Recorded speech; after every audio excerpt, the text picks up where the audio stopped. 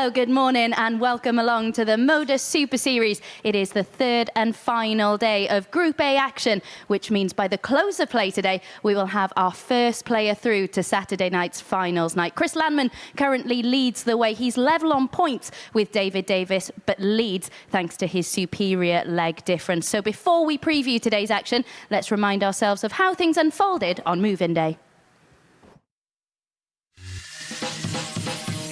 Robin Bager may still be bottom of the Group A table, but he's starting to settle into the Super Series challenge, taking out a 118 and 120 against Davis and this 127 to beat Clarkson.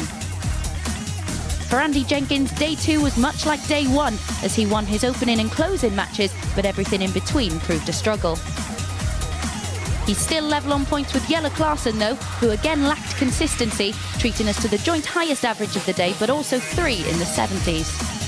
Johan van Velzen only has 2 winning averages above 80, but despite riding his luck, is occupying a Group B spot at present. David Davis has dropped to second despite playing at a much higher level on Tuesday. His scoring certainly improved.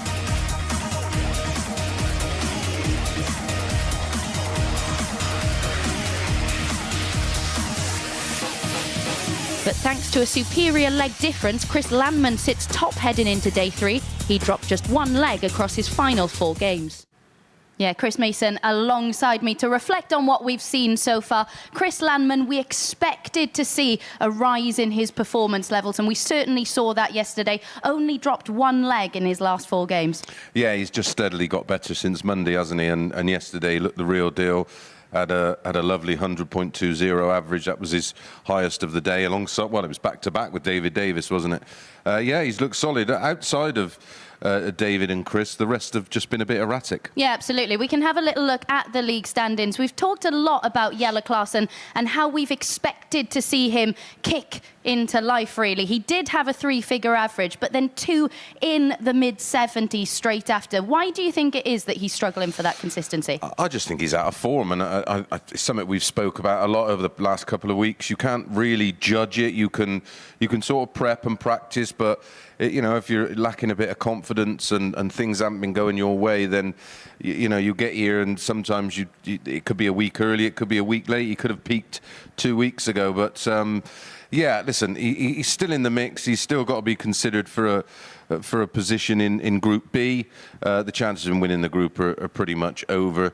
Johan van Velzen, again, he's steady away, but the 2 best players are at the top of the table. Yeah, David Davis said before a dart had been thrown yesterday that he really needed to up his scoring. We certainly saw that from him yesterday. How impressed were you with him? Yeah, I thought he looked way better yesterday than he did on Monday, and that was proven in his numbers. You know, he had a couple of averages in the 90s, that 100.20, a 60 dart, 4-0 drubbing. Yeah, looked much better yesterday, looked a lot more confident, looked like he belonged up there. Yeah, absolutely, and that is reflected when we have a look at the Group A odds across this week so far. David Davis has been the biggest mover, no surprise in that, but also no surprise to see Landman still the favourite to go on and win Group A. Yeah, I mean, if you've backed him at 20-1, you know what I mean, you're looking good, and if you fancy him, or if you fancy Landman to maybe have a bit of an off day, which I don't expect, even the 9-2 might be some value. But yeah, it just shows you how they underestimated his form coming into this week on previous visits here at the Live League, and yeah, now the second favourite to win the group. Yeah, and Johan van Velzen, you can see he's 7-1 to win the group. That may be too much for him to achieve now, especially when you consider only 2 winning averages above 80. Does that surprise you?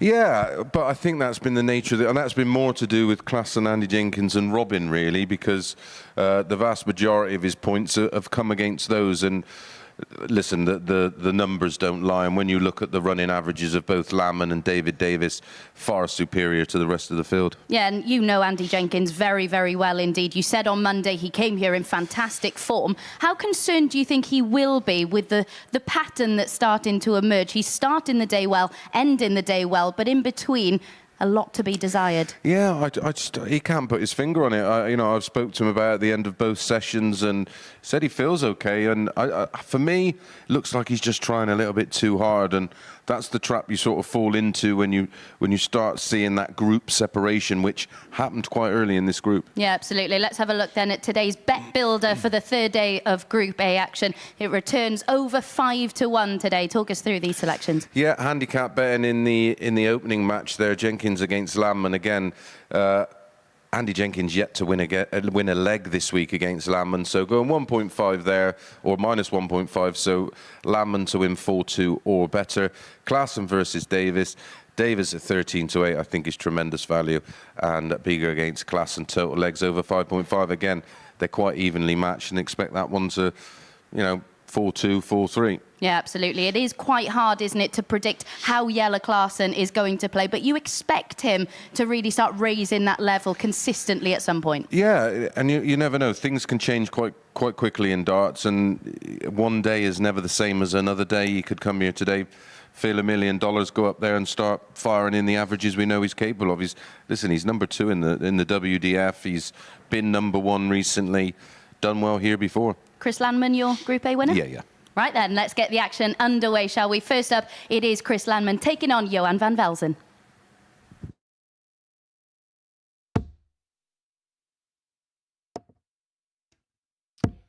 Thank you, Abby. We are back with our third day's action here of Group A. As we said on the balcony, it's going to be all decided. And here we have Mr. Van Velzen against Mr. Landman. And the last couple of days, first leg, it's Johan to throw first. Results between the two have been one apiece. Here's our referee for the day, Charlie Corstefine. Super job the referees do here at the Super Series. 100. Yeah, as I'm saying there, Van Velzen and V. Landman has been 1-1 this week on the first day. 60. Johan beat Chris 4-1. And yesterday, Chris returned the favour 4-0. Yeah, and I think that's reflected 60. in the odds in this one, isn't it? Johan's 12-5, 3-10 about Landman, and well, I think that's about right.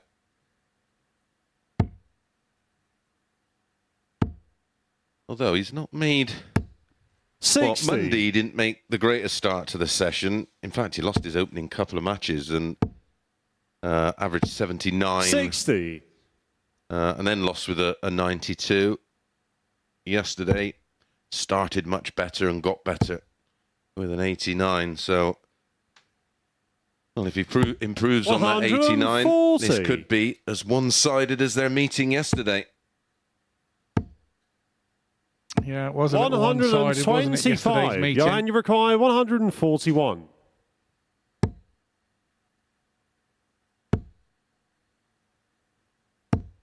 $100. Tidy set up there from Van Velzen. 41. 100. Johan, you require 41. To? Which way will he go? Is he going one for tops? He is. Game shot on the first leg. Johan van Velzen. It's one of them kind of players, Scott, that's just sort of very, very steady. And if you're second leg, it's Chris to right throw on first. your game, he's gonna give you problems, and that's what happened on Monday to Landman. He was just off the pace 98. a little bit, and Johan punished him for any mistake. Yeah, the plumber from Roelof Arnsveen could catch up on you there. 100. Good friends with Roland Scholten, as you mentioned on Monday. 60. Yeah, not a bad mentor to have, is it? Absolutely. Somebody that's been there, Fabulous seen player. it, bought the T-shirt. And in the times that I've met him in the latter years, he's just been a lovely, lovely fellow. I said I had a great time with him and 140. co-stompy at the World Seniors this year in the early part of the year. Great to catch up.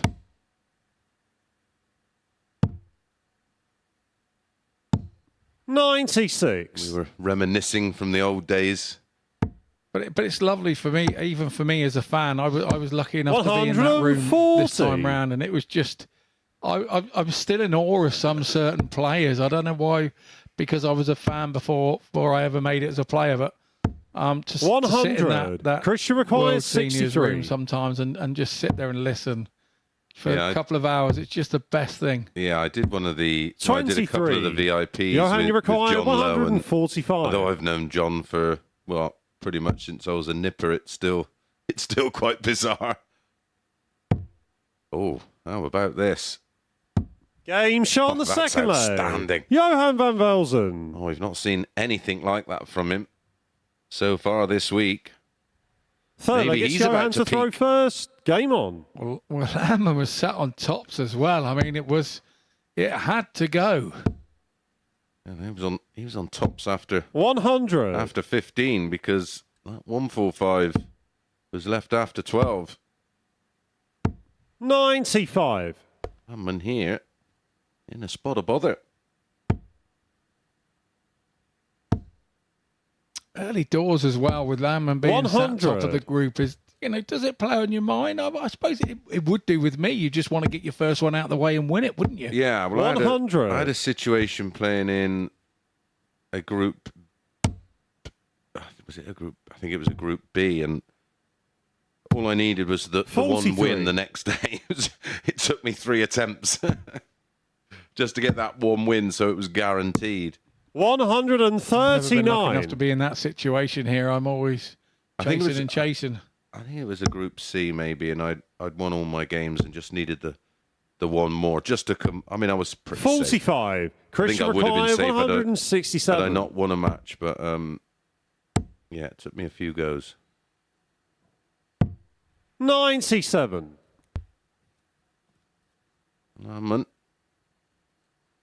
Let's put things right in leg 3. 70 after 12. 55. Christian requires 70. This will be an instant break back. 30. Johan, you require 158. Well, after taking out the 145, you can't put it past him. No, it's not going to happen this time. You could see in his eyes he was thinking it was going as well. That's the difference 41. with a dart player. Christian You required can 40. see it.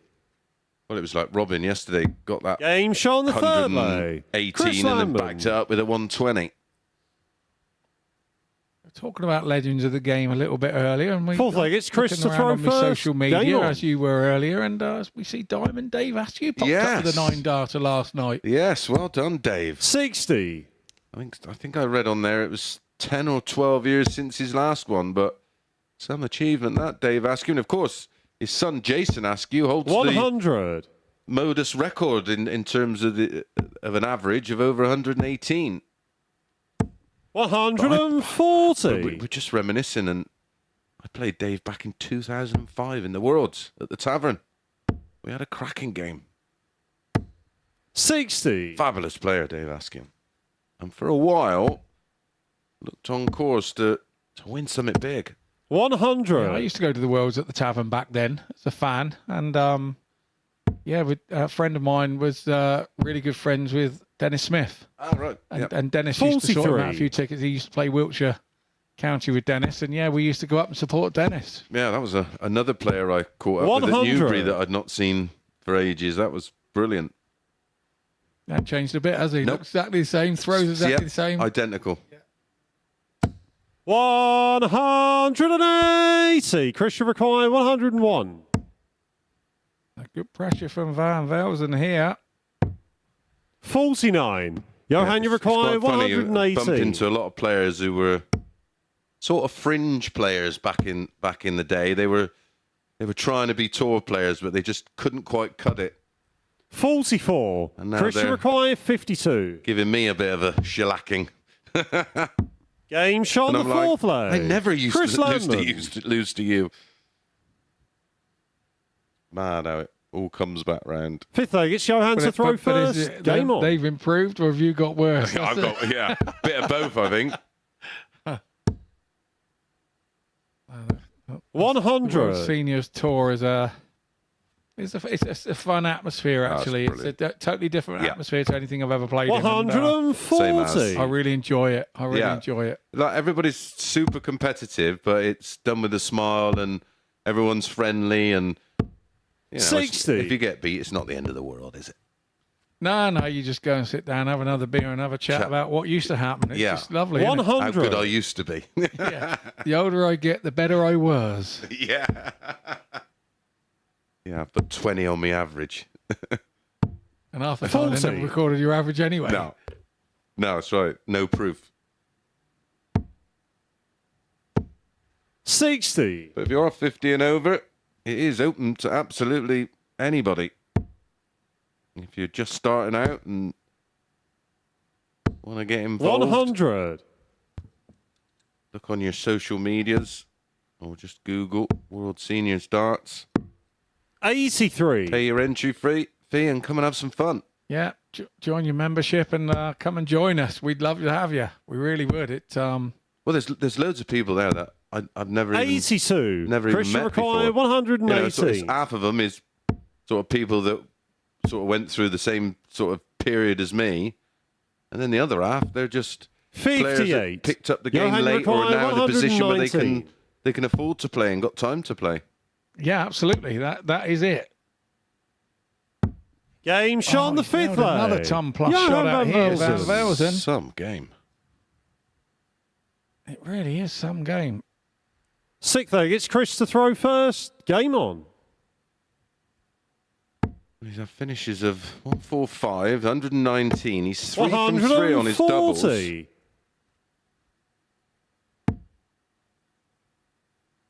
Landman's 2 from 4. 24. 5 140s. 7 scores of between a ton and 139. And finds himself 85. 2-3 down. Double stats there. We've had 7 darts at a double, and 5 have been hit over 58. both players. It's astounding finishing stat. 180. And this is a sign that this is a man that Lauerman is just in such a good vein of form. You do these sorts of things when you're 3-2 down. 100. Struggling. Christian you required don't 96. win those legs, do you? You'd be hitting a 60 or a 59. And then they'd be all round the treble. But refused to go in it. 36. A bit scrappy with the first one there, but look, he's got time. Time on his side. He's scored well enough to earn himself some time. 140. Absolutely. And he's got time on his side Christian in this leg requires to level 60. things up and take us to a decider. Usually, absolutely 20. mustard up there. And don't forget, if you would like to join us here on any given Saturday night, including this Saturday, 83. head over to Christian required 40. www.dartshop.tv. Or you can 30. scan that code, and that will take you to Johan, the landing page 96. on the www.dartshop.tv website. Tickets are free. It's just a £2 booking fee and 3 drinks for £10. Effectively, you can have a night out of live sport for 12 quid. 39. Christian required 10. Got to go now. Game shot on the sixth leg. Chris Lambert. An edgy ending to the leg. But we do go. It's like he nearly had too much time there. Seventh We've seen final he leg. had It's time on Johan his to side. throw He was first. And Game sometimes on. you can just not give it the attention it needs. He was sat on 60, wasn't he, with Van Velzen back on 319 at the 100. time. It's just sort of limped over the line, but it's his scoring power is his big thing here. 100. His scoring power he's been right on it. Yeah, they're level on 180s, but he has 2 more 140s than Van Velzen. But Van Velzen has 41. 4 more scores between a ton and 139. But it's Landman with the 60. superior average. 86.5, playing 81.5.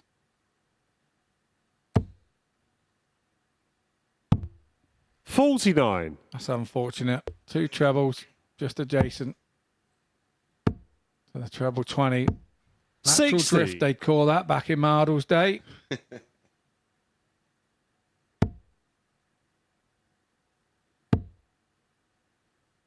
Another treble 5. Oh, dear. Oh, dear. 31. That's 4 in there. in the last 2 visits. 97. Effectively turned the throw now, and at 97, unless Van Velzen does something pretty special here, we'll keep him the throw. 60.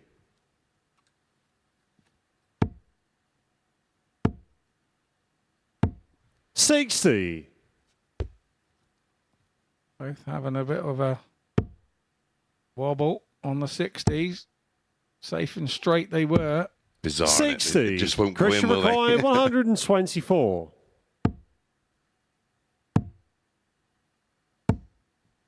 29. Oh dear, well, he's Johan Uruguay, left 160. himself 95, which is not pleasant. This is a 100 from the start that we Christian had McCoy, in 95. this game. 95 for Lamb, and he's gone for the ball and missed it. Hit the 3. Now he's 35. left Johan himself Uruguay is 60. So Johan really chance at tops now to win. 50. Christian Well, McCoy what is 60. an opportunity that was, or is it going to be a reprieve? Oh, tops. Double 5. 50. Nowhere near. Johan Uruguay, Get in 10. these sorts of situations, and you just think, "Go on, mate, get on and hit it." Even when you're the opponent, Yeah. let's just get this leg out of the Game, way. shots, and the match. Johan Well, van the Velzen. longest leg of the match was the last one. That was a nervy end to what was a really exciting game to watch, with some wonderful finishing from the eventual winner. Johan van Velzen finishes of 145 and 119, and he picks up the all-important 2 points and moves on to 12 points, just 2 away from Landman and Davis. When we come back after the break, Robin Bieger up against Jelle Klassen.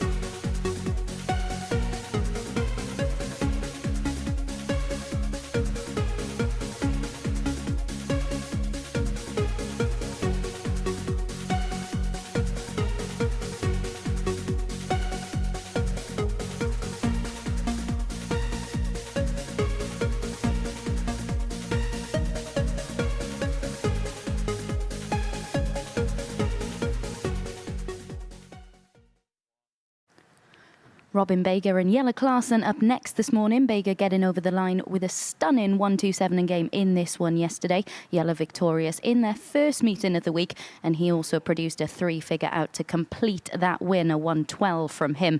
Will we see any big finishes from them in this one? Let's get back to Chris Mason and Scott Mitchell to find out. Thanks, Abby. Well, they go 5-4 Robin, 4-7 Jelle. And if Jelle is going to either win Group A or get himself into a very competitive-looking Group B, then it's going to have to start with a win here against Robin. First leg, it's Robin to throw As first. Abby said, game on. 1 win apiece, 4-1 to Jelle on Monday, 4-3 to Robin yesterday. 81. We definitely saw improvement from Robin yesterday, didn't we? Yeah, for sure. Yeah, 81. His best performance came against the player who's just won our opening match on Monday. That was a 93-94 4-0 win against Joanne for Robin. 96. And yesterday, on the back of a real poor performance, he got 58. one over the table topper, David Davis, beating him 4-1, where he had that 118 and 120 back-to-back finishes. And we saw Jelle had 100 average yesterday 81. against Van Velzen as well. Yes. But he never really... He didn't back it up, did he? He didn't kick on, did he? You'd expect him to stay 119. sort of around that 90 average and around there once he'd found his spot, but he... Well, in his very next match after that, he lost to Landman with a 74. Yeah, it was just a funny day yesterday, Yeah. a really strange day yesterday. Well, it's been a funny group. It's just been erratic, hasn't it? The two sort of solid, if not spectacular 60. players are the two on the top of the table, Landman and Davis. Yeah, very much so.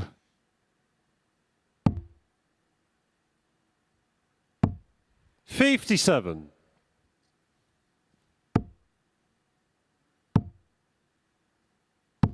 96. Robin, you require 148. Just Klaassen would just have a bit too much for Robin Bager, but the real concern that the form of 92. Jelle right now. Jelle, you require 87. And Bager has this 82. way of playing. Robin, you better require against the better 56. players, Yeah. and he turns up and performs. And he's picked up Game shot on the first leg. 3 wins. Robin Bager. One of them's been against Jelle. Second leg, it's Jelle to throw first. Game on.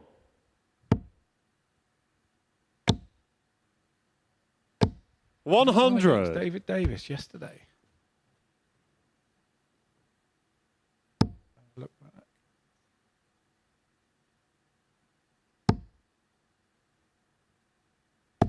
$100.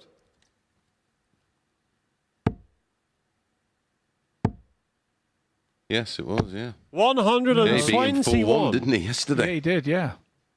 Yeah, when David Davis was on the top of the group. Yeah.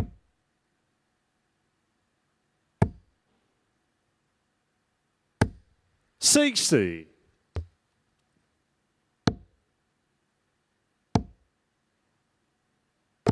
$125. Good recovery there from Jelle after a big 5 with the first dart.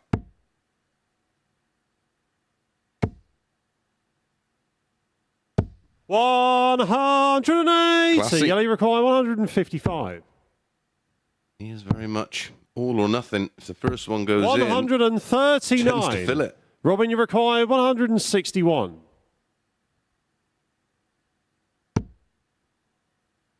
There we go then. Triple 17. It's the bullseye now for the big shot 136. Jelle, you require for the 60. young man from Germany. Not to be.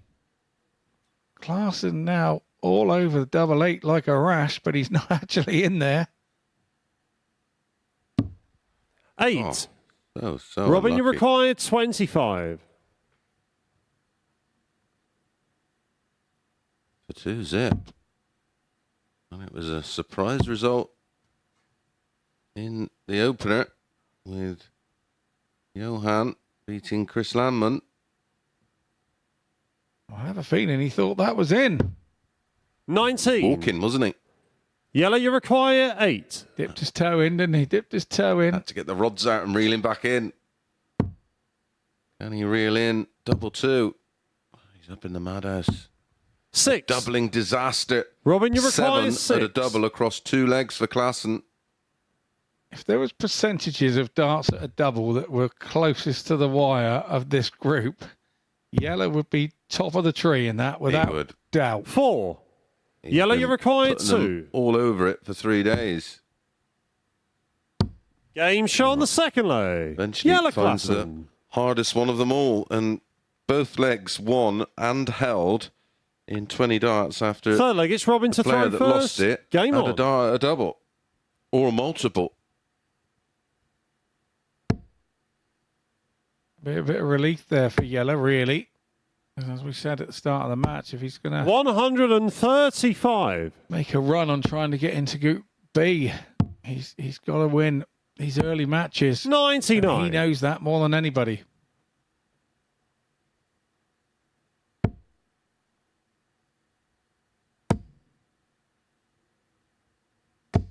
$95.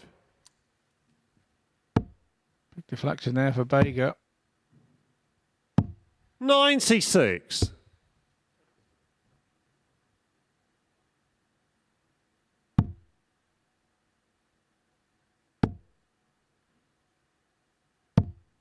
$23. Poor visit. Is it going to be punished? It most certainly looks to be. 96. Could have been worse after that opening dart.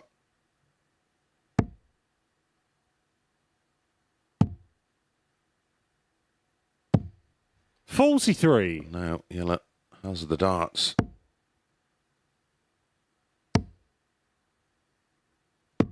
Just misses the ball $145. for tops.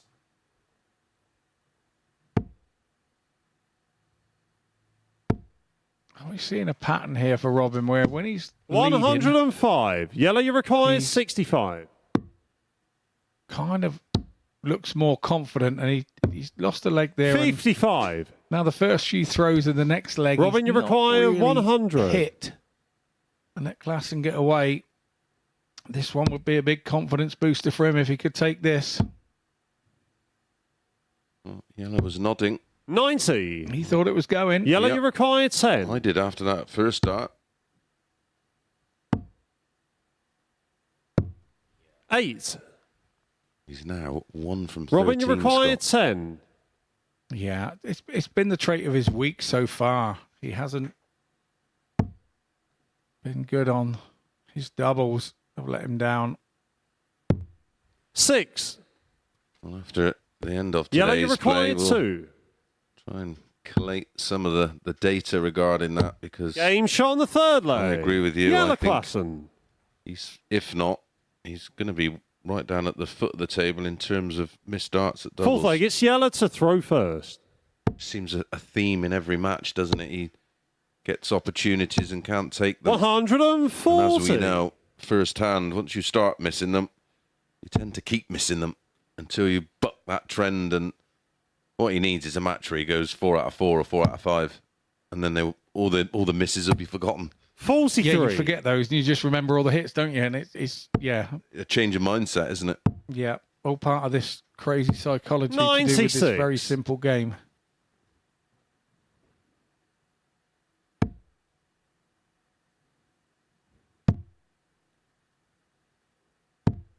$30.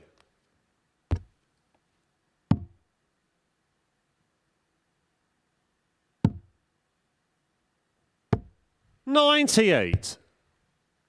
I think Robin can do that will force Yellow into taking out the 167. Maisie just didn't try and stay straight on 57. Yellow, you require the 20s to get a bit of 167. confidence around there. 95. Aston on 72 after 12 on his own throw. just needs to do this clinically. 100. Yellow, you require 72. Game Just shot like on the that. fourth leg. Yellow Klassen. Well, 3 20 darters, and that's a 14 dart hold and a 3-1 lead.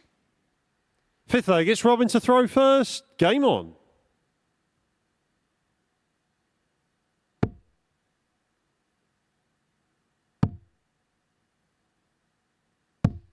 $58. Does play with a certain intensity, does Yellow Klassen. 140. I think he's far better when he's just a bit more relaxed, a bit more blasé. 137. It's a mindful attack. It's attacking every throw. There's no... Must be exhausting, Absolutely 40. exhausting. physically and mentally. I think that's why you sort of see a difference in players as they 42. reach a certain age and maybe mellow a little bit. Yeah, I think you learn to throw with a little more freedom. You learn to throw with a little less anxiety about it all.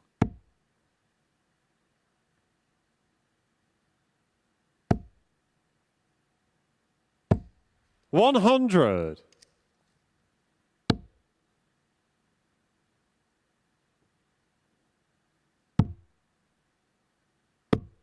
$64. Robin, you require 164.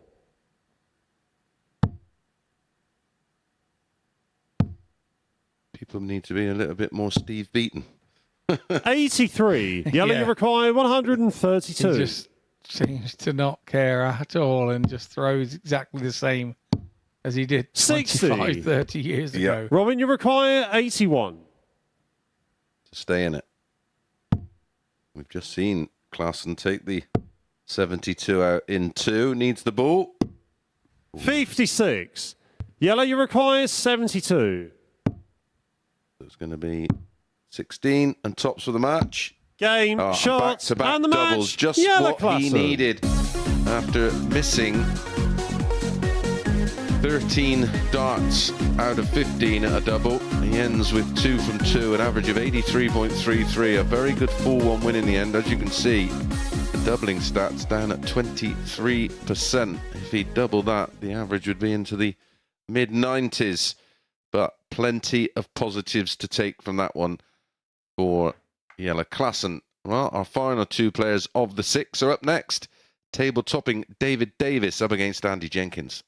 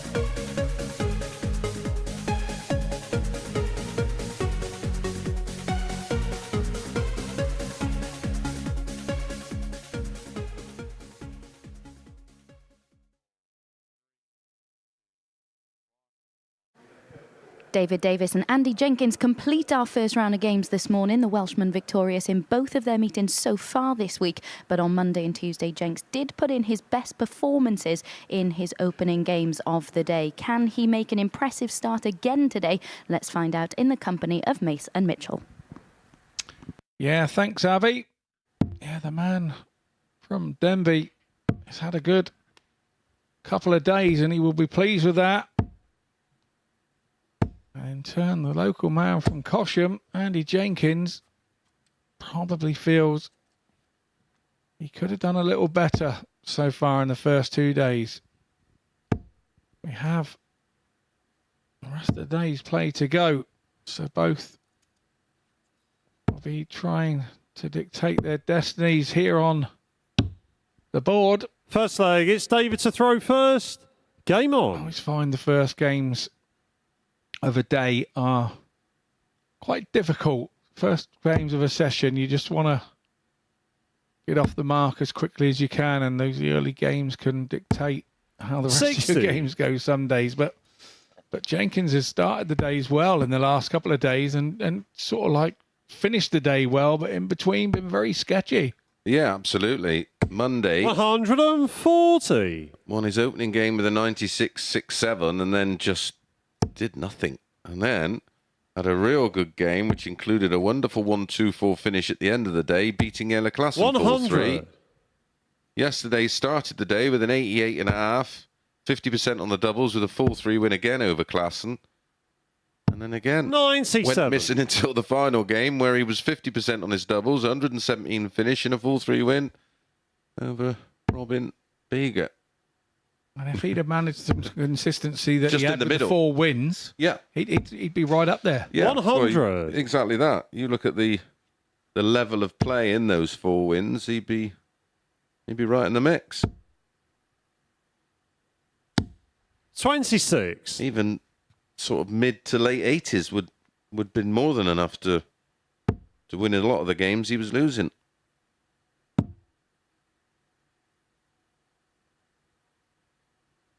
I've not seen a lot of David Davis, but I've got to 170. say I am quite impressed with his board presence. Never really ever looks to be flustered. 81. What he's like David inside, required that's a different story. 124. He's like a swan on the lake, isn't it? It looks Absolutely. serene, but underneath the water. He's paddling like Billy O. Yeah. Yeah. He never looks to show it. He never looks to show it. Yeah, this is 98. Andy required his 157. second or third appearance in the Super Series. Last time he was here, he did okay. But yesterday was probably as settled 57. as I've ever seen David him. I thought he required looked very, 26. very confident. And he, like you say, he had very good stage presence yesterday. Game shot on the first leg. David Davies. And I think if we looked at the double stats for the week, he would be right there Oh, yeah. at the top of them because Second leg, it's Andy to whether throw he's doing first. Game on. 70 average or mid-70s average and he leaves himself a double, he's quite clinical and we've just seen it again there. That was a double 13, which can be a 99. dodgy double, a cagey double. Sensible dart, not worried about averages, sensible dart, threw one just outside, Yeah. found his range and then popped it in there.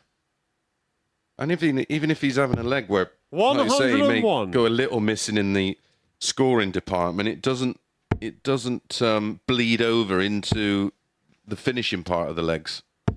No, indeed. 81. And I was speaking to him earlier this morning and he was saying he plays county obviously for Clwyd and he just doesn't miss games. He said he never misses games, and he said he's loves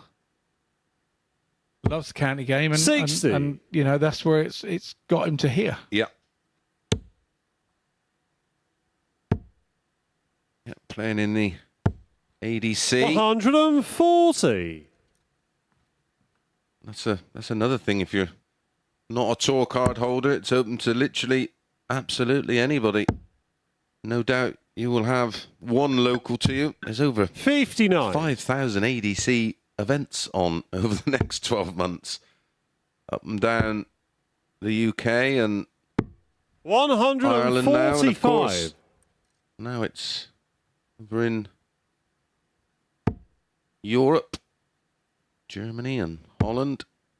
Exciting times. And, of course, 95. have our And do you require Australasia 36? representatives now. I honestly believe it's the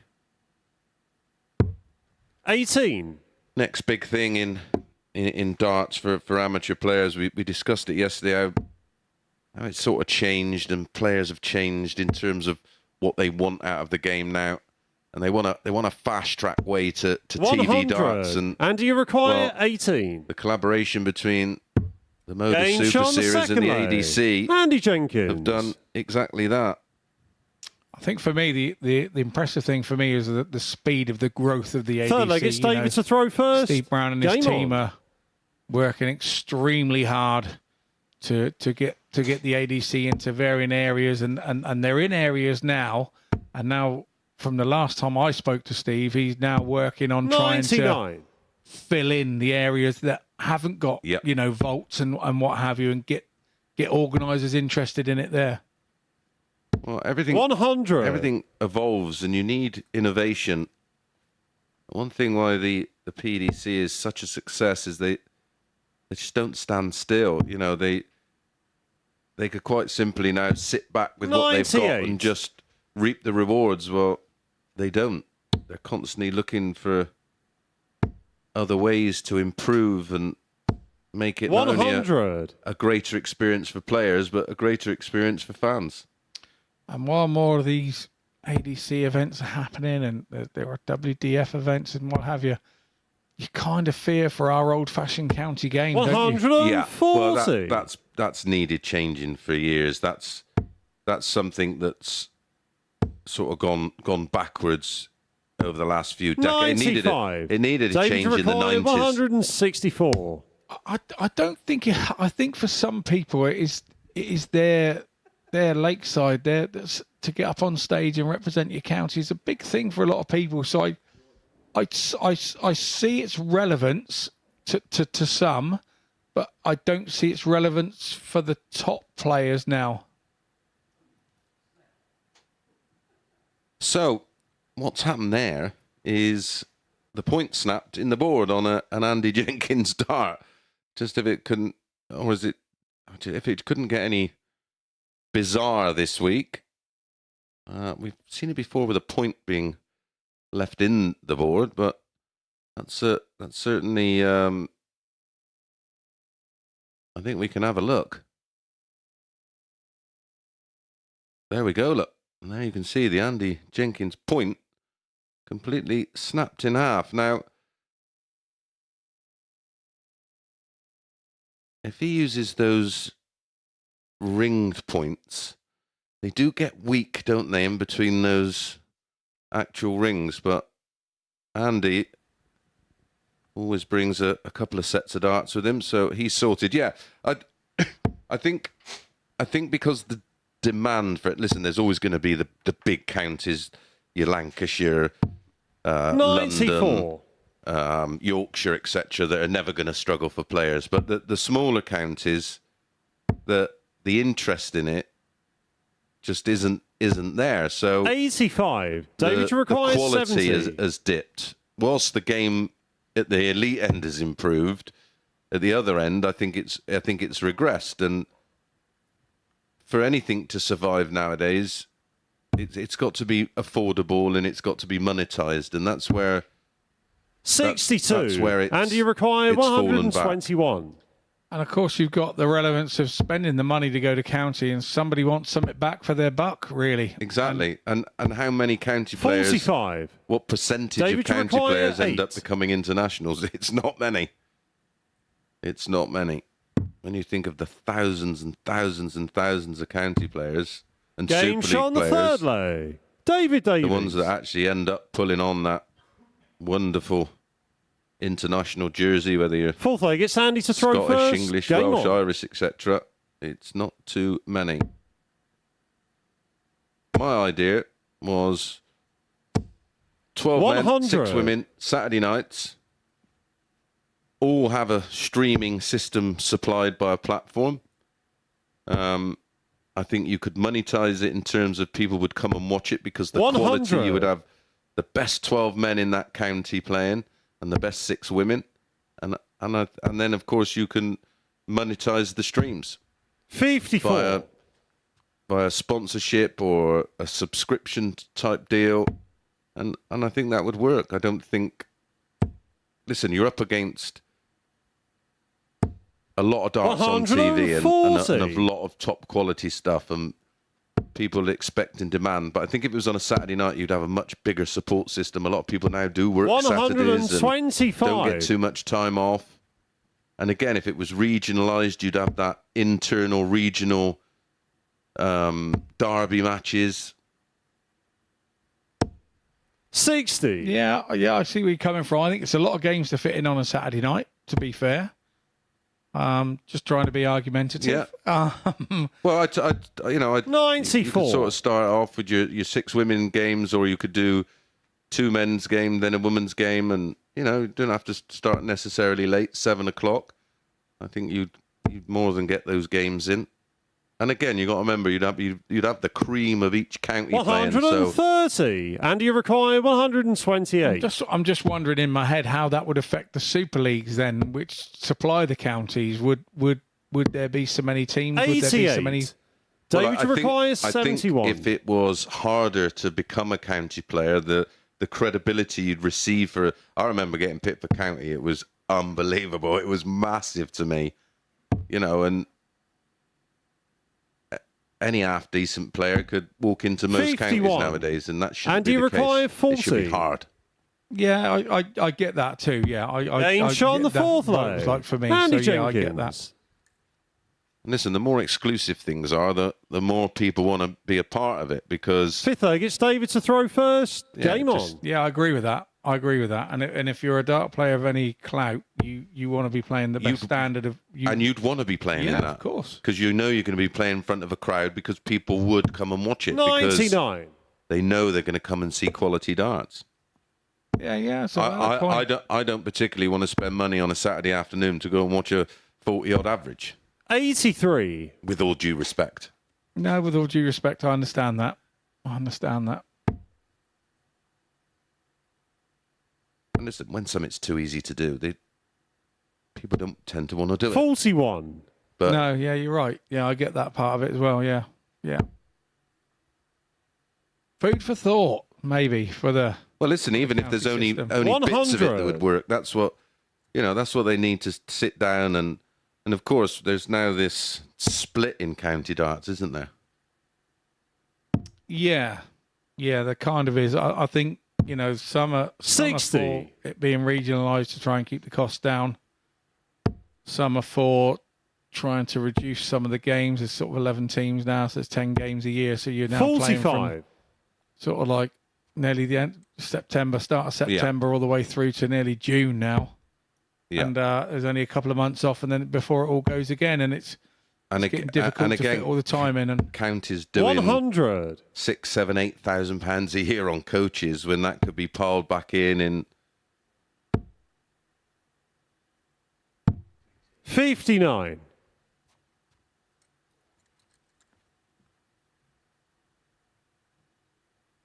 we could go on all day about that, you know, the county system and how we could change it and how we could work. But well, listen, it was such a massive part, and still is for you, of course, with Dorset going up into the Prem this year. It was a huge part of my development, and something I used to go and watch at Bedminster Down 26. when there'd be David Require 500 people queuing to go in and watch it. Wow, yeah, no, that's a bit before my time, but yeah.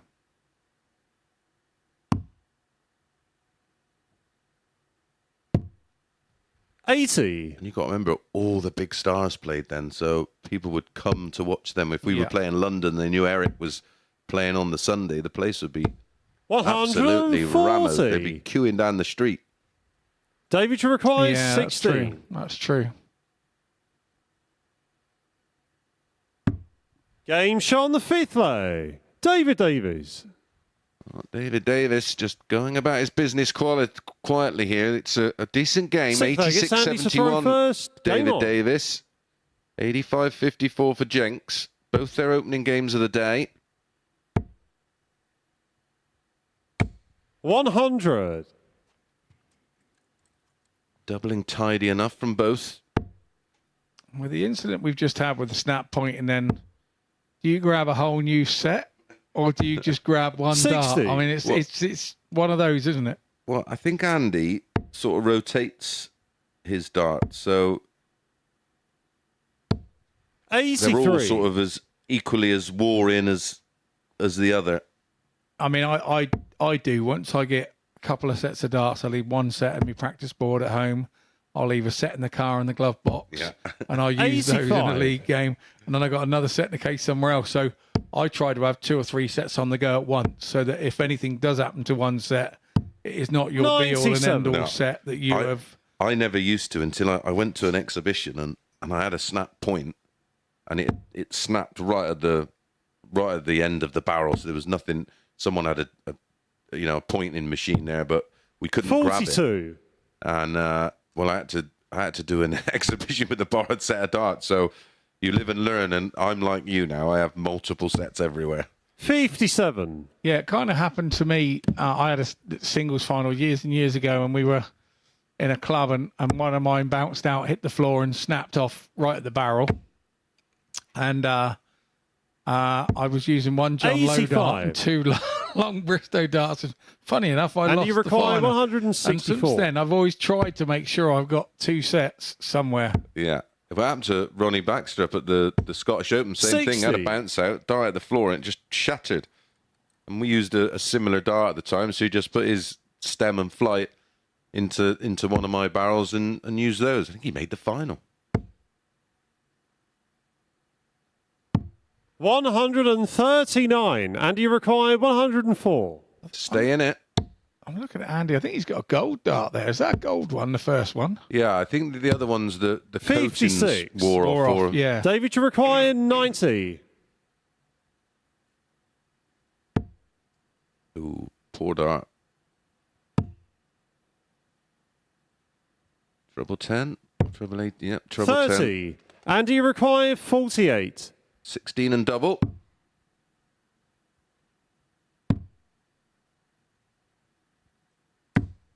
$16. Andy doesn't seem to be throwing them in any David, you particular order, require even though if he has 60. got a different one, he's just throwing them in his hand, chucking them. So this is where he's been prolific, Davis. This is for the win. Takes his time, resets. 20. And you require 32. What a chance for Andy. Game shot on the finds sixth. a 32. Andy Jenkins. Takes it to a decider. A real chance So for then final leg. It's David to David throw Davis first. to- Game on. just briefly pull clear of Landman. Landman losing, of course, in his opening game to Johan van Velzen. 59. David Davis wins here. He leapfrogs him at the top of the table and moves on to 16 points. Yeah, 36. has changed things, I think. That Landman loss in Davis's head coming Yeah. into this one. And we've got a situation where we're not really sure Andy Jenkins turns up 96. the last 2 days. He's not sure which Jenks And is. the players will be aware of it. Yeah. We've got the 75 average Jenks and we've got the 95 average Jenks we've had. So We've got one in the 99. middle here. yeah, he's confusing everybody here, Jenks, which is not a new thing for those of us that have known him a long time.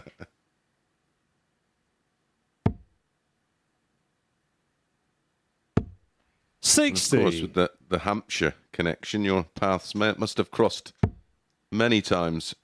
No, they didn't actually. No, they didn't. He'd sort of knocked Hampshire on the head really before I got 140. good enough in Dorset that we started playing one another. Oh, So, yeah, Hampshire had the reputation of being a bit of a yo-yo team in the county and being in the top, and then coming back down. And we were a yo-yo team from Division 2 to 60. 1 at Dorset. So we didn't. But I know that I think he holds the record for the most man of the matches in the Hampshire. That's one thing we have in common. I think I hold it in Dorset. So 140. yeah, we have reminisced about that. But of course, he did it in half the amount of games that I did, because obviously he's 10 times better than me. That's what he told me anyway when we were at the bar. So we'll leave it at that. 59. And do you require 86?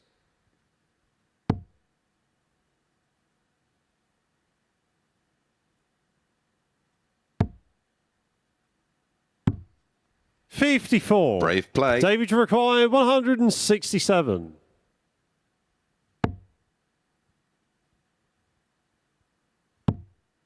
Oh, Andy Jenkins. 142. Move the ball wire. Brave move. And Let's you see require 32. Look at Jenkins's face.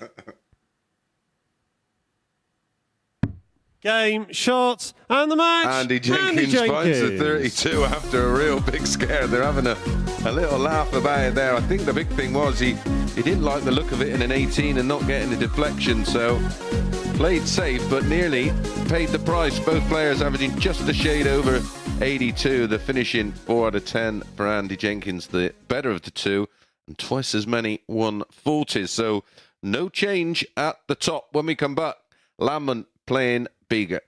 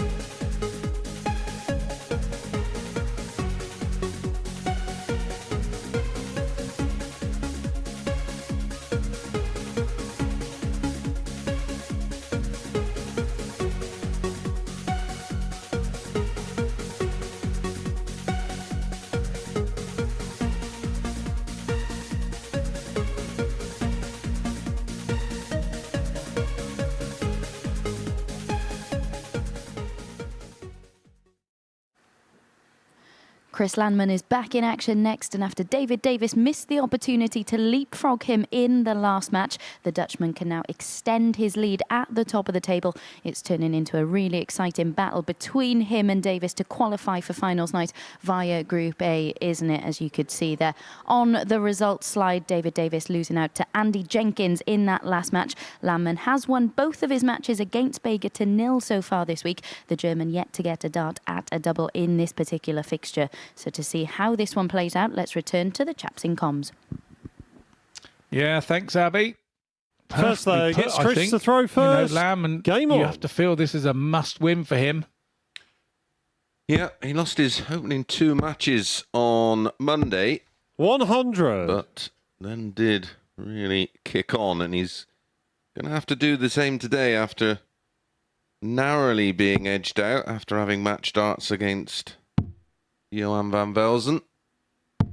96. Vega has started games well, and he could do enough here to 140. rattle the cage of Landman, but he's going to have to stay right on it because Landman's scoring has been good. Yeah.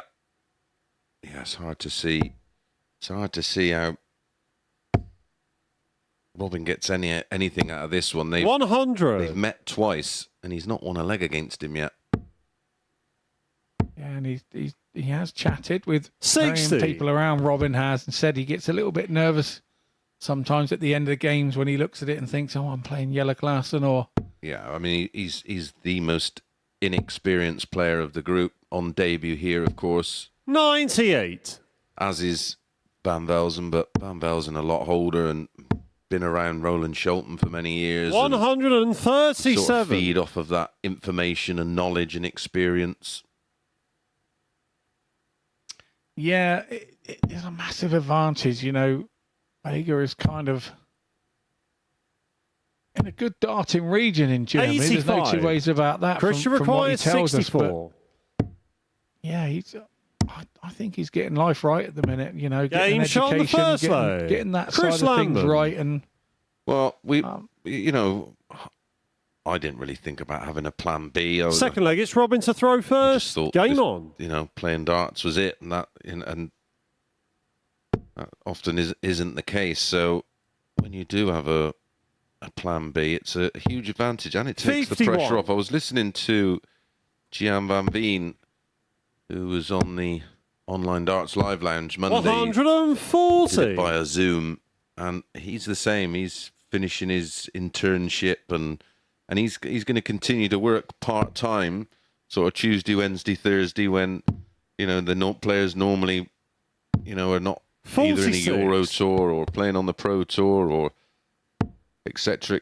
and it's just so refreshing, 100. it's a very similar. Another player that was like Daniel Larson is like that. Yeah. Daniel Larson was like that, and he's still playing. He's still playing well. He's still playing the standard. We're still seeing him pop up now and again. Played lovely in the World Cup, didn't he? Yeah, absolutely. He's still doing it. And it's a friend of mine, Daniel, and I like the way he's done it as well. It's good. I think, to be honest, 100. I think if you get there by 121. doing one thing, and if you all of a sudden change that, your whole routine's changed, and then I think you can become a little bit stale. And like Darren Webster was a perfect example. When he worked, he was playing lovely.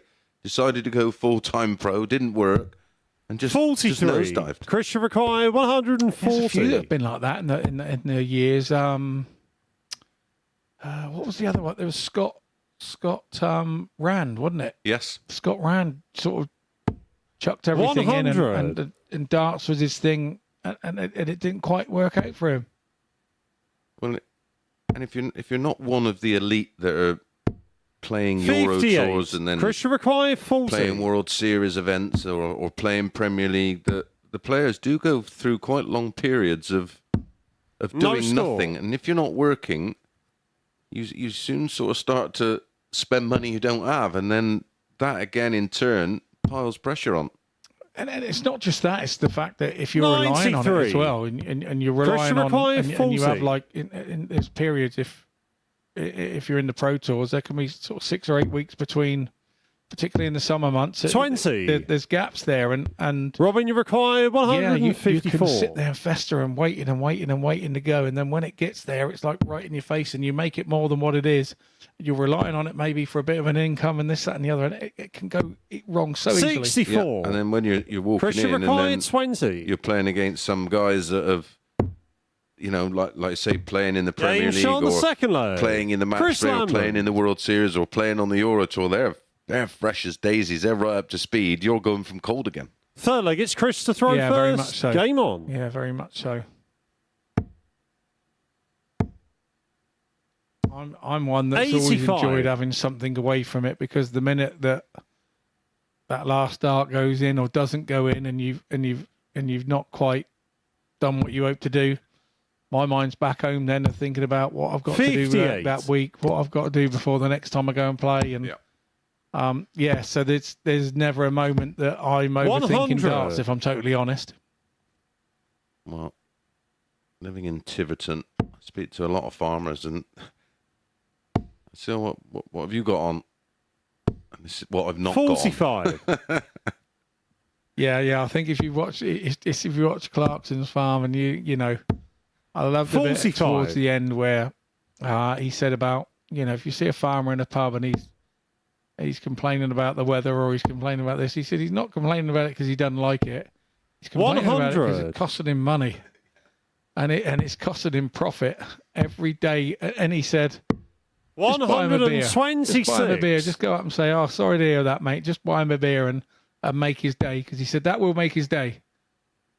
On a bad day, just going and buying him a beer and make his day, and it's totally correct. It had me kind of in tears at the end of the first series when you realise that he'd made about 148, £1.48 or something 76. over a year. Yes, and that is our life. That is our life.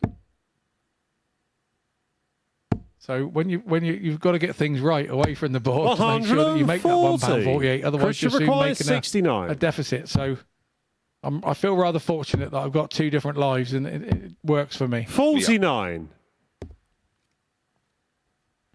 Robin, you require 100. When you're a sportsman, you always need a distraction.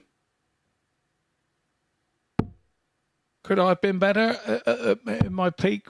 Do it? We'll never know.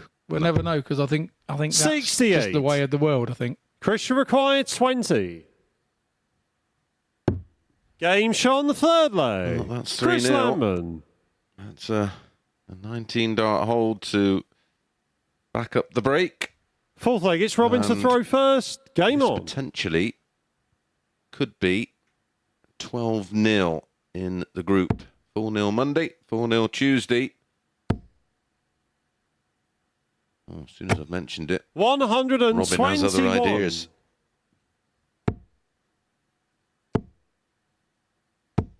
$85.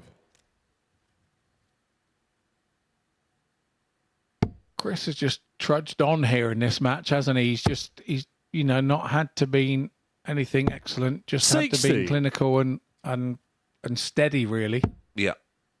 Just seems to have always 100. a little bit extra when it's required. And it would be wrong of me to say, but this is probably the perfect game for him after losing the first one, if in all honesty. 100%. 74.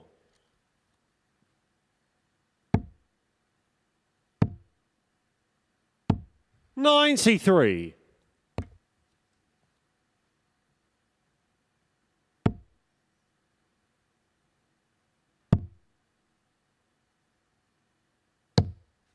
$56. I like about Baker, he does all the right things, whether they come off or not, he's doing the right things, and to get that set into you. Yeah, he looks far more 74. Chris, you require 164. He appears more experienced than he is. He seems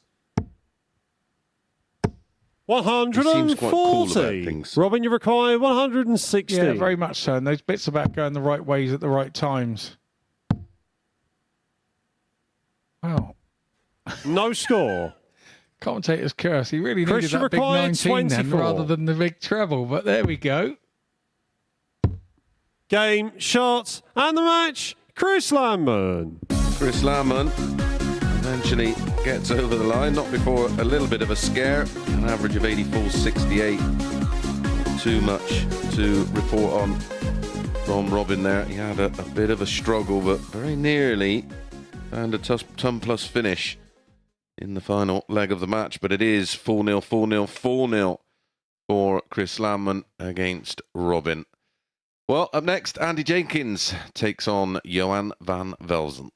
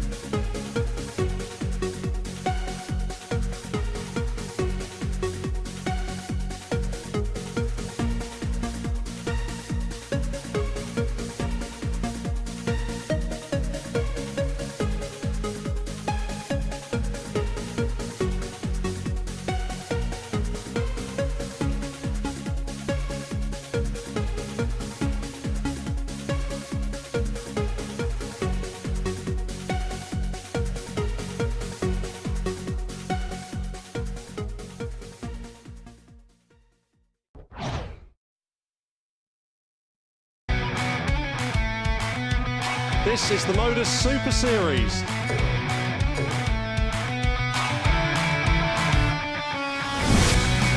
$180.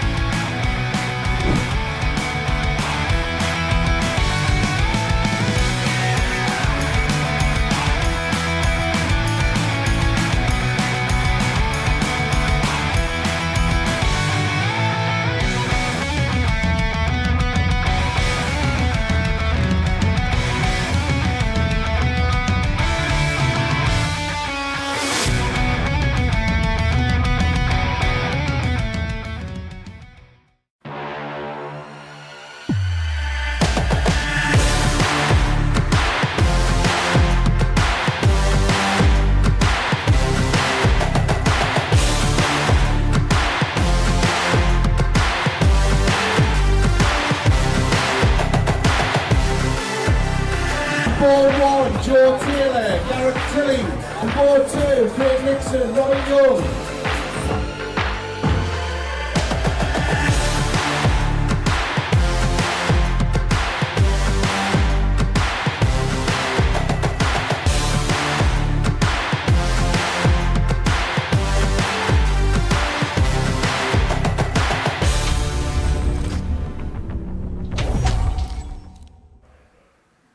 Well, it's been a bit of a pedestrian start to the day's play today, hasn't it? Can Andy Jenkins buck the trend of his week so far and win one of his middle 3 matches of the day? That's the question coming into this next match as he takes on Johan van Velzen, who's beaten Jenks twice already in Group A. Jenks is the 8-11 favourite to take the points in this one.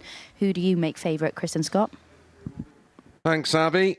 Oh, well, on what we've seen from Jenks, and he's followed a particular pathway on each day, winning the opening match and then really struggling First until leg, the it's end of Andy the day. to throw first. Game on. And because of that, he probably just edged towards Johan. It's a tough one, Scott, isn't it? 60. Yeah, it is. I just noticed there with Cressy's all 3 darts are the same now. Right. Well, there is Falsify. a repointing tool here, I do believe. And they've met twice already, Monday and 60. Tuesday. Monday it was 4-3 to Johan. Yesterday it was 4-2. We had the draw, of course, for the match play. 97. Well, this weekend is the Poland Darts Masters, a brand new event and part of the World Series. Gezi Price against Włókłowski, 140. Aspinall against Kruchmar, Rob Cross against Ratajski, Dimitri against Sedlacek, Michael Smith against Chuk, Danny Noppert 100. against Sagansky, MBG against Gavlas, and Humphreys against Major. The Euro Tours are fabulous about spreading the word, aren't they? And there's another country that the PDC are going to and creating interest, and quite rightly so. There are Polish players with Ratajski and 57. right at and the you top require there, and 160. a few coming through, isn't there? Yeah, well, they had a broadcast partner over there that would have given 76. them a pretty good indication of the interest, and this event was sold out in 2 hours. And it's the first time that the 55. PDC have taken And you any require event, 40. never mind a World Series event, to Poland. Game shot on the first leg. Andy Similar when Jenkins. you go to Prague, though, isn't it, with the Czech Euro Tour? It just sells out so quickly. Yeah. Second leg, it's Johan to throw Well, first. Game on. The demand for darts at the moment has never been higher. We are just going through an incredible period. 70. May it continue. Keeps us busy, pal. You know, yeah, well, yeah, exactly. 24. It's just, you know, we think the 80s was an amazing time for darts, and that's what really put it on the map, and being on terrestrial TV and being watched by 14, 100. 15 million Yep. every tournament is what has created the interest. And Bullseye had a massive part to play in that. 50. You know, was a pretty terrible program, but Yeah, I mean, the numbers that used to do on a Sunday sort of was rivaling the soaps. 60. Yeah, we used to tune into it every Sunday, and it's just, you know, how a show, like you say, was so cheesy, giving speedboats to people 43. in Birmingham, you know, stuff like that. And Look what you could have won. you know, I remember somebody winning a Vauxhall Nova Saloon, the one with the horrible looking one with the big boot, 43. and you just think, wow, you know, you did that these days. Oh, you it get would just- ridiculed. It would just wouldn't work, and we've seen Alan Carr bring that back. 140. haven't we? That's 40. brilliant because they almost mock it, but in a nice way. But yeah, Little Richard does that, doesn't he? It's brilliant. Yeah, I was watching one the other night. Actually, it came up on ITV2 or something. 58. Yeah, it's still quite funny. It's still Yeah, quite they have funny. a bit of fun with it, and And the people that are on it now, I've seen in county games or Yeah. whatever, and you know, you kind of vaguely know the people, so 60. you have an interest. Johan, you require Yeah, it's 170. been fun to watch that. But yeah, the way that darts has taken off, and you know, would you have darts coaches back in the 80s? Would you have ever seen no, them? you'd have been laughed at, wouldn't you? 58. Yeah, you'd have been laughed at. I mean, everything's changed since then, and even down to sports psychology. That was a sign of weakness. Yeah, but with the finances available in the game right now, if you're at the top of the game, then you know, 98. the coaching and the Johan, you sports require psychologists, it's all 112. become relevant, hasn't it? Yeah, absolutely. Well, it's all about finding tiny percentages because if you find 42. 2% and you here, require 2% 86. there, and 3% somewhere else, and they all add up to a big improvement. 78. Johan, They you very require much 70. And it's like if you find that you use a pink stem, then that makes you better because you use a pink stem. If that gives you a 1% improvement Crack on. for 30 pence, that's No an easy score. that's an easy find, isn't it? And do you require 8?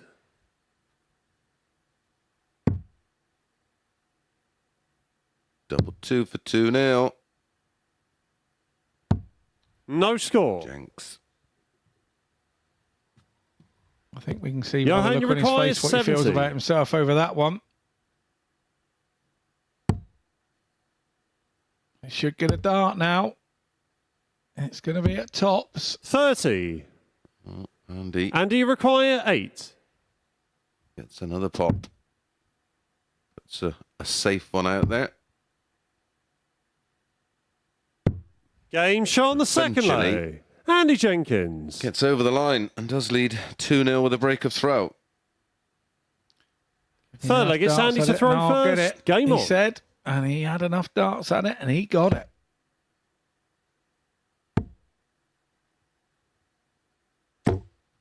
$80.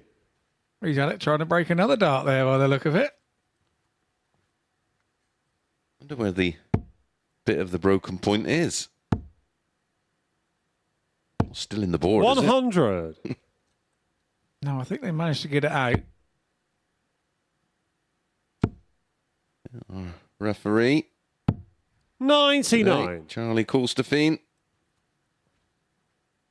Good to have him back.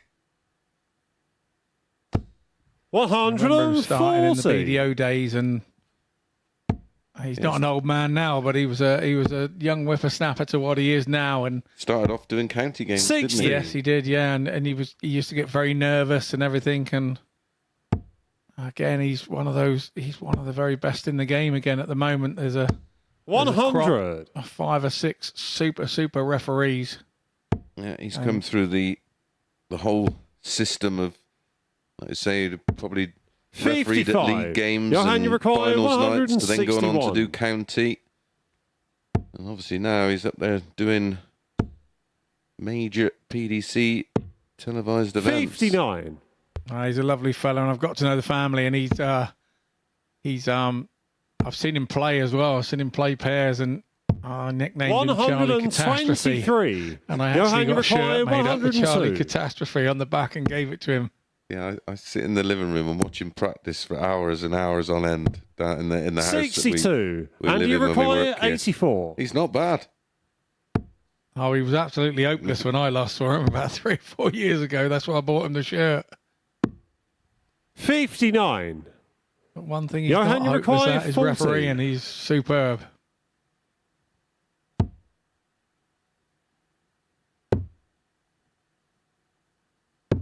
Game shot on the third leg. Johan van Break Velzen. back.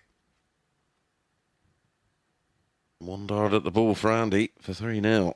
Fourth leg, it's Johan to throw first. Game on. I do feel for the referees at times because, you know, the game's okay when it's all going normal. It's when things go wrong, how you deal with it and how 45. your take of the rule, because things do crop up that you really do have to know some of these obscure rules. And certain referees 100. do stand out in that department, especially if it gets a bit volatile and there's a bit of angst on the hockey. 100.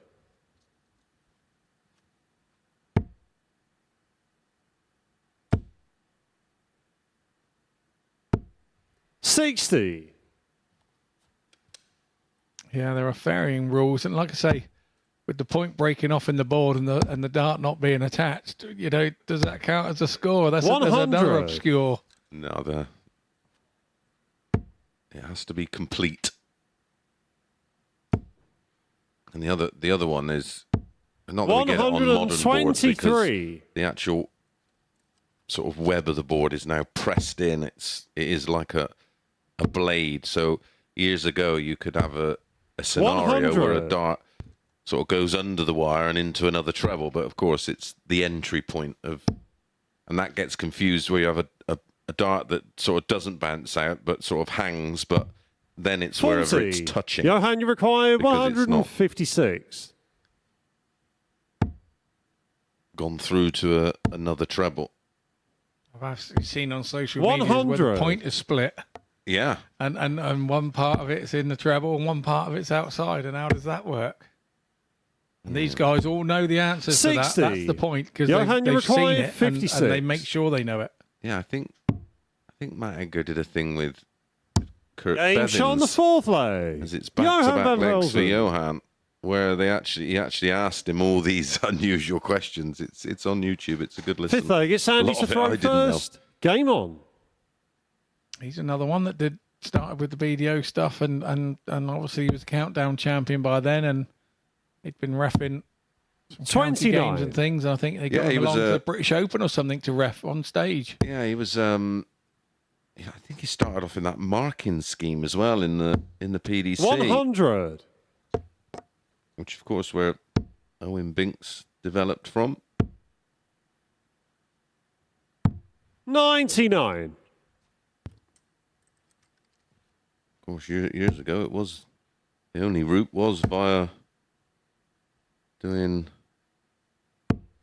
60. your county and then getting put forward to the BDO to end up on that lakeside stage and further afield. 59.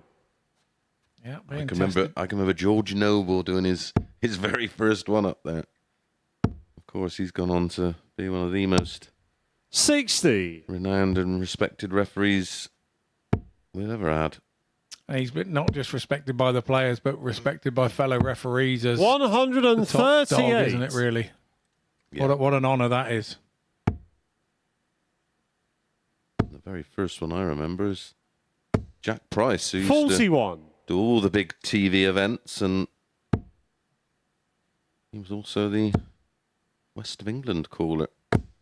100.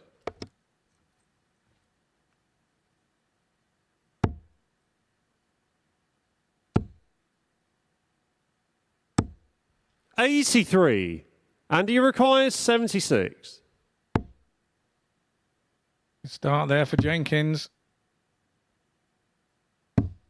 60. It's again Johan, you require double 157. eluding him. Yeah, he's had 14 darts at a double, twice as many as Johan. Oh, 157. 137. Jenks has And nearly he been on the end of a requires 16. 167 and now a 157. Game shot on the Finds fifth the leg. double eight. Andy And Jenkins. he's a leg away from back-to-back wins, something he's not been able to do.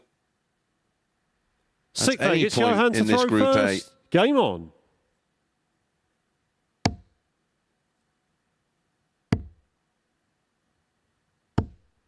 66. If he can turn this lead into a win, he goes into joint third place with Van Velzen. 59.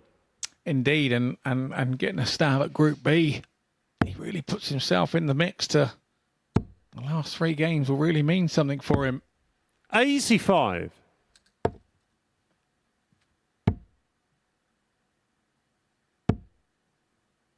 Had a bit of a change in Group B. More about that 59. when I know I'm allowed to release that information.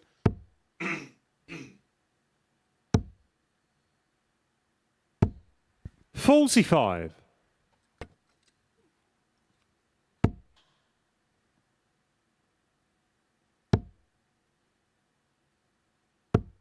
125. He's made a struggle to impact with his first 6 darts, but now he's 125. It seems to have woken 100. Van Velzen up.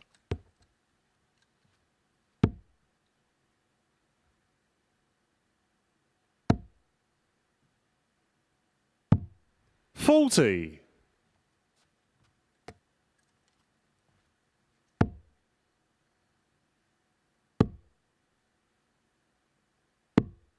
130. Good use of the ball there. The last dart from Van Velzen.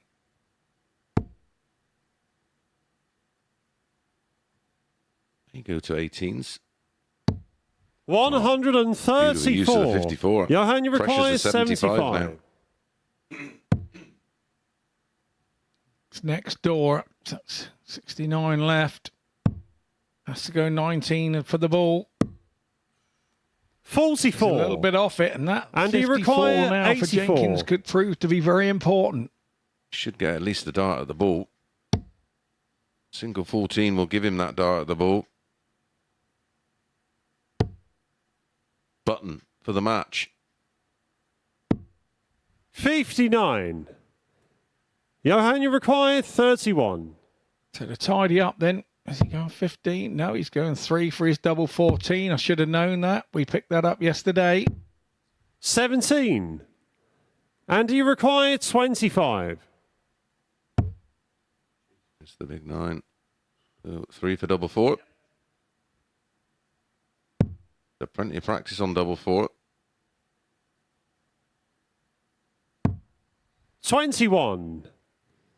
Johan, you Sometimes the require longer you think 14. that he thinks about it, the worse it gets for Jenks on the doubles with 1 in his hand. Game shot on the 6th leg. 14 is pinged by Johan Van Velzen. So we have another 3-3. 7th final leg. It's Andy to throw first. Game on.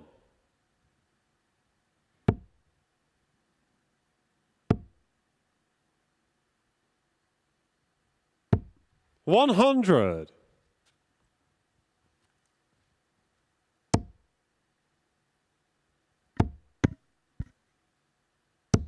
100.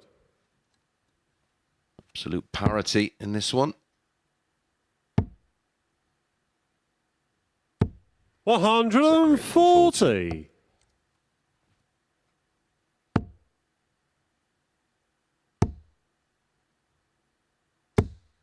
60. That's unfortunate, that one. Yeah. And between them, they've missed 23 darts at a double in this one. 97.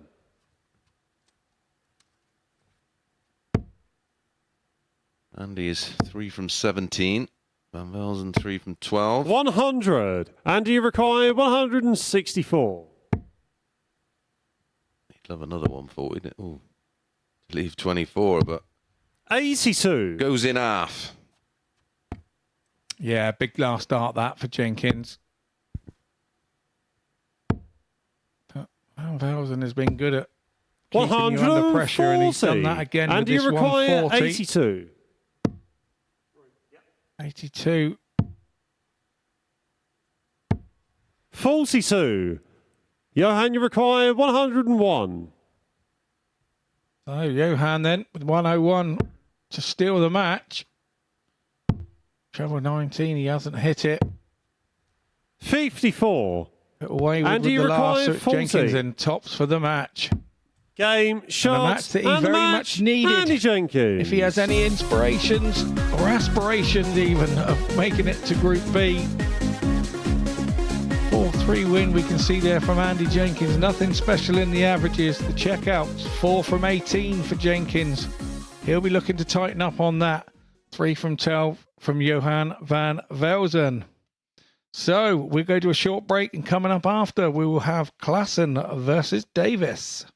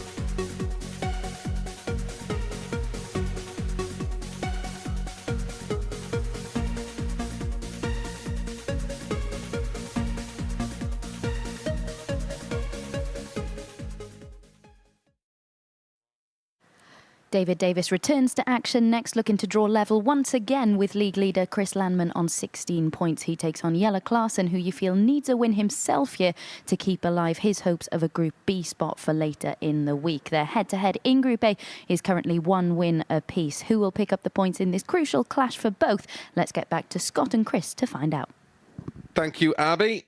Well, they make Jelle Klassen a very hot favourite for this one, considering it's 1 win apiece. First leg, it's Jelle to throw and first. then when you look at table Game on. position, Jelle Klassen is the 4-9 favourite, 13-8 about 60. David Davis. And on Monday, David won 4-1. Yesterday, Jelle Klassen responded with a 4-2 win of his own. Yeah, and Davis coming off the back of a loss against Andy Jenkins. You wouldn't want to be stepping 91. into Jelle Klassen, would you? No.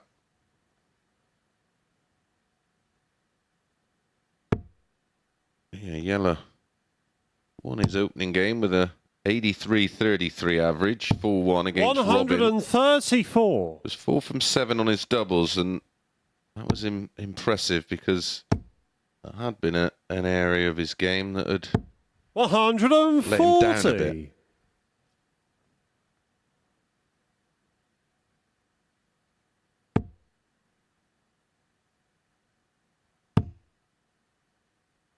Big game coming up next for Andy Jenkins. 77. As he faces Chris Landman. And Landman, well, if Davis doesn't win this game 42. and Landman picks up the win, I think he will have pretty much secured Group A.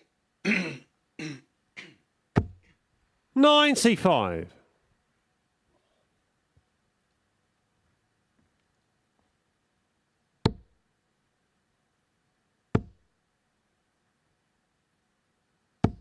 $100. David, you require 110.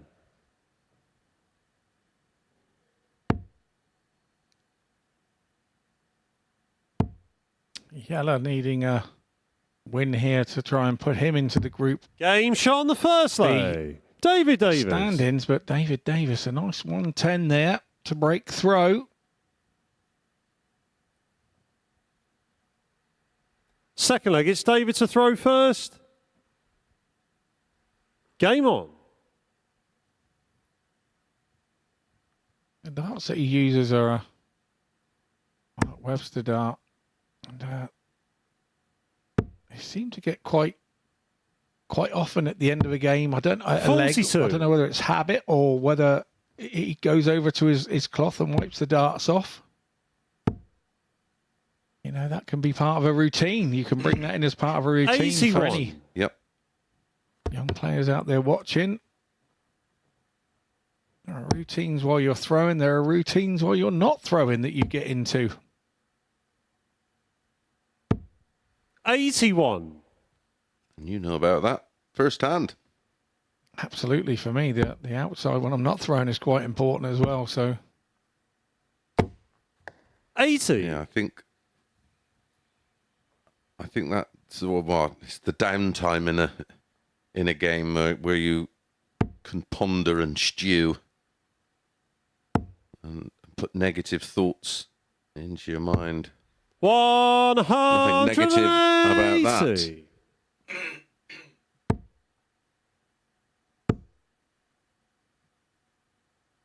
So 100. 15 dart breaker throw with the 110 out in leg one. On course here. Something similar. 134. yeah, good switch. I like the look of that. He was only going to leave 100, which is a good two-darter. He hit that treble 18. 54. And he will now David, come you back to require 64. 64. When he goes 16s or 8s, it looks like he's made conscious effort for treble 16. For double 16 now. 32.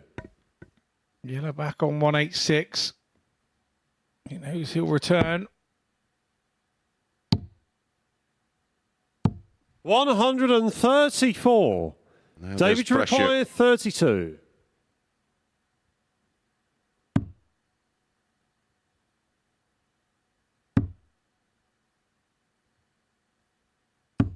Game shot on the second leg. David Davis. Fabulous final dart. And his response to my comment about pressure is Third leg, it's Yellow to throw pressure first. is for tyres, Game on. It Mason.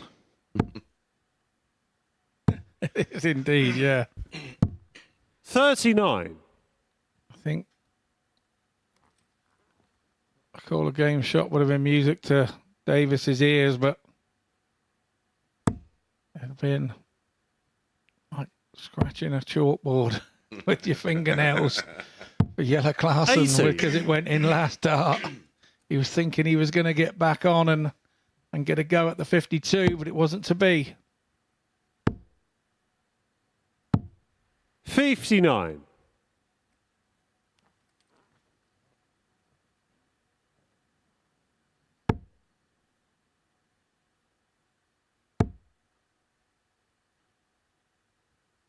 135.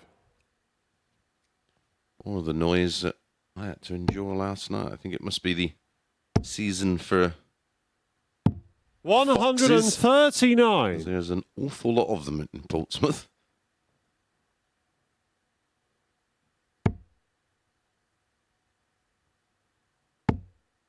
Ooh. Robin Hood. 39. The sheriff here last week.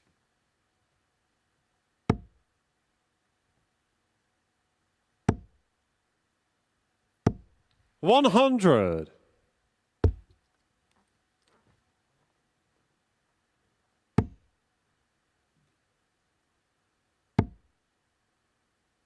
I went on a countryside chat the other week where 41. they were explaining Yellow, you about require how 164. foxes travel and how far they will travel. And they actually put a collar, managed to trap a 94. fox, put a collar on it. And they tracked it from sort of Ringwood area just on the edge of the New Forest, and it went all the way into Totton.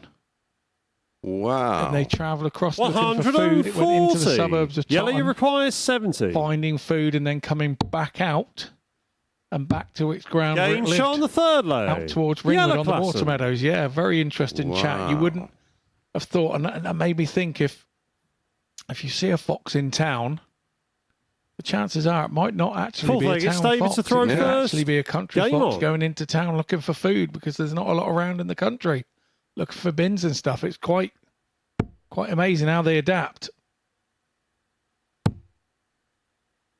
I Just mean, imagine they would normally live just off rabbits and stuff, wouldn't they? 134. well, they would if they can catch them if they're there. But there's been a sort of disease that's been getting the rabbits. It's like myxomatosis, but it's Yeah. not. Wow. And there's a secondary disease that's come in 59. and wipes them out a little bit, and when it gets in an area and wipes them all out, they just all disappear. So they have to go And and of find course, something there's different. so much food available in inner cities because it's so messy. Yeah, it was quite a 95. surprise to me. I was sat there. I said, "Is that for real?" And they said, "Yeah, we had a tracker on it, and they globally tracked it, and it took about 2 or 3 days to get over there." 140. And come back. It sort of tracked its way over and tracked its way back, and a week later it was back where it came from. It was sort of, Wow. and we're talking sort of 20 miles. Yeah.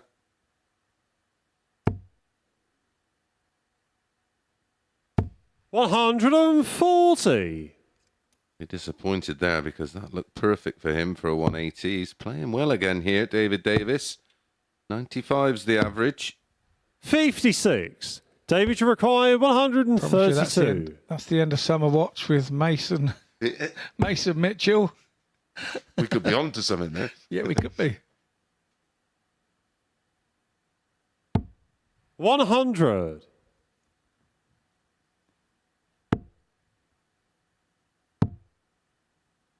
So back comes Davis, 56. 3 in hand. David, you require 32. Possible. 13 darter for a 3-1 lead. He'll be very comfortable here. Game shot on Yeah, the gets fourth it. leg. David Davis. Good stuff.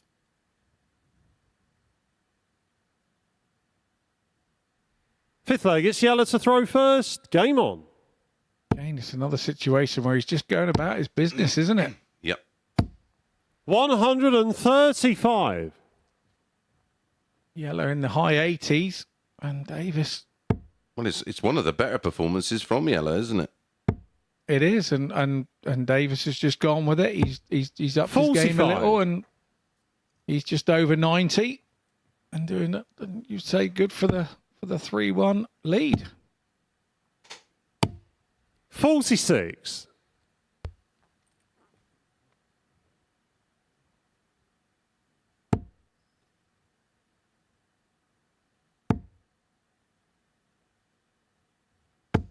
$100.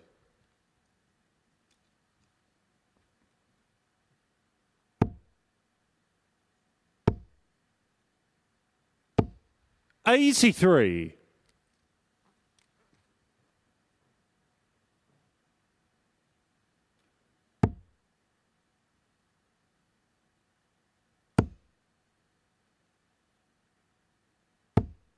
95.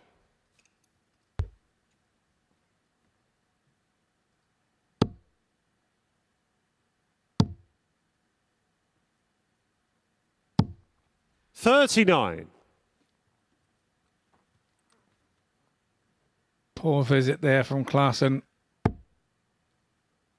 Davies is jumping all over that. Did you say 100. Had he been picked for his World Cup team, David Davis? No, I don't believe He was in the home nation squad, wasn't he?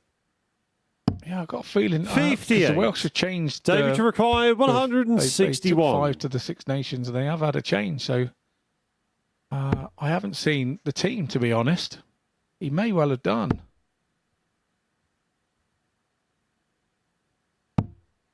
$92.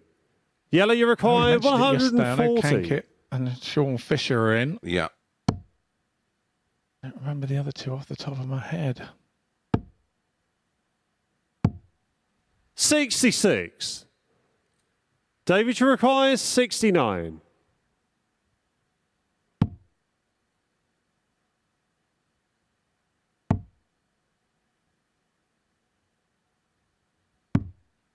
$53. Yellow, you require 74. Klassen coming back for 74.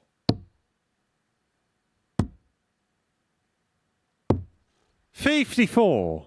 High with the first one. David, you require Hit the double 16. top, and that put him off a little bit. So it's Davis. Davies for the win. Double 4 now. Wow, on the wire. Game, shots, And he takes the it. match. It's David a win Davis. for David Davis. A much needed win. Keeping there in touch with Lamman at the top of Group A. Just shy of a 90 for Davies. And 180. 4 from 11 on the doubles. Around the 36% there. That's always good. Highest checkout of 110. We will be back shortly after the break.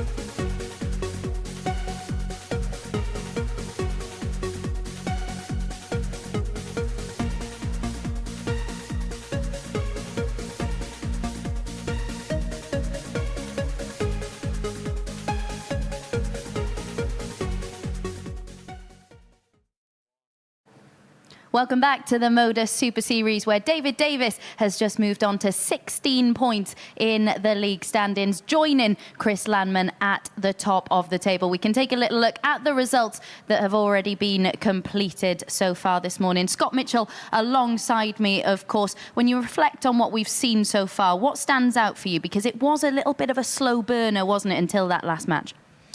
Yeah, indeed. I mean, Andy Jenkins going back-to-back wins. That's the first time he's done that this week so far. Landman doing his 4-0 wins, which is what he does. When he gets in front, he just doesn't take his foot off your throat. So, yeah, I think it's going to be that two-horse race at the top, as we thought. Yeah, really, really intriguing battle now forming at the top of the league standings between Chris Landman and David Davis to qualify for finals night via the Group A table. Missed starts at double has been a bit of a theme of the morning so far. Not so much for Van Velzen in his opening match, though, because he took out two cracking checkouts en route to victory. It really was a superb start to the day from him.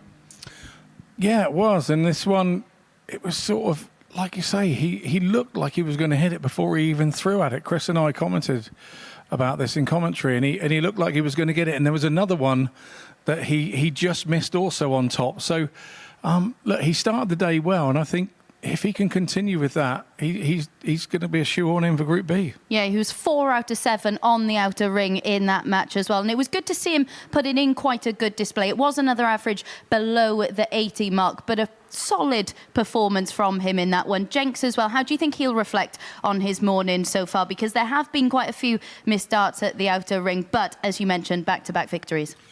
Yeah, I think he's probably reflecting on the last 2 days and wondering where those darts at a double had gone. I mean, that has been his Achilles heel, and he would definitely been in Group B had he been hitting doubles yesterday. Yeah, and there was a really interesting moment, wasn't there, in his match against Davis, where he decided to lay the shot up with Davis left on 167. As we can see in this clip, Davis then wired the bull to take that out. Jenks' response was quite funny as well.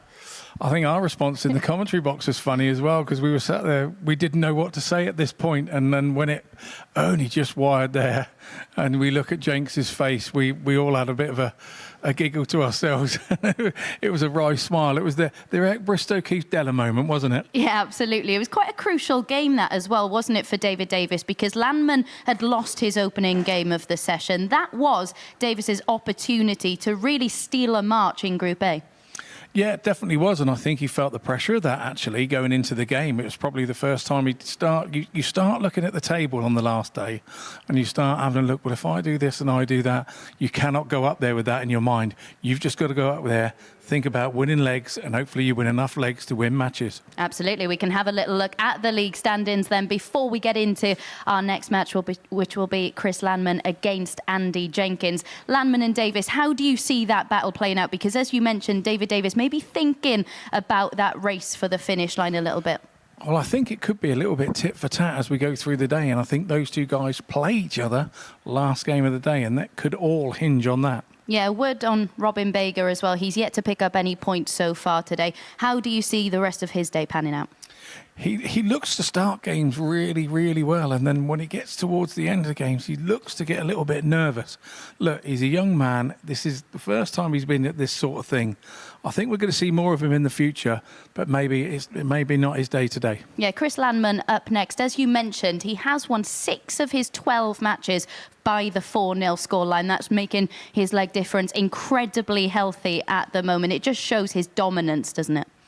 It does, but some would say that he's a front runner. Some would say he gets a couple of legs up and then away he goes. So, look, I think Chris is a great player. He's in a great vein of form. This year has been one of the best years he's ever had, and I think he's going to go on and win this group. Right then, can he add another 4-0 victory to his tally, or can Andy Jenkins get his 3rd victory of this morning's session? Let's hand back to Chris Mason to find out. Thank you, Abby. Thank you, Scott. Well, it's going to be tough, isn't it, for Andy? As already mentioned, his 2 matches against his opponent here, Chris Landman, have resulted in back-to-back 4-0 defeats. And that was the case for Robin Bager, of course. He'd lost 4-0 on Monday and Tuesday, and he got done 4-0 again today. So the signs may not be too positive for James, but he's done something today that he's not done prior, and that's win back-to-back matches. So maybe 81. the tide is turning. If you were watching a little earlier, he did snap a point, and then he used a identical dart, 180. but it was a new one. And what he's decided to do 45. is literally play with new darts. So it's a new set out of the box. 99. And you'll see now they're all the same colour. They've all got that gold coating. He says he's... 60. They feel a little bit slippery because they're new. And what would happen with a new set of darts is they just take a bit of time 140. to bed in and just get that new finish off of them. 120. And do you require 82? His potential 11 darter here. It's in the middle of the ball. Oh, wire of the double 16. Game Pins the shot on the double 8. first low. What a start Andy for Jenkins. Jenks. 12 dart, break a throw, and that's his first leg against Landman. Second leg, it's Andy to throw first. Game on.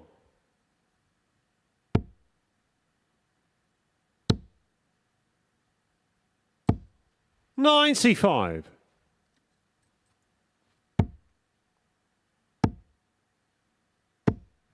60.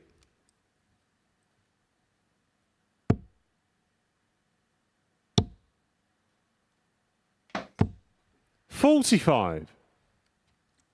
Well, Scott, before you even managed to get from the balcony, Jenks has 100.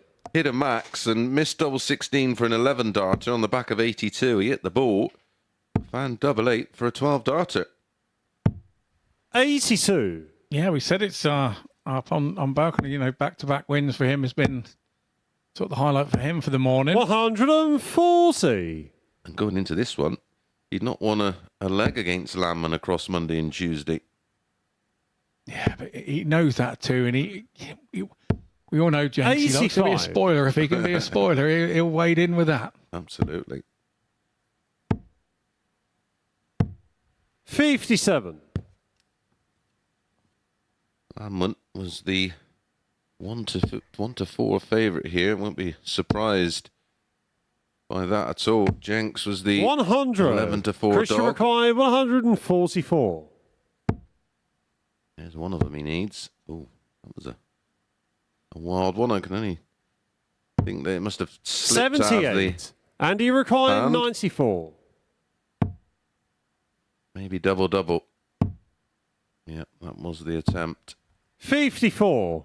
Well, Landman may Christian only Mackay get is one dart at a 66. double. But he finds the treble, so he's going to get 2. Ooh, 57. Well, Jenks. Andy Those Mackay, aren't the doubles 40. that we see Landman trying to leave. He does love to leave that tops, doesn't he? You'd have to say that's Game a perfect shot on the marker second from low. Jenks, and that's Andy the way it's turned out Jenkins. to be. Backs up the break. He's changing these darts. Well, Well, he- blessing in Chris to throw disguise for first. Jenks. Yeah. Game on. Well, he popped his head in the comms box just to let us know that rather than use 100. 2 old ones and 1 new one, he's just gone straight to a whole new set. 97. Maybe they're a little grippier. Maybe they're something slightly different, but it's not a change in 42. fortune, if nothing else. Absolutely.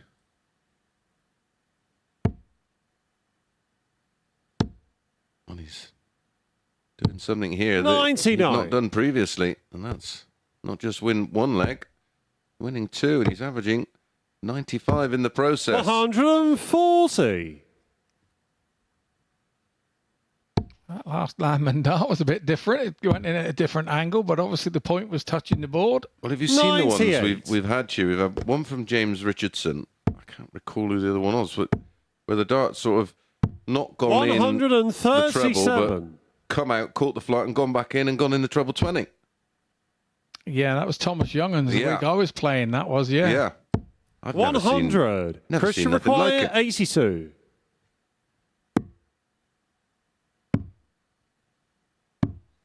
$66. Andy Mackay, 107. 3 now.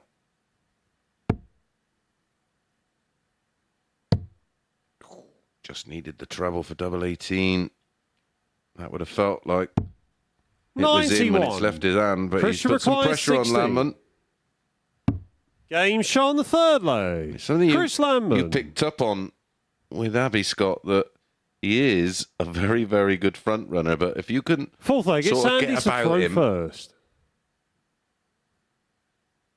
you can almost force an error out of him. Yeah, he's one Easier of said those- than done. Yeah, it is easier said than done. 58. And when you find players like that, you then try that little bit too hard in your first couple of legs, and then you find yourself behind anyway. 93.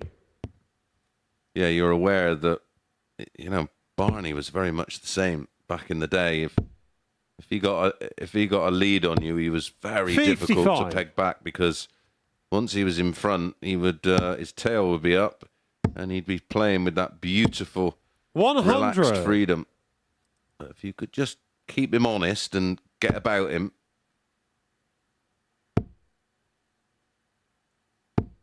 Chris 100. has the added pressure of being top of the group, and he'd rather it went to a shootout right in that last 45. game, wouldn't he? And, Yeah. and dictate his own destiny. Absolutely. You know, he doesn't want it to be taken away from him before he gets to that point.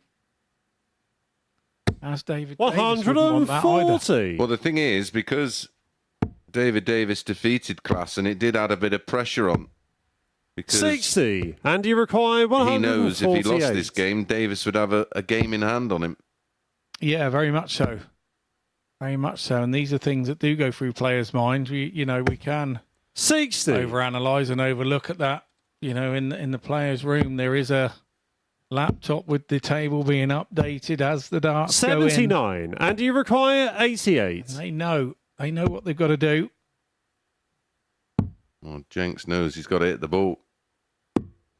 63. Dart was fine. Christian required Did you see that cheeky 124. little wide single 18? The double, of course, would have left double 16. But now he can come back 89. Andy 9 required 25. for double 8. Gets the 9. Gets Game the shot double on the 8. fourth lay. Leads Andy 3-1. Jenkins. This will be a coupon buster. This is one Fifth of the leg, it's most Chris to popular throw bets on first. the Game on on. the bet builder, of course, and it was Andy Jenkins minus 1.5. Well, that's more than gone for a 97. Burton. Yeah, indeed. Jenks has been good on his throw today. That's 39. one improvement that he's made on the last 2 days. He's held his throw well today. 100.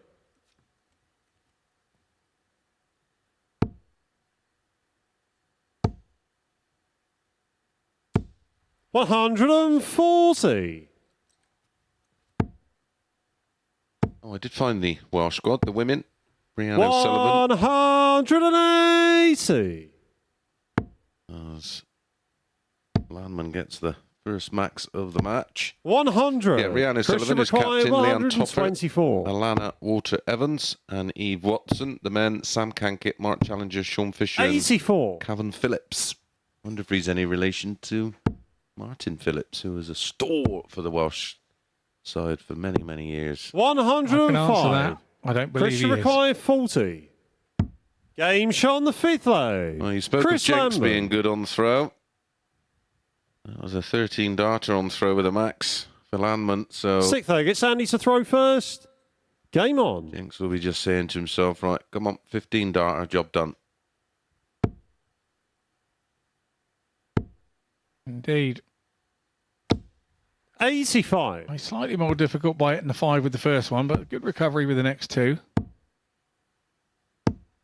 81. And the England squad is yourself. Yep. James Hurrell, 77. Jamie Atkins from Warwickshire, and Reece Colley. 140. Now Andy is firmly under pressure. I 59. have looked on the WDF website to try and find the World Cup participants, even as the English and 121. Welsh squad. Nope. You've got to look on the England darts of the England squad, I think. 180. Timely 180 from Jenks there. He's going to be right under it. May go treble 19. 99. That was And the you attempts require a ton. 100. For the match. What does he do? He went for tops, clipped the wire. 40. Christian requires 60. I'd have gone for the treble 20 there. It was wide open. Game shot on the Lamman on that sixth tops that he's so Chris good at. Lamman. Well, from being in absolute trouble, Scott, he's completed 2 legs in just Seventh and final 27 leg. It's darts Chris to throw go from first. 3-1 Game down on. to 3-3, a 13 darter in leg 5, a 14 darter in leg 6.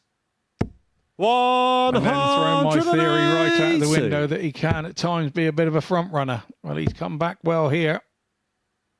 Well, 100. He was bound to, wasn't he? Because we Yeah. said he was a front runner. Exactly. 41. I'm never going to win the lottery. No, not will I, because I don't even do it. So I haven't done it Same. lately anyway. 99. I think Jenks should have gone for the treble 17 there. Had he hit a single, he'd have put a 4 on the end, which 55. means just a straightforward 140.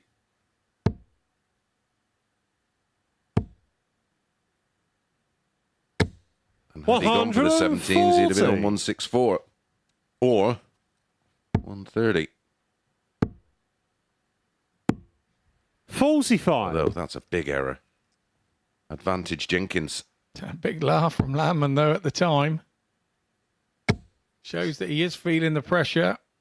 Still having a 130. chuckle to himself. Andy has created the opportunity.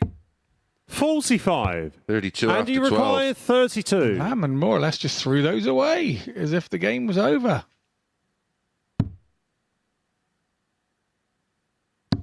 Game, shots, now. and the match. Andy Jenkins. They're on the pitch. The crowd are on the pitch. It is now. It's a 4-3 win for Andy Jenkins. Surprise win. It makes it 3 out of 3 for Jenkins today. 92.06 the average. Not too shabby. 4 out of 8 on the checkouts. He'll be pleased with that. So we head into the break. And after it, we will have our good friend, Robin. He will play David.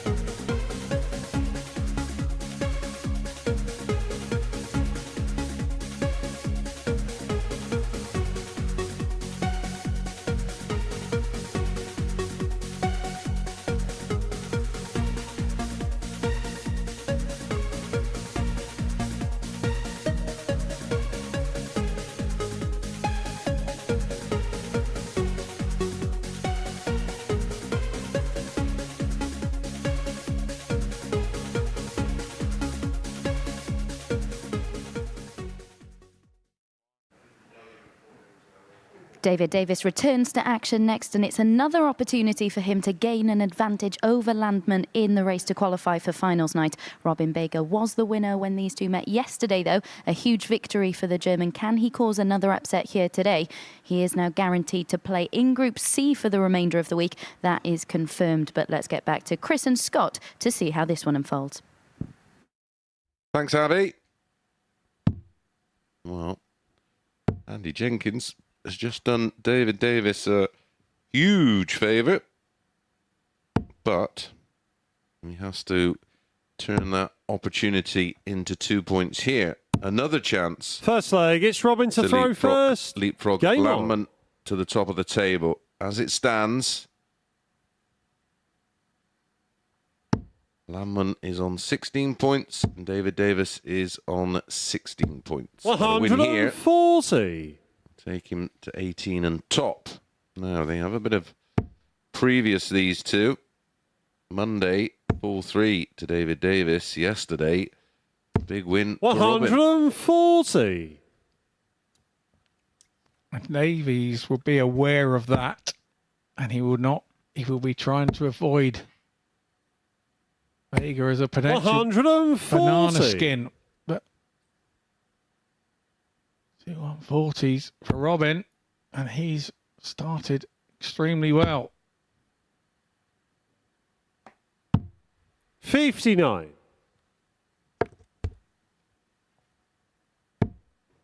He'll be trying not to have the thoughts in his head, Davies, of 43. deja vu moment from yesterday. But he would also be aware that Andy Jenkins probably did him a big favour there in the match before. 121. And then he's trying not to make a problem for himself, isn't he? Yes, absolutely.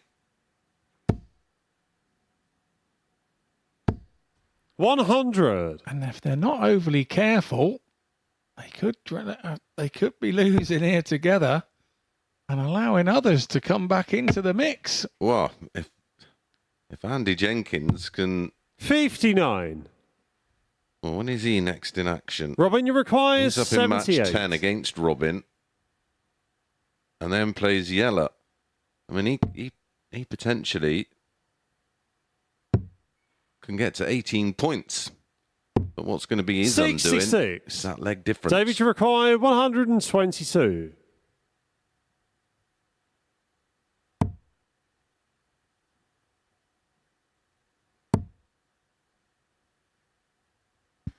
It's bullseye for Davies. 88. Not to be this time. Leaves 34.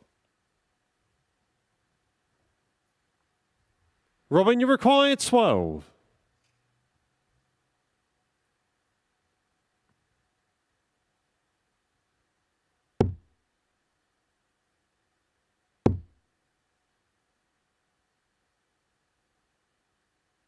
Game shot on the first leg. Good. Robin well Baker. Composed last start from Robin Baker there.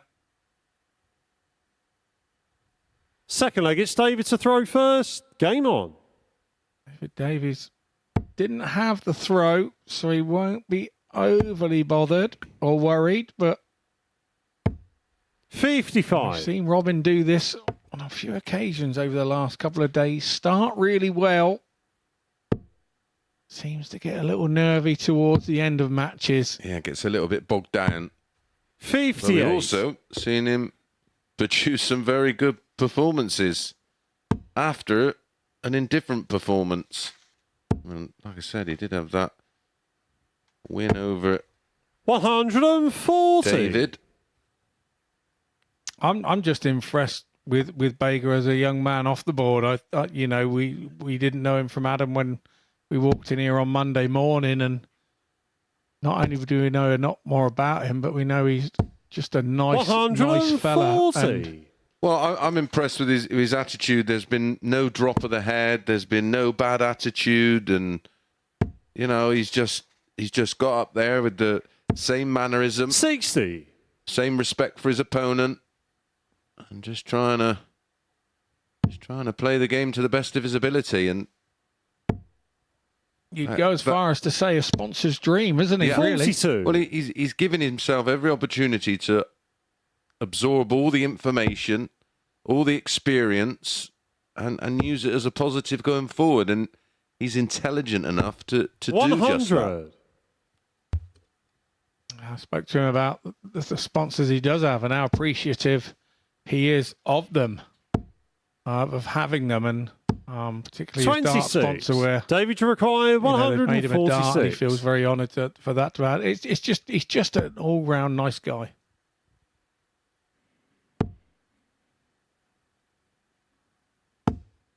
$98. I've got respect for anybody, no matter what level, if they're giving themselves the optimum opportunity to learn and improve. And 39. I believe David, with you his require overall 48. demeanour, he's gonna do that. Yeah, the annoying ones are the armchair ones that go, I can do that average. I've seen this. How was he on there? Game shot on the Hang on, where have second you leg. been? Yeah. Oh, David you haven't Davis. gone outside of 5 miles of your own house. Well, you're not going to progress then, are you? No, while you're at home in your Third leg, it's Robin to throw first. mum's Game box on. room in your Superman pajamas.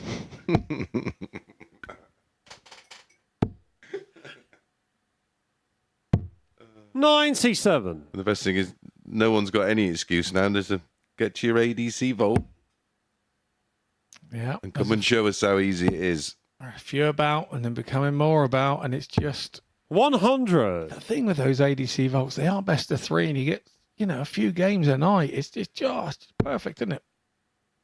Well, it's a perfect environment to not just play but also 57. improve. And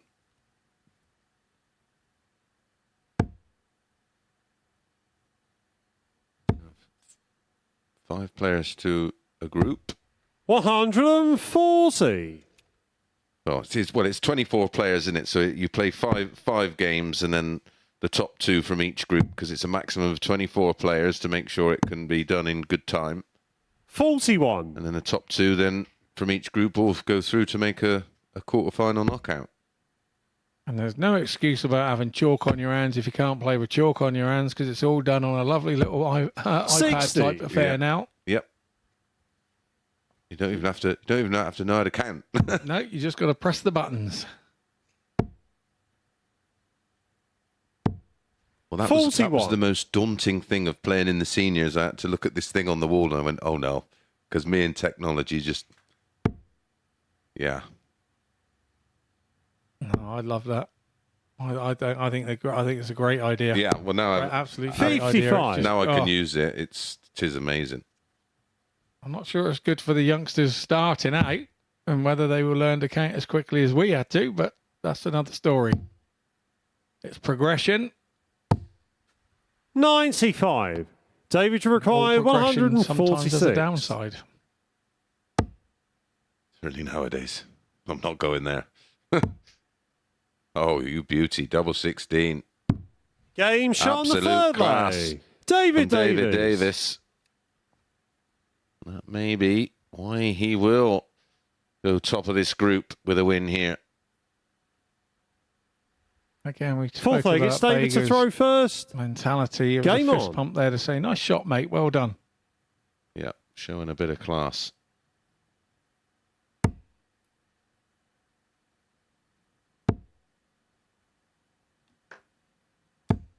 $85.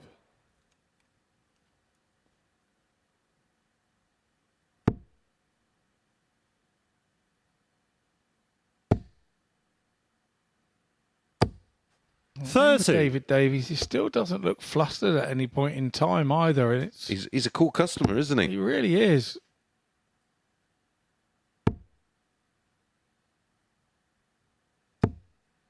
I 140. suppose, again, as we've said, he's real big pals with Mark Webster and spending time around, again, 40. a player with so much experience. You tend to learn so much and you can take so much in. Mark himself, of course, a former world champion. 100.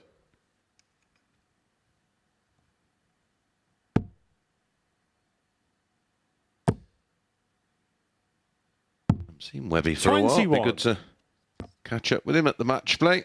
That gets underway next, well, not this Saturday, next Saturday.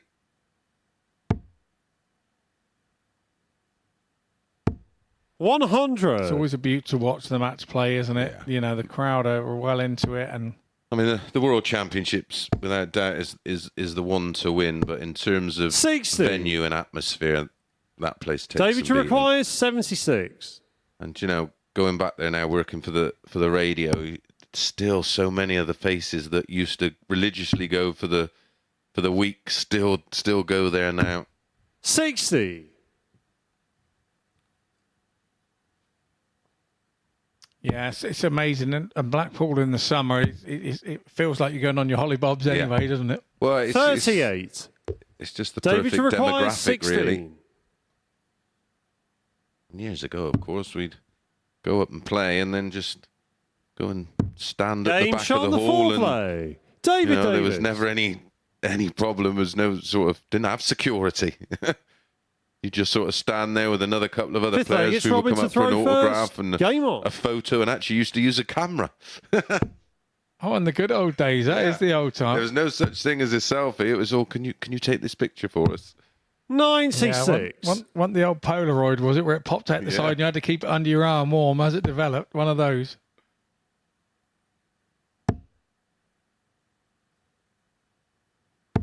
100.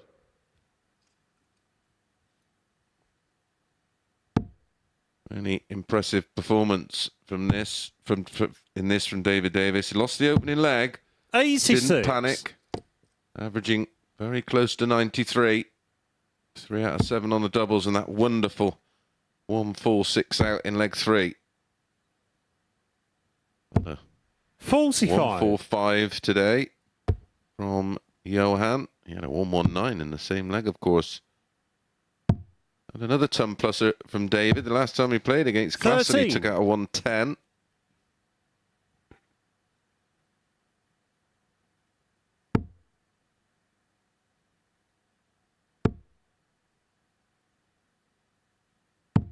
$137. Big visit there from Davies.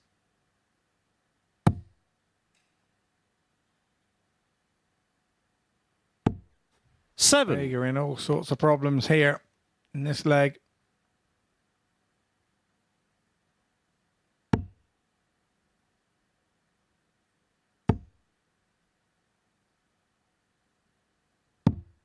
$99. Squares things up nicely to leave 120. He will now go back to, well, another one of those leaves 160. Great visit. 139. Showing good character David after that. Require 120. Poor visit prior where he scored just 7. Ooh, good luck with this.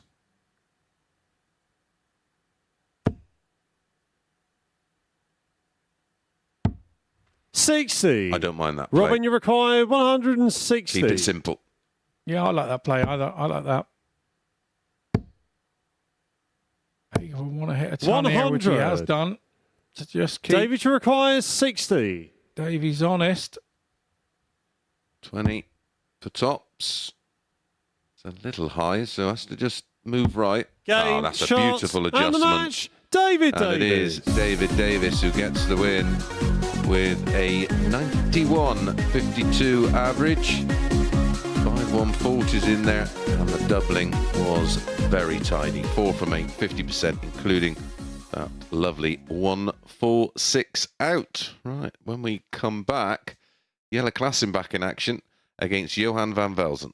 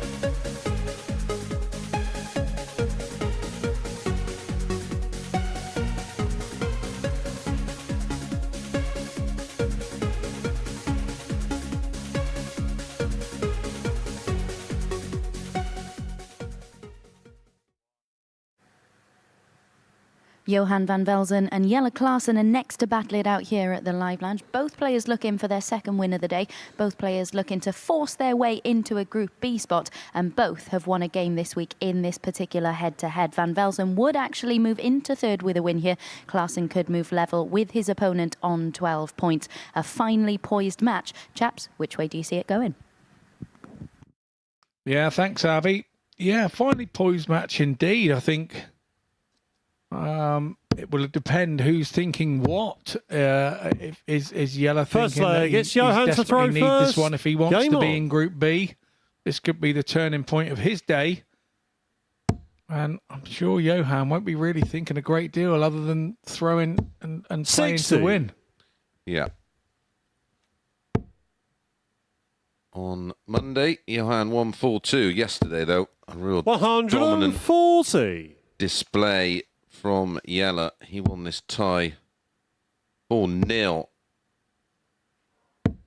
40. And he averaged, well, he used just 60 darts. So, for you non-mathematicians out there, that was 60. 15 darts a leg, so an average of 100.20, and he was 80% on the doubles. He wasn't. He was 4 out of 6 on the doubles. My apologies. 43. Still very good. A high finish of 96. Johan was reduced just to 3 darts at a double in the whole match. 51. Yeah, Johan's concern this week, he's gone down to nil a couple of 3 times this week. Once to Klaassen, I think 100. once to Landman. But more worryingly, he went down to nil on the first day to Bega. Yeah.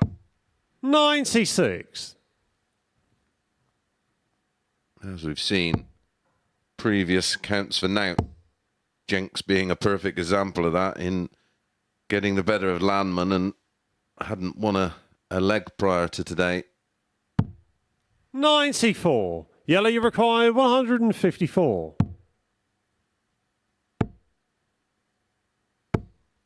59. Last week, Johan, you require 164. a record-breaking or equaling 100. Jelle, you require records 95. and nearly a record-breaking week. Equaled the most 180s in a match of 9. Game shot on the first Beautiful from leg. Klaassen. Jelle Klaassen. A double-double on the 95.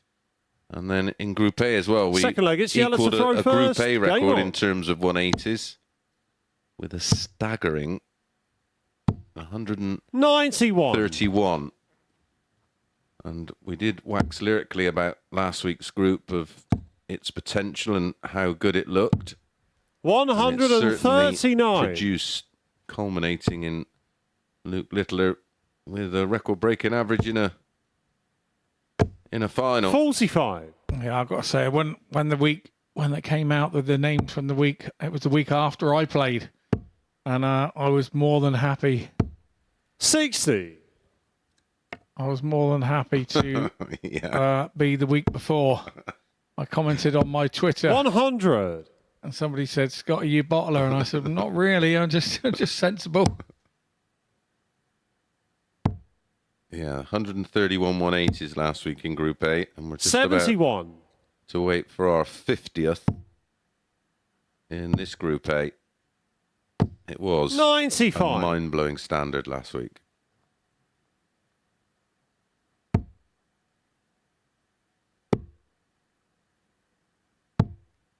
$127. Jelle, you require 170. Quality counting from both Dutchmen there. 56. Johan, you require 104.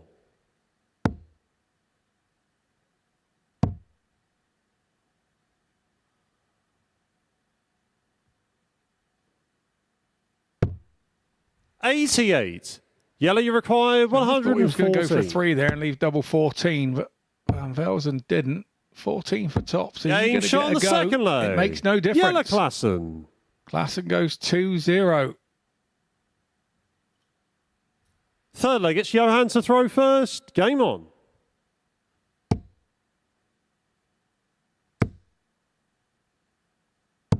$132.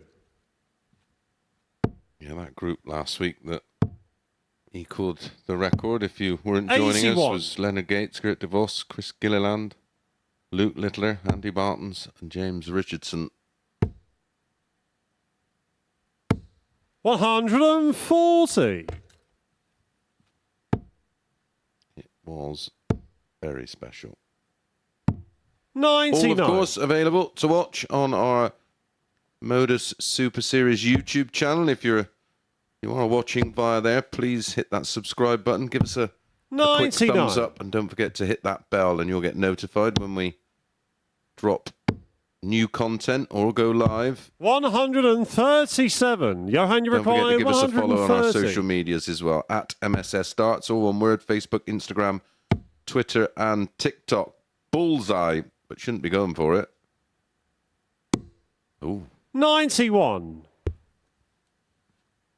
Interesting. Yeah, if you do have any questions for myself or Scott, or any comments, 42. do let us know. Johan, you require 39. And our social media manager will forward on. Game shot on the third lay. Johan The van Velden. details. Any good ones, we'll read them out.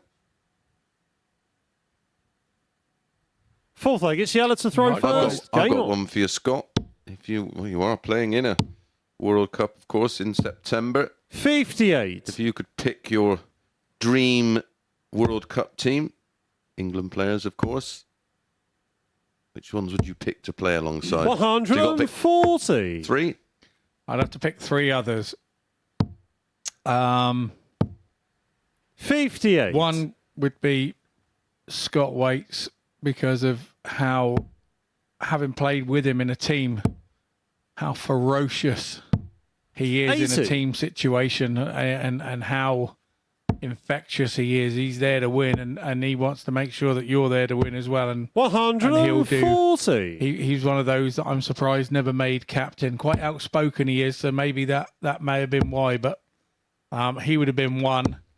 36. I would have loved to have played with Bristow in his heyday at a World Cup, and to been in the room watching him. Very similar to Scott. 60. Yeah, it was. You know what your job would have been, and that would have been pretty special. And who would I take? 60. The third one.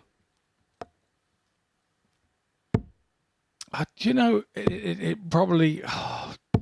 See, I won it with 3 great guys, with Duzzer, with McGeeney, and Jamie Hughes.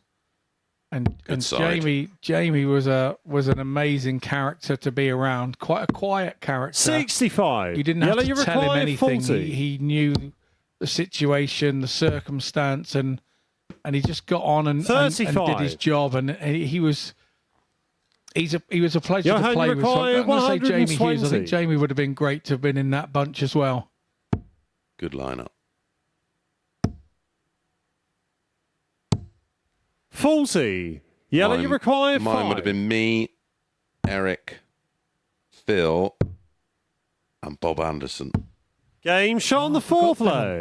Yeah, Yella real aggressive side, and they were super passionate and well, I'd have dropped myself for John now. Game on. So you'd have been the manager effectively then. Yeah, I'd have been the T-boy. Yeah, you got everybody else to win your medals for you. Good. Well done. 84. Well, the home internationals, I was 57. absolutely devastated because England had won it with frightening regularity. And the year I played, we didn't win it. I think Scotland won it. 54. Oh, that was the other year that they won, was it? All right. Yeah, no, I took on the captaincy 58. and we went with a very new team and we finished bottom after winning it all the time. And yeah, I think the last time we lost it was about 2008, and then we lost 85. it when I became captain. And yeah, that was a horrendous time, and I was presented with a wooden spoon from the Scottish. 86. Who came and presented me as a captain with a wooden spoon, which was absolutely crazy. And then, obviously, the following year, Scottish finished bottom, and so 100. I had to return. Oh yes, I had to return the compliment.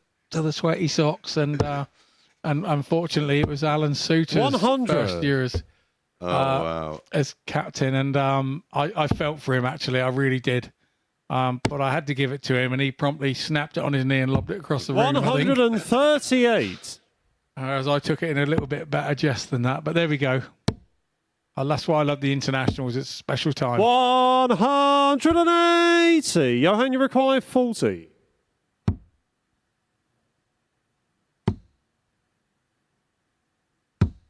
No score. Oh, scoreboard pressure.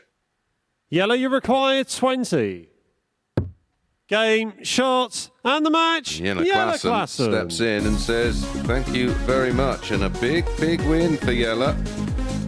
We're just starting to punch up around third position now. There's the numbers, 83.4 for Jelle, 50% on the doubles. And he are 50th, 180 of the week in that match. When we come back, Andy Jenkins up against Robin Baker.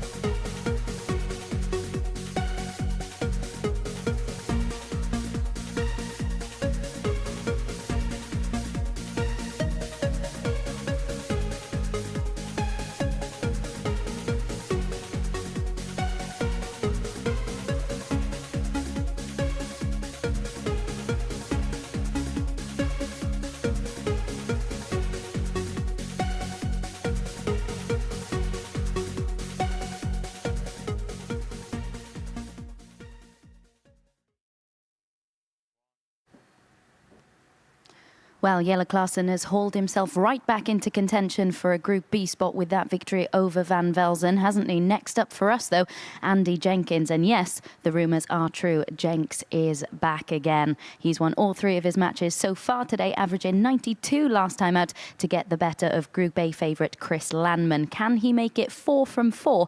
And in doing so, condemn Baker to a fourth defeat of the day. As you can see, Baker there on 6 points. As for Jenks, he is in third spot on 14. Let's find out then who picks up the 2 points from this one in the company of Scott and Chris.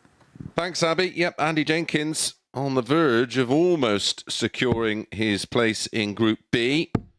which is, well, far more appealing.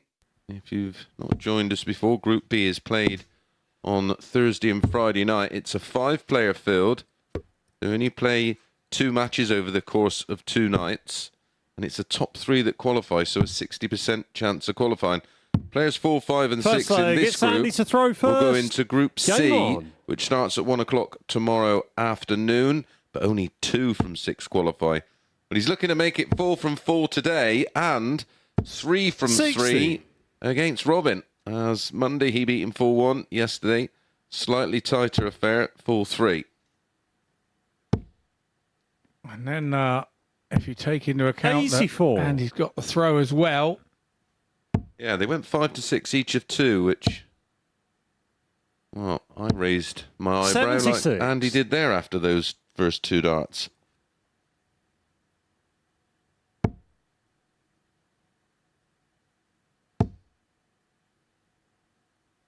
Robin 45. We'll get to the point here where most dart players get to. When you've lost a couple or 3 on the trot or whatever it is, you then start to go, do you know what? I've done all this trying. 39. I'm gonna relax a little bit, and I'm gonna free flow a little bit, and Yeah, just open the shoulders. yeah, just you know, take the chip off your shoulder that you've been worried about, and you just leave it back in the 56. in the players' room, and just open up, and that could happen here if Jenks doesn't keep him under the cosh. 96.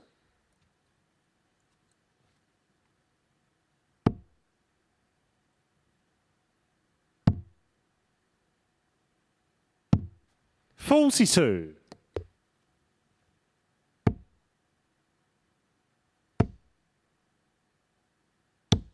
95.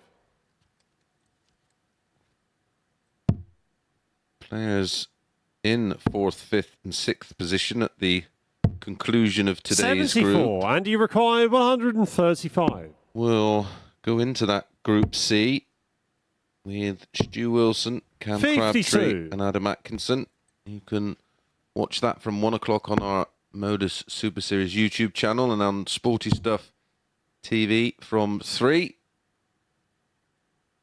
And the winner, of course, straight through to Saturday night's final. 134. And their reward is and you require getting 83. Thursday and Friday night off.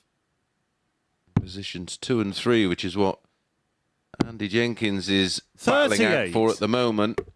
We'll go into Group Robin, you B require 66. alongside Lucas Vennig, Fallon Sherrock and Pete Burgoyne.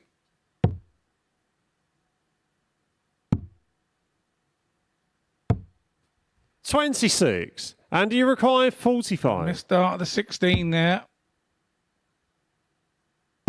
Well, that's an unusual change of Game shot on the tact for first Andy, day. but Andy it Jenkins. paid dividends.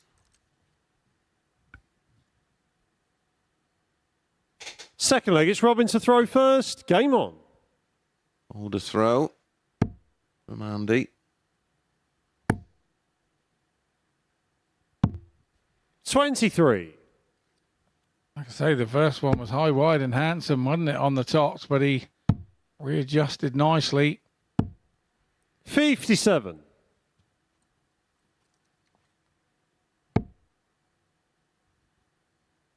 Well, coming up next is Yellow Klassen against Landman. 81. Landman wins that. He goes back top on leg difference. But it will put 100. if Andy wins here, he will. Well, if Andy wins here and Klassen loses, 85. the only person who could potentially catch him is Johan. 85. And he has to play David Davis and Robin. I think all positions are going to go down to the wire in this one. 96. Excluding Robin, of course, because he is confirmed in Group C. 44. And I think a fresh start, 0 on the board again, will help him. Yeah, we see it so often. We really do. 100.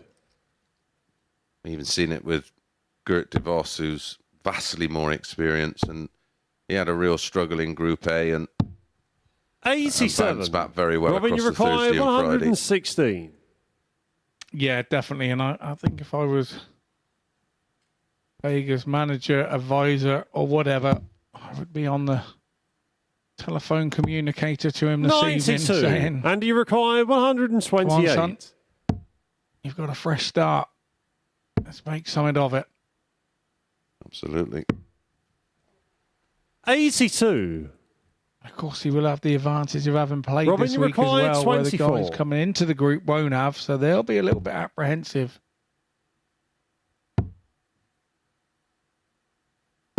We have 18.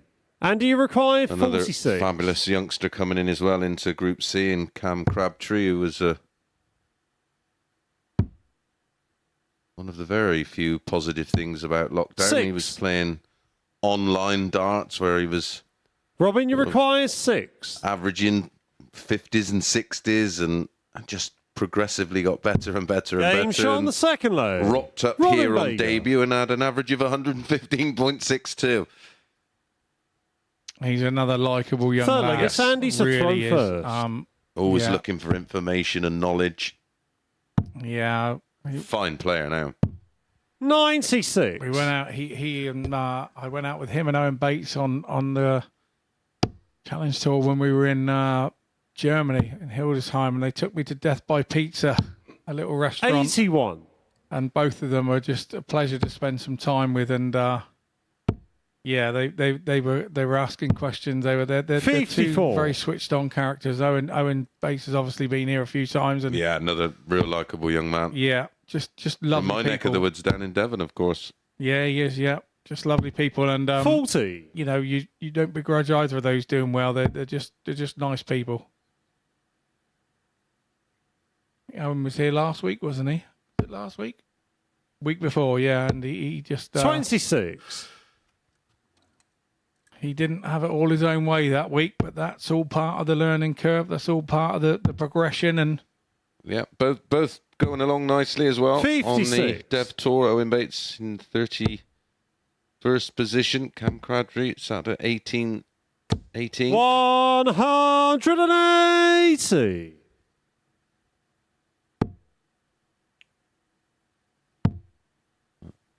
You look at the 115. And you require development tour. 145. Gian Van Veen out in front and Luke Littler in second Game shot on the position. third leg. Two Andy of the Jenkins. most exciting talents in world darts right now.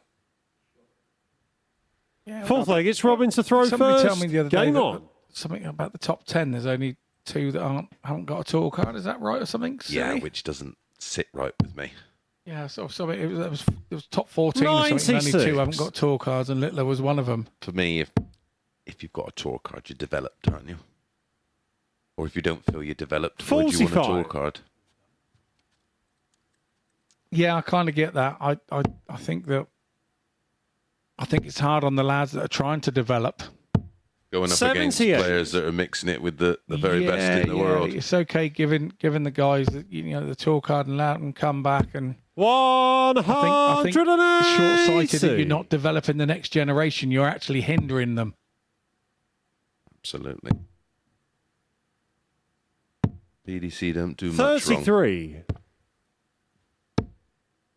but that's one rule I think I would change. 58. And of course, they get so many backdoor opportunities of qualifying for tournaments as well. Getting 2 bites of the cherry, sometimes 3. 95.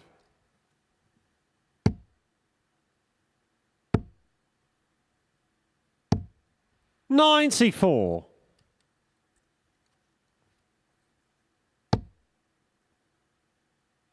I mean, Cam Crabtree is actually doing better on the 42. And you require Challenge Tour than he's doing on the Dev 124. Tour. He's in 7th place on the Challenge Tour.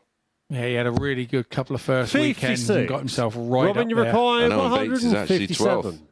just ahead of your good self. Yeah. I usually know when I see that he's announced that he's in the Pro Tours. I'm then like got my fingers crossed because I know that 41. could be Andy me the next requires call. 68.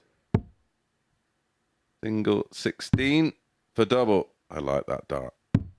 36. Robin, you require 116. Yeah, you can use the one on the inside of the wire as well as the one on the outside, can't you, in that situation? Yeah. But tops then for Bega here. To go Desmond. 77. Wasn't to be. Andy, you require 32. I think he overthought that one.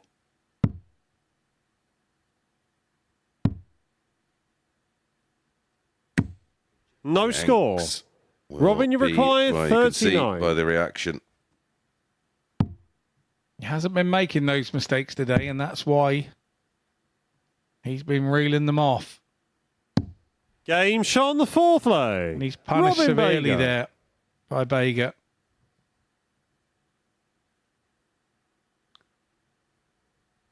Fifth leg, it's Andy to throw first. Game on. He was in such a comfortable position. Yeah, he's still shaking his head there as if to say, why am I not throwing for the match? 59. Gone from 501 points away to 1,002. 96. Not only that, he's given his opponent a little bit of confidence there by 100. taking a double. Yeah, giving him a bit of a lift.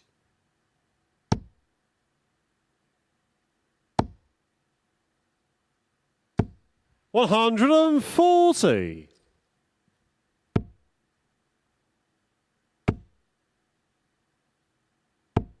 $60. Jenkins, who've been holding his throw so well today, is now all of a sudden under threat.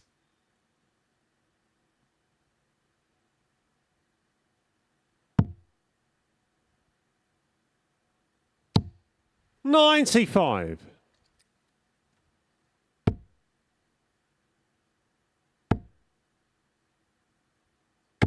$123. Robin, you require Deflected 170. the wrong side of the wire there for Jenkins, leaving him on a bogey.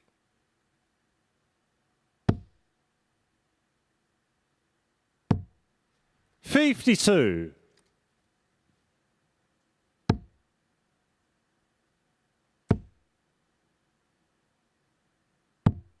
$137. A big pickup there. Robin, you require Jenks leaving 180. 22, but pressure in. A 118 for Bega.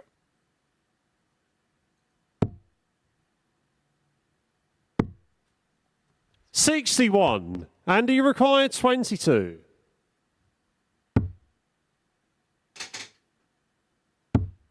Game shot on the fifth leg. Good recovery Andy Jenkins. from Andy Jenkins there from a leg that looked like it got away from him. Sixth leg, it's Robin to throw first. Game on.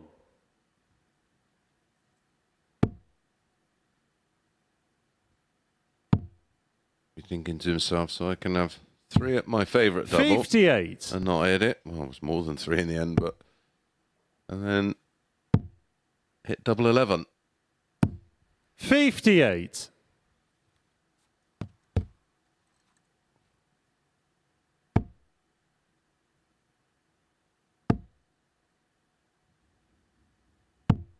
$97.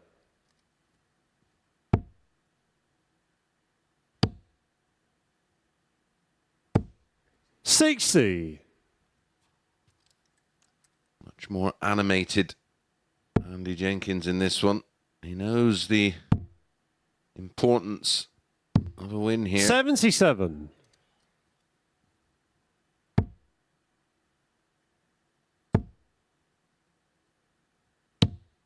$59.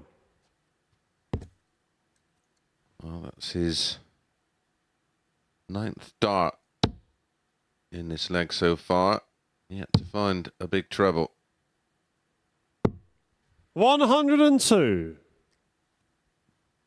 Some more clever counting from Bega there, leaving the 167. 137. Robin, you From require Andy. 167. A bit late. You will have the darts in the decider. Well, it's 60 and ball, but not quite sure whether he'd have gone for the ball or 95. not. We'll never know.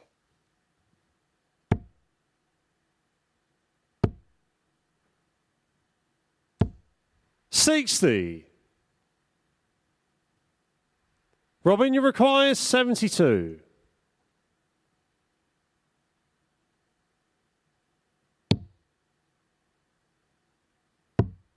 Game shot on the Tidy sixth finish leg. on 72 Robin there from Bega. Bega. Clinical.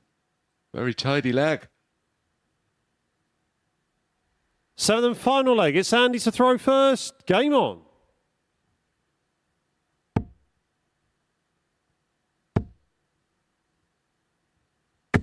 $140. Experience.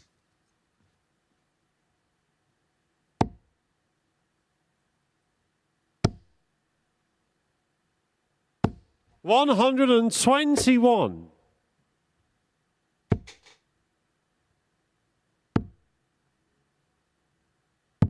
$99.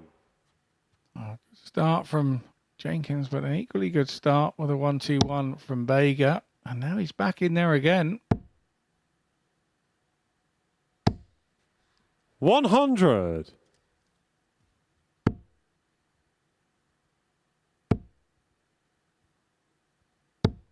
$100.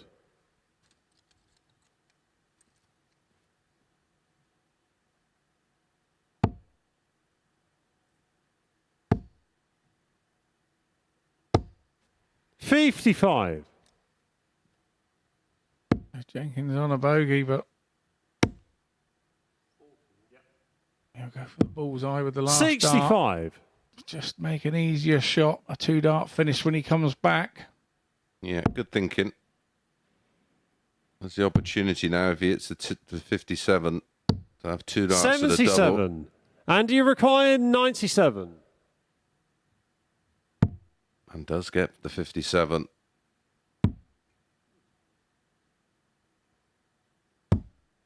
Doesn't get 57. top, so gives Robin a chance at the 148. Robin, you We've require had a 148. couple of finishes today in the 140 region, a 146 and a 145.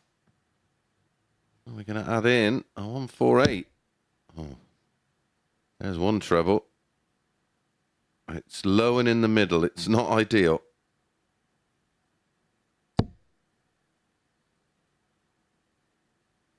This would be a mighty finish.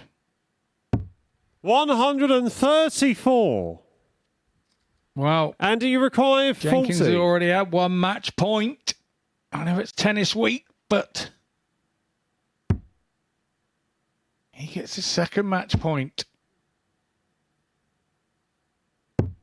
30. And he's blown it. And he's had twice as many darts at a double in this match Robin, than you his require opponent. 14. But it's his opponent who steps up to the hockey with a chance to really put Andy in a precarious position. 6 for double 4. Chose the split.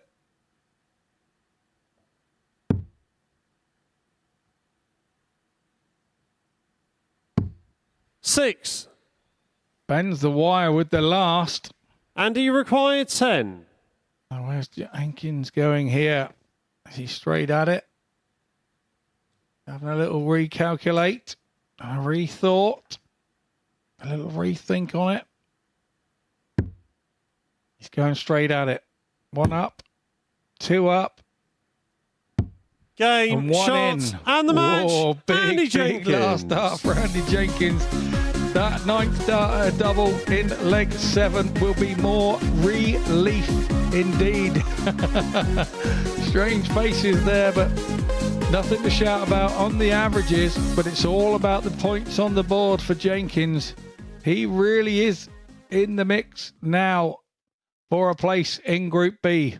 We head off for a short break, and we will return with Jelle Klaassen versus Chris Landman.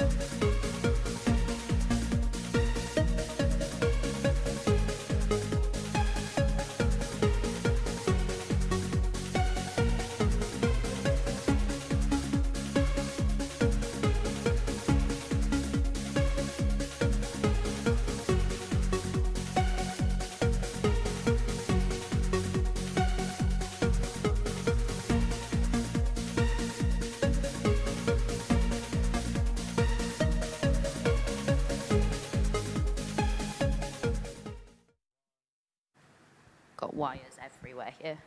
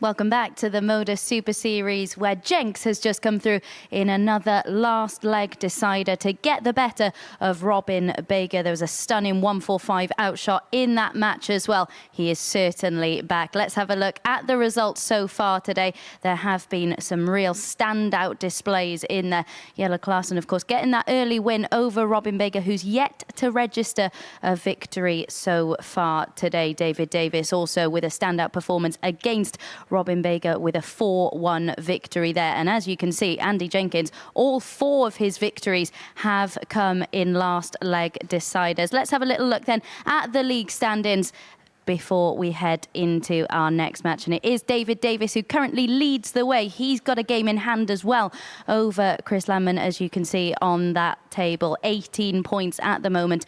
Landman is 2 behind him, having lost his last match. He's certainly looking to get his charge for qualification back on track. As for Jelle Klaassen, he needs to get a win in this one to keep his Group B hopes alive. If he isn't able to get a victory here, he will be condemned to a spot in Group C for the remainder of the week. Of course, we already have confirmation of Baker taking part in Group C for the rest of the week. We're going to have a little chat with the guys in comms then. Andy Jenkins is the main story of the day, isn't he, chaps? Getting all 4 victories in last leg deciders. What do you think has changed for him today? A little bit of luck, really, and I think he came into today just a bit more relaxed, and And that's the way it's looked. And he is on course for a place in Group B. However, Johan van Velzen still has the opportunity to catch him, but would have to win both of his remaining games. And he faces David Davis in the match that will follow the next one. And he's also playing Robin Bager. As for Landman and Davis, I mean, it may well come down to that very last match, Scott. Yeah, absolutely. And as for Landman, he is already guaranteed at least a spot in Group B. Let's get this one underway then. We expect it to be rapid. Guys, back over to you. Thanks, Abby.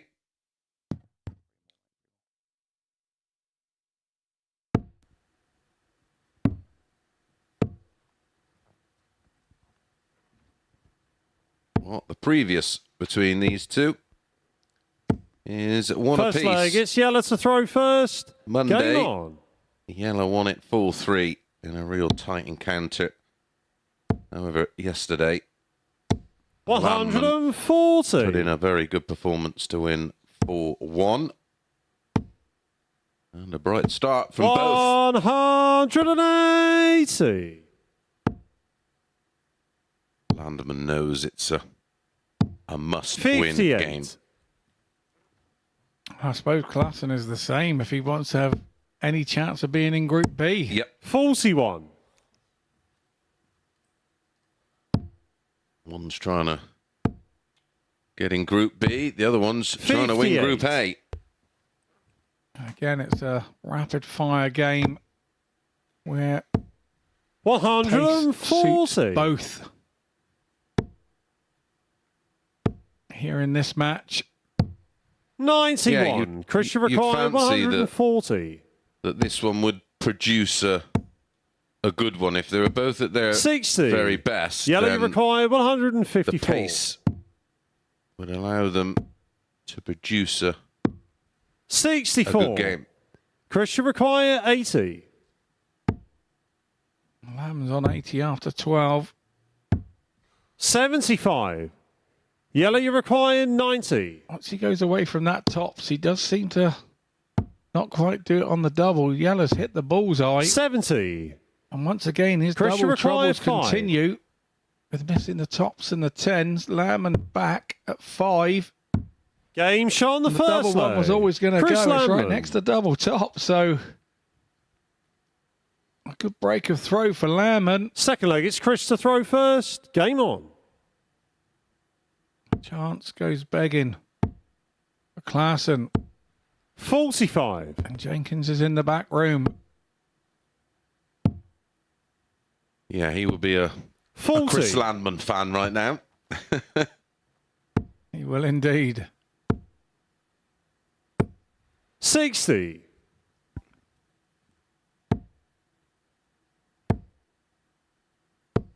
$45.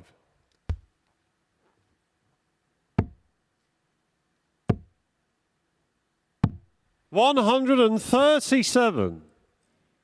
Visit there from Lamb on his own throw. 100.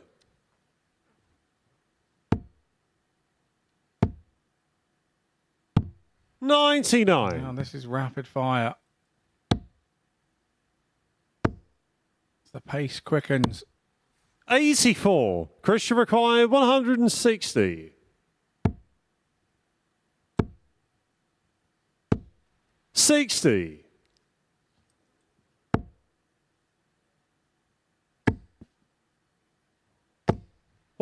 $140. Christian required 100. Treble 20. May go tops. And there's one of them. 80. Very nearly another. Yellow, you other required finish. 92. 92. That leaves 77. Double 10 for a break back. 82. Quick fire stuff from both. Christian required 20. And once again, the double goes begging. Game shot on the second Yellow leg. stood Chris behind Lambert. Lamb thinking, oh, I could have been What the could have- 1-2 yeah. nil up here. And it does play on your mind. Third leg, it's Yellow to throw first. Game on.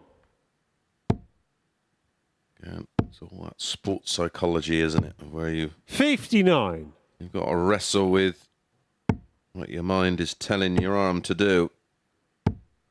41. It starts to become a headache, doesn't it? Yeah. 134. What I often say, I'll find myself saying to myself, here we go again. 180. Yes, you do say, here we go again. Even as recently as last Sunday against a 57. certain Mr. Leonard Gates, I was like, well. When he came in here on Monday and played like he did, you must have 100. been watching that and thinking, wow. Yeah. Oh, yeah. Well, it was slightly more colourful than wow. 99. That's all we can use here at the MODUS Super Series commentary box. Whilst 60. live. Yellow, you require 152. Well, the only sort of solace I took is that it was 10-9 in legs. 82. Chris, you require And I 120. pushed him all the way and he went on to win it. So Game shot on the this is third beautiful. lane. Chris Landman. But sometimes I'm a great believer in destiny, and listen, Mark Dubbridge played beautifully Fourth leg, it's against Chris him to and throw first. Game didn't on. get the win. And Robert Thornton averaged nearly 9 points 100. more than him and didn't get the win. I remember watching Robert being very animated in that game, which he does. 140. But I think that one he was more animated than usual. Well, I think when you 85.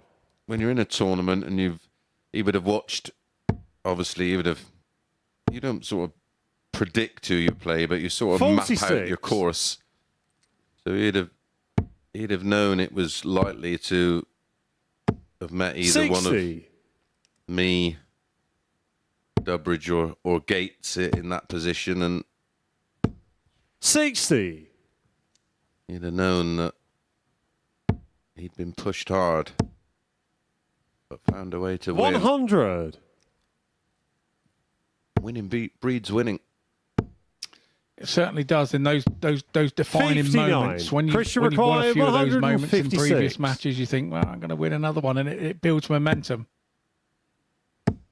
This 60. is where the Super Series is so different from anything that's normal. You can build momentum, and you see people win 5 out of 5, but also when you're playing 5 games in a day, you're waiting for the one 55. to go wrong in a particular Christian group stage. required It's like a monkey off 96. your back if it doesn't go your way. Yeah. Spot on. Single 16. 56. Well, he's Yellow, you forcing require Klassen here to win it. 141. To stay in it and take out a 1-4-1. So Landman, normally 43. so reliable on tops, Pressure required, needs it 40. here for 4-0.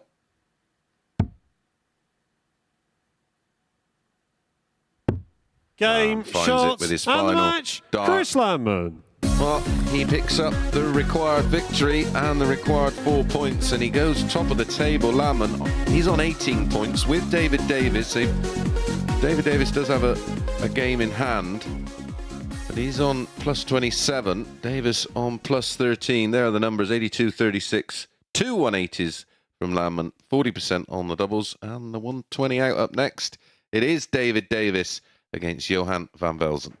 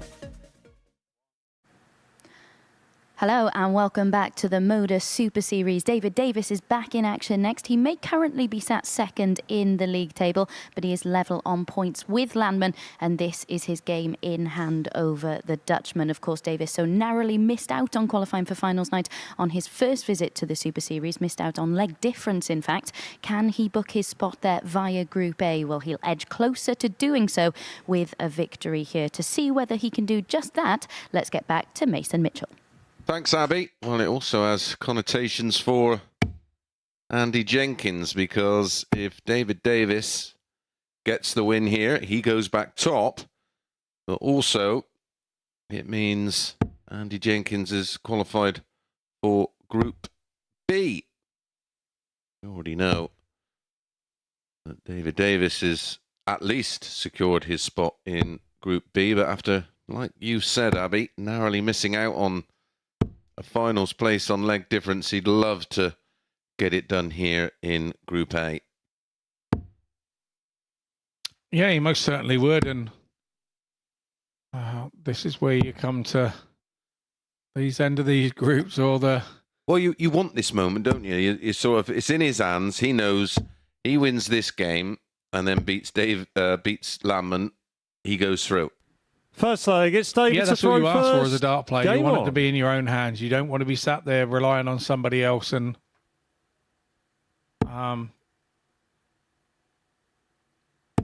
it makes you as a person. It makes you as a dart player. It makes these situations. 40. The more times you get in them, the more you develop yourself as a dart player.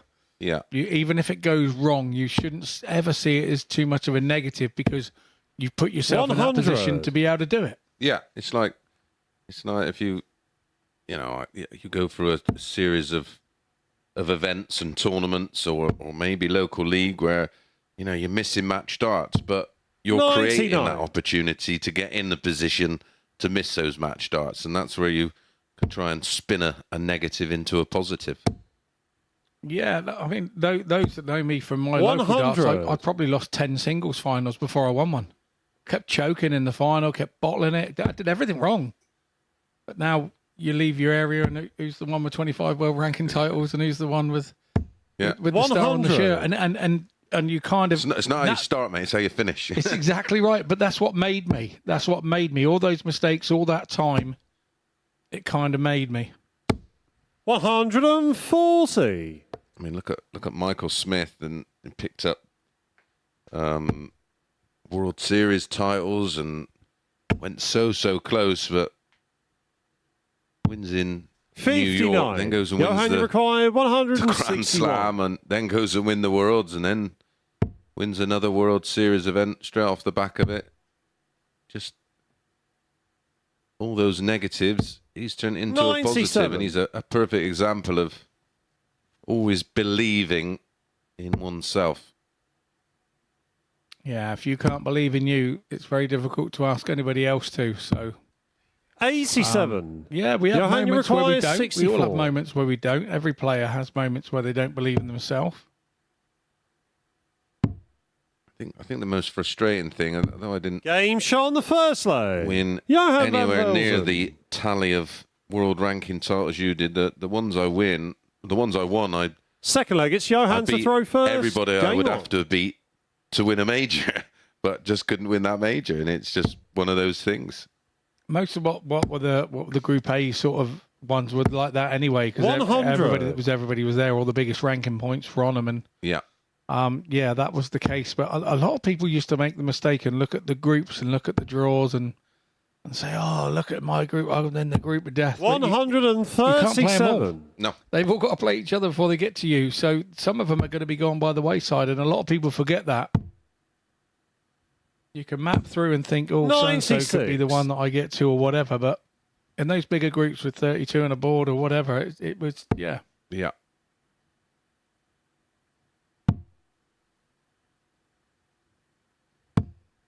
$42.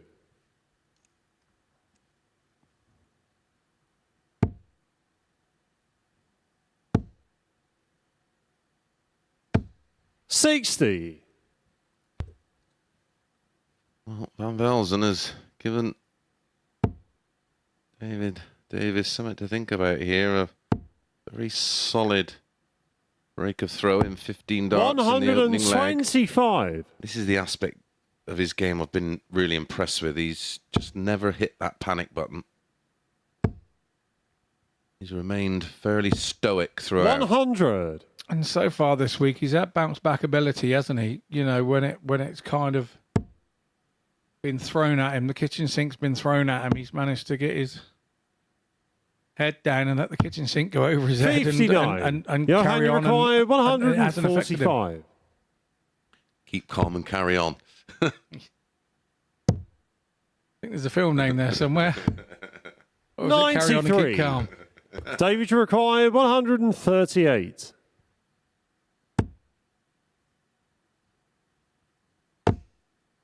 Yeah, opted to stay there because it was a beautiful lie. It was middle. The dart was sat up perfectly. 98. Just begging for a Johan bedfellow. required 52. And you're just double guessing that he's going to get a double here. Oh, a big 5 there. 7, so it's 1 dart at tops. 12. Huge mistake. It David, just you require throws your head, 40. doesn't it? It just shows your psyche.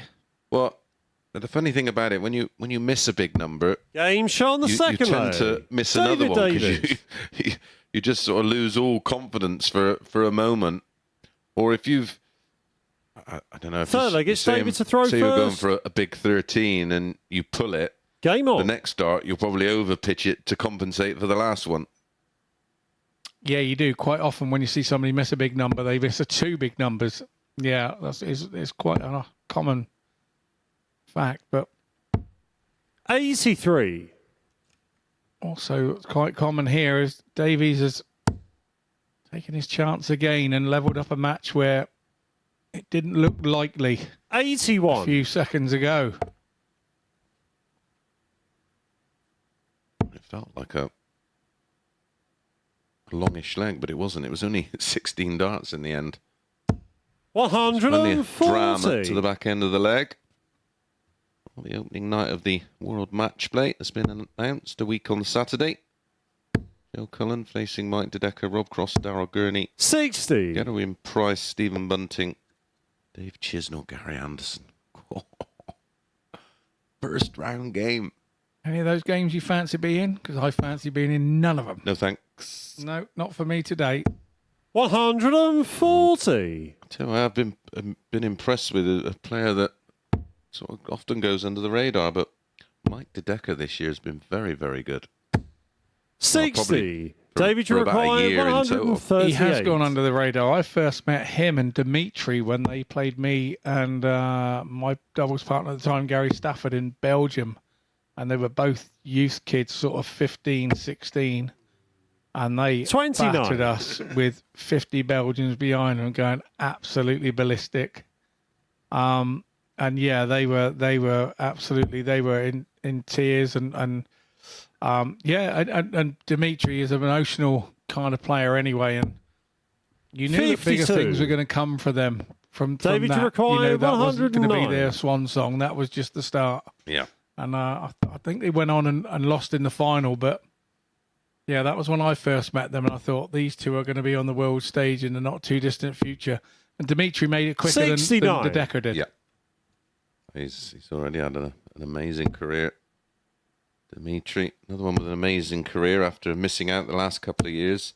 100. Steve Beaton returns. Now, this is one for you, David required Scott. 40. Steve Beaton made his debut at the match play against me in 1998. Nice. That couldn't have, I mean, when And did now he's playing again in a couple of weeks. No Amazing. score. he really has had a resurgence in Johan, the you last require 18 months or so, 148. and he had to because to keep his card. And I was still there, and the way that he kept his card was, he really didn't look flustered. Other players like 81. myself were walking around the room David, scratching their heads, require going, "We've got to 40. win this. We've got to win this." And Steve was doing nothing different. No, he's been amazing. Career that's had incredible Game shot on longevity. the third leg. Although with that David very Davis. uncomplicated throw, I'm not surprised. But yeah, I was Fourth leg, it's about a year Johan to ago. throw I first. Game on. was having a chat with him. I was teasing him a little bit, and I said, "Oh, don't worry, mate. Bit of seniors, bit of Super Series. You'll be all right, pal. 140. He sort of gave me a dead-eyed look, and then he had that amazing run at a Players' Championship, and he's been doing brilliant, hasn't he, in the Euro Tour and everywhere else. Said, not quite ready for the seniors yet, then, pal. And he said, 83. no, not quite yet. No. So, well, I said, you wouldn't be welcome anyway. Far too good. Absolutely. Absolutely. Just 66. Just a nice character, and I don't know anybody that don't like him. no, and I think his sponsor's been with him since day dot, hasn't he? Robert and Yeah. Robert Wigley. So 96. this group has been on his shirt. I can't remember a shirt without it on, to be honest. Another nice fella.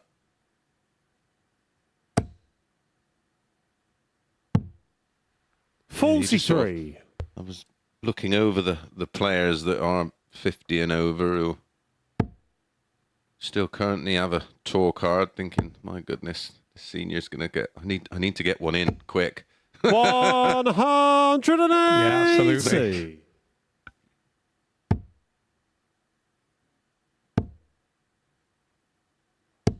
100.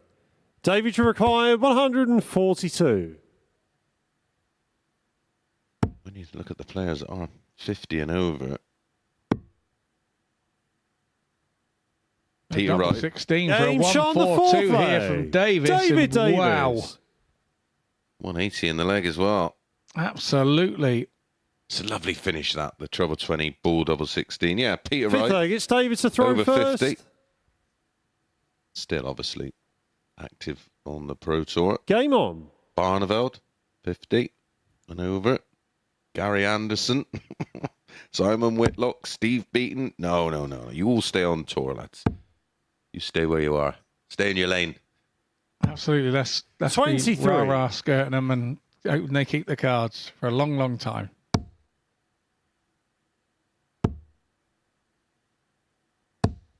$140.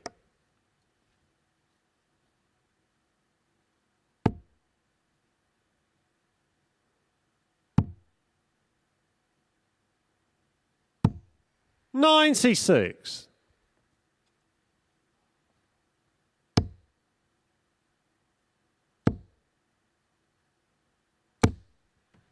$50. Brendan Dolan's 50 this year. He can stay where he is as well. Brennan Dolan's younger than me. Oh, that's nice.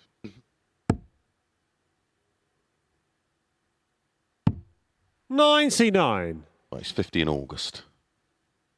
August the 2nd.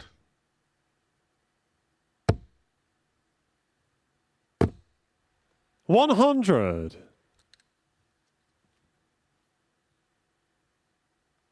Dean Winstanley's the one. He looks about 58 and he's only 42 or something. Bless him. Sorry, Dino, if you're watching. My dear buddy. We used to do little lineups when we would go to a country, and I'd line up with him and somebody else to say, right, who's the oldest? And they'd all point at Dean, and he was the youngest by about 10 years. 137. Although still one of the most incredible celebrations from doing a 9. 78. Great moment in his career, that. Johan, you require 74. Is it true that he got fined for running off the stage and out of camera shot? Probably.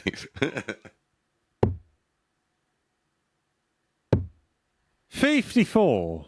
Oh, he's at a 142. David, you require Can he win it with a 122. 122? That's a single. Needs a treble. Not this time. He'll stay there. 54 leaves 32. 48. Johan, you require 20. I think unlucky for more is the call there. Johan, 10. well, he couldn't have got any closer. He walked up there and put that in by hand. David, you require That 74. was unfortunate for Johan, but Davies now should get a dart at tops. Ooh, big error. Commentators curse, and also the first time I think that I've seen Davies losers 34. focus there a little bit this week. Johan, you require 10.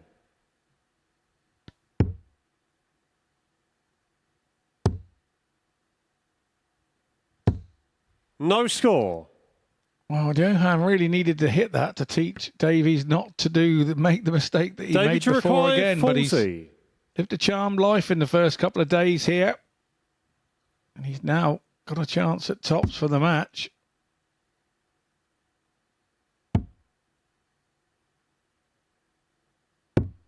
$30.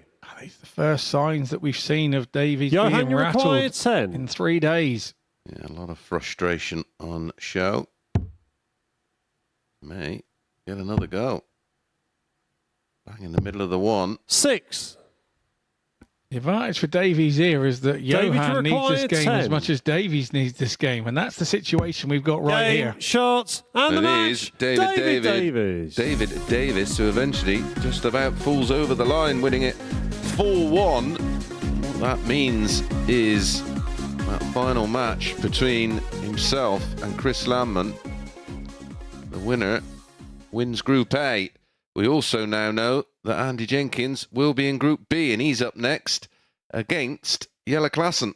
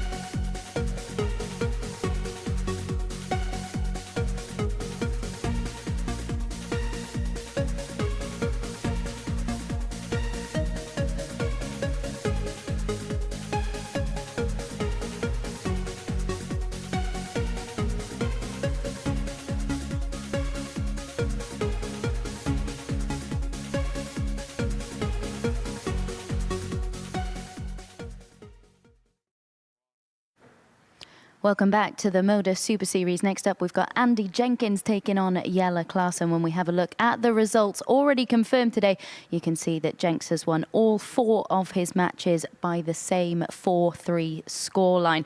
We can now confirm as well that Jenks will be playing in Group B on Thursday and Friday. He's back in action next against Klassen, who will be competing in Group C for the remainder of the week, along with Van Velzen and Bega. Jenks has won all 4 of his matches, as I mentioned, and looking to complete the perfect day against an opponent he has already beaten twice this week. Can he make it 5 from 5 and sign off on a high, or will Jelle pick up a confidence-boosting win heading into tomorrow afternoon's session? The boys in comms are ready to talk you through the action, so let's get into it. Yeah, thanks, Abby. I think probably First when I look at leg, that it's table Jelle to now throw where it's sat first. with Landman Game and on. Davies at the top, the ADC people are going to be really happy because they're their representatives that have come in this week. And even when you 99. think of Van Velzen, overnight, the top 3 were all ADC qualifiers. Yeah, absolutely. I mean, Van Velzen isn't, 40. ultimately could finish just a couple of points off of that 3rd position. 58. Andy Jenkins, it's just relief to have somehow rescued the situation. He's 4 from 4 today. 26. And on Monday and Tuesday, won his opening game and then didn't win a game until his final one. 44. Tuesday did the same. He's off to a 45. dear friend's funeral at the conclusion of this game.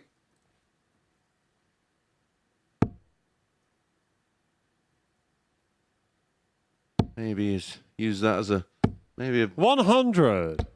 bit of motivation today. Yeah, I think so. 134.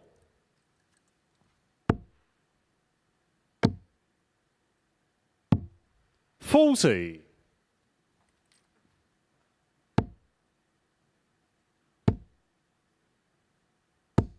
100. Yellow, you require 160.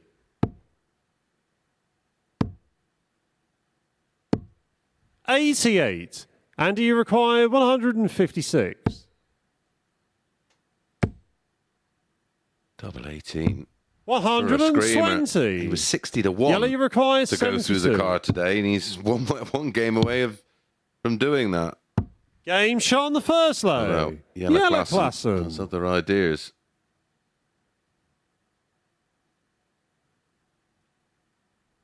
Second leg, it's Andy to throw first. Game on.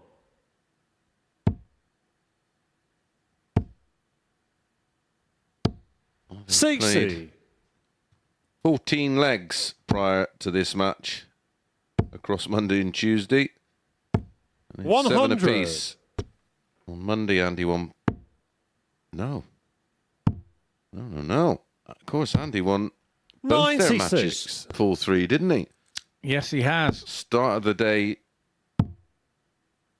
on Tuesday, and 93. the final match of the day on Monday.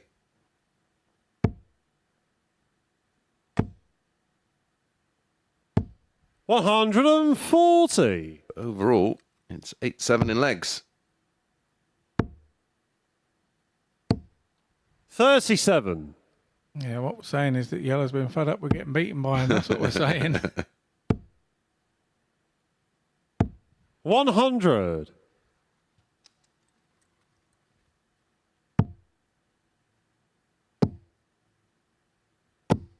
171. Andy, you require We had 105. one of those situations where they were all dragged to the floor. Tops. Game shot on the second Well, I leg. can assure you the Andy 8 was Jenkins. a happy accident in the end. Because he would have been looking at the 16 Third for leg, it's double Yellow to 16, but throw a lovely first. shot under pressure. Remember, he missed double 18 for a 156 in leg 1. 58.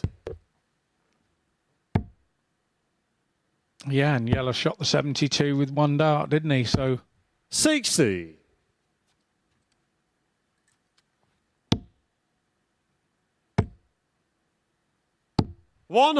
177. another big treble visit from Klassen. 58. As Abby said on balcony, this would be a morale boosting win for Yellow going into 58. Thursday.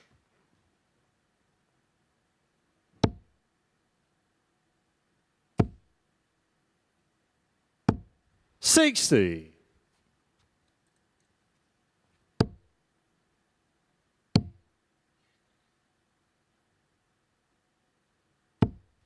68. Good recovery.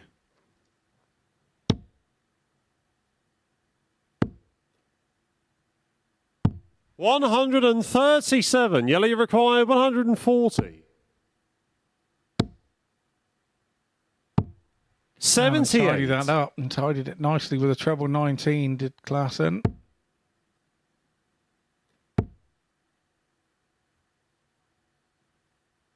Good ball. Could go treble 19.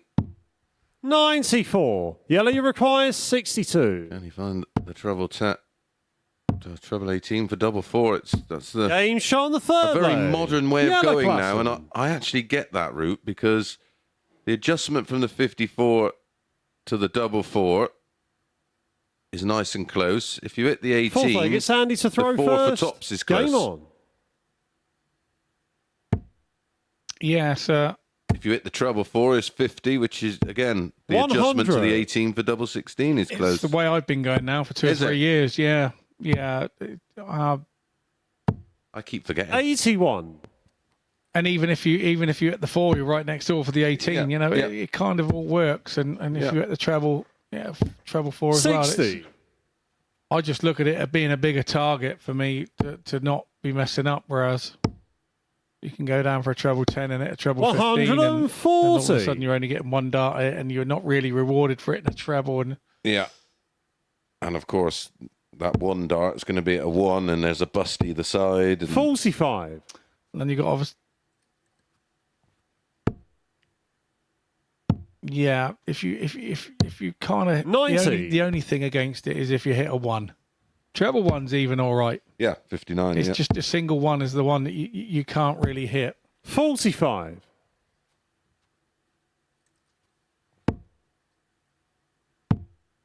Unless you're James Wade, you go 42 for double 10 anyway. 134. You go treble 14 for double 10. James Wade's one of his preferred routes. 23. Yellow, you require 56.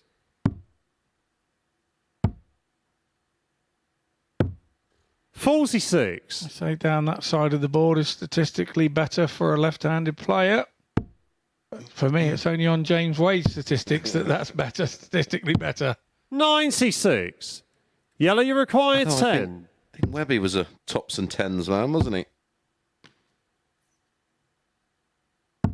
6. Andy, you require Yeah, very much so. 132. Treble 19 and ball. Yes, wants the ball. 82. I'm not sure whether that was anywhere Yellow, you near it or require not. 4. Game shot on the 4th leg. Yellow Klassen.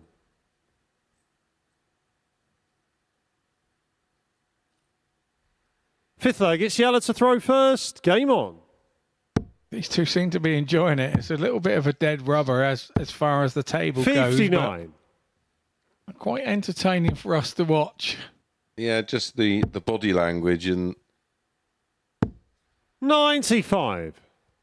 I think Andy said something after leg 3 as he went back and went to the table, and Yellow was stood there waiting to 58. throw with a smile on his face. So, yeah, it's being quite jovial up there, I think.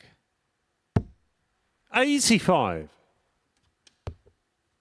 it was always going to be tough for Andy to have that sort 98. of dead-eye motivation in this match after seeing Van Velzen lose to David Davis, because he knew 100.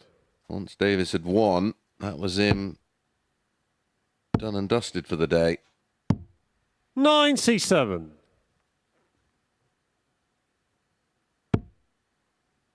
Been a good effort from Jenks today. Credit where it's due. 60.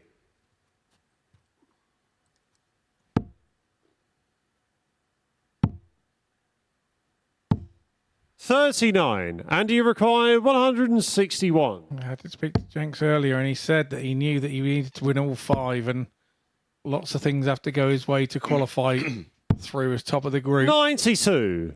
Felt the Yellow, you damage had already require been done to stop him 150. doing that, and so And he I think- and he was right. and he's relaxed more today and played better, 92. or hit his doubles better. Let's put it that way. Yeah, definitely. And he requires 69.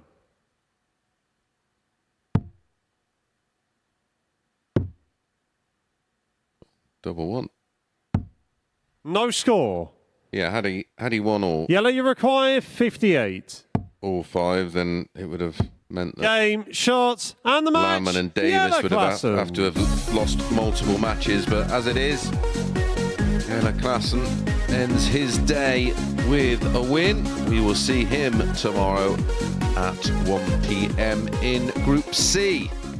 And the next two up we'll also be seeing in Group C. Johan van Velzen takes on Robin Beeger.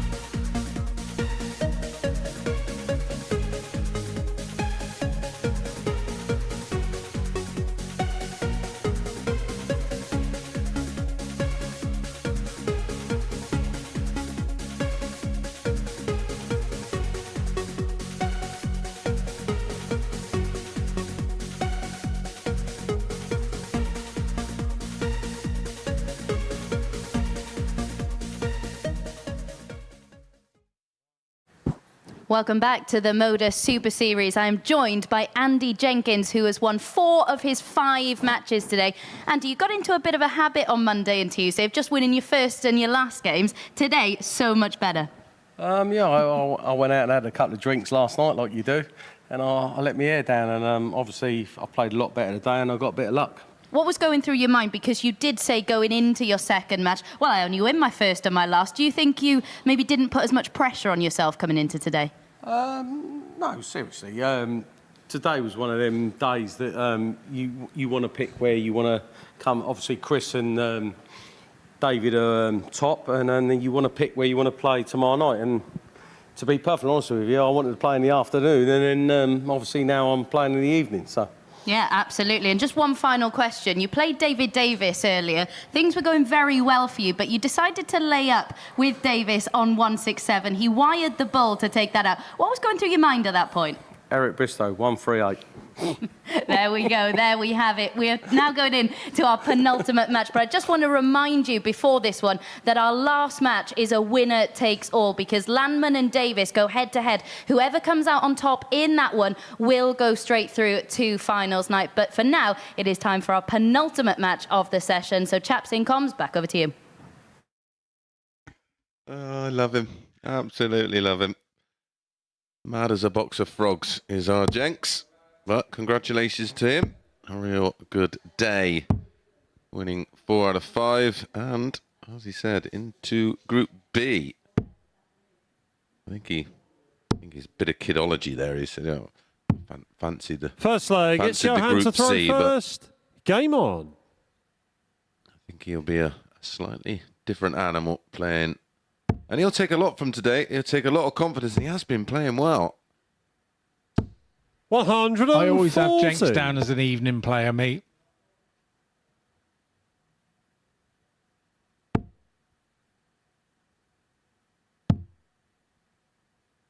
Give it a rest tomorrow during the 43. day. You never know. You might even go back to work tomorrow during the day. Yeah. Who knows?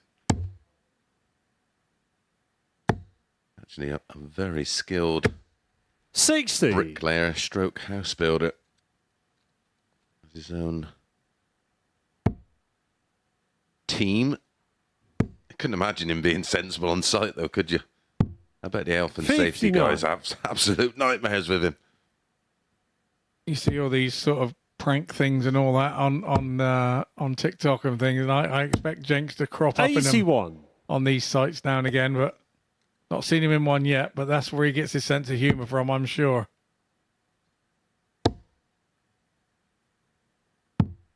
99.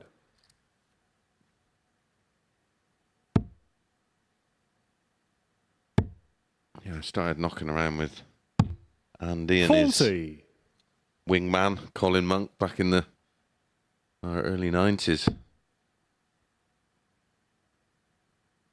I'm still alive. 60.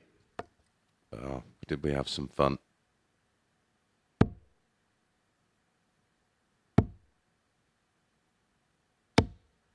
I've not 60. seen Colin in a while, but when we do, he's a jovial character as well. So I Yeah, can't imagine the three of you together. Yeah, well, that was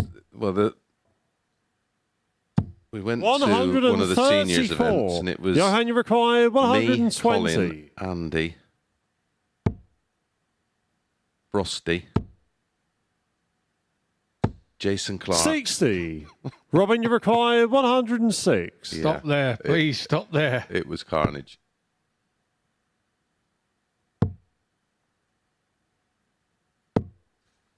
$39. Like we said before, the seniors Johan, you is a require different. 60. It's like a reunion yeah. tournament, isn't it? That's what I say to him. It's like Aim shot on the first leg. it's like Johan van a Velzen. school of the 90s reunion. Second leg, it's Robin to throw first. Game on.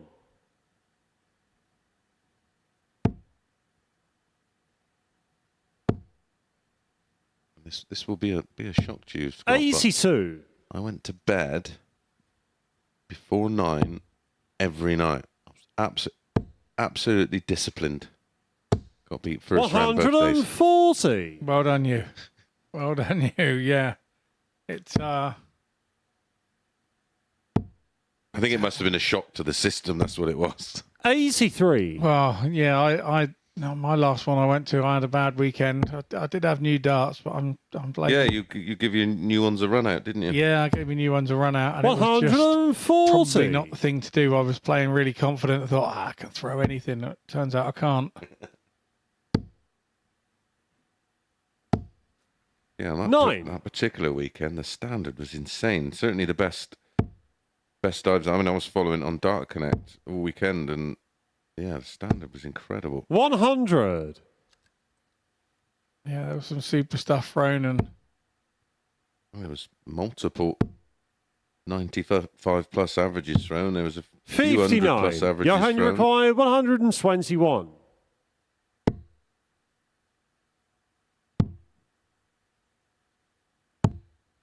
so 45. I'm looking forward to the next one.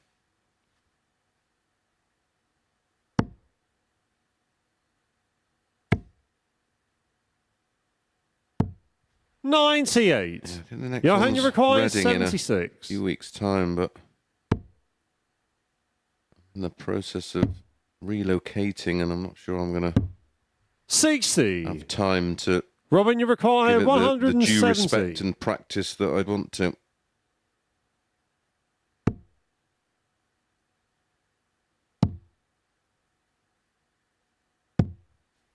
$56. Johan, you require 16.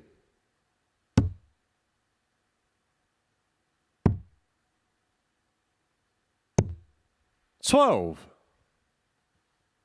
So Vega gets a chance here at the Robin, you require 114. 114. Yeah, I'd hope to see him have a bit of success towards the back end of the day, just to give him a bit of confidence going into Thursday and 74. Friday. Johan, you require 4.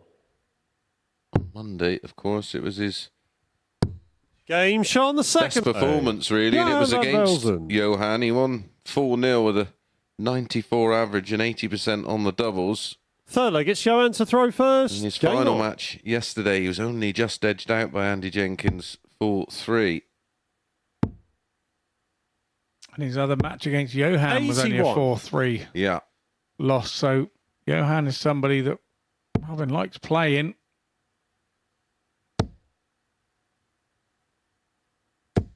$140.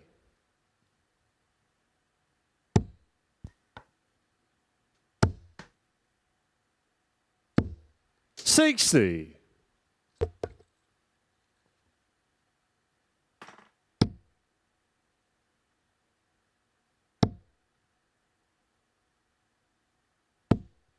$100. Vega started this leg a little better. 140, 100. 100. Like we say, I think it will do him good tomorrow to know he knows what group he's going to be in now and exactly where he's 83. going to end up. And he'll be looking forward, starting on 0, 60. getting another bite at the cherry. And that's the lovable thing about this MODUS Super Series. Yeah, it's just having 100. that opportunity to reset, isn't it? And just start from scratch. There's nothing worse when you're trailing in the table and 100. you just know you're too far. Robin, you require 78. Too far drift to close the gap.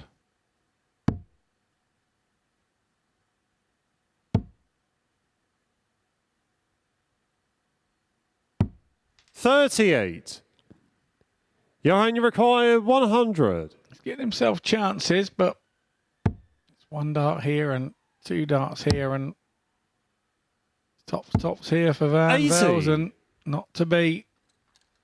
Robin, you require 40.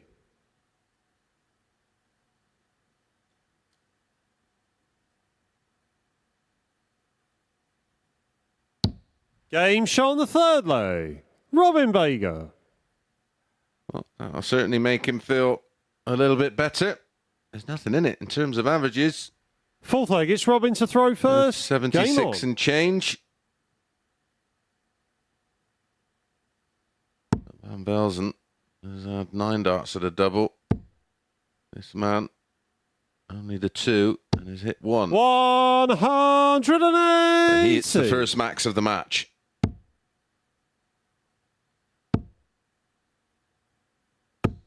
$24.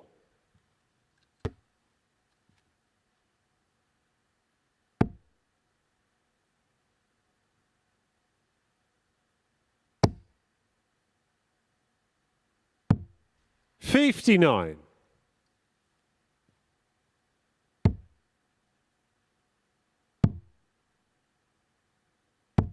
$93. Van Velzen chasing around the board to find a treble and finally gets one with his third dart with the treble 18. 81. Vega does exactly the same. Picks up a treble with his last. Having a little chase round. 125. I think that Vega needs to turn the corner here if he has any inhibitions of winning this leg. 81. That's okay. Leaves him a square ton for 2-2.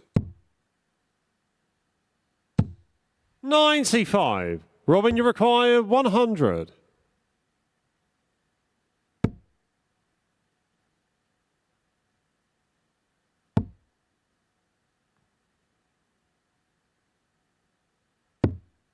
$80.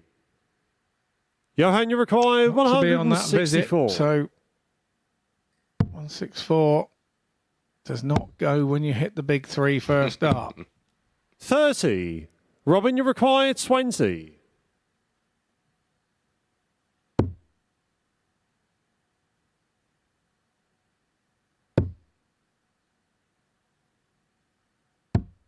$15. Johan, you require 134. Once again, 100 the chances. Vega 98. Can't afford Robin, you require 5. any more mistakes. Van Belzen leaving himself double 18.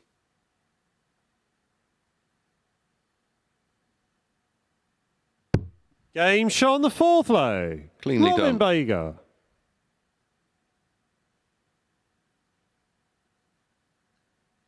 Fifth leg, it's Johan to throw first. Game on.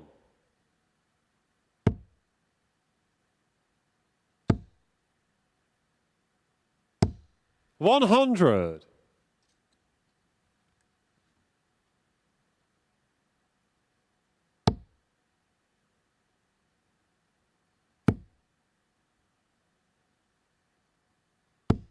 $140.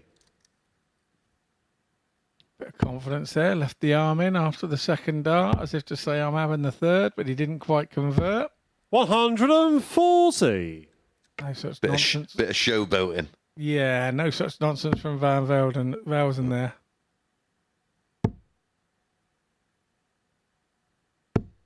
$100.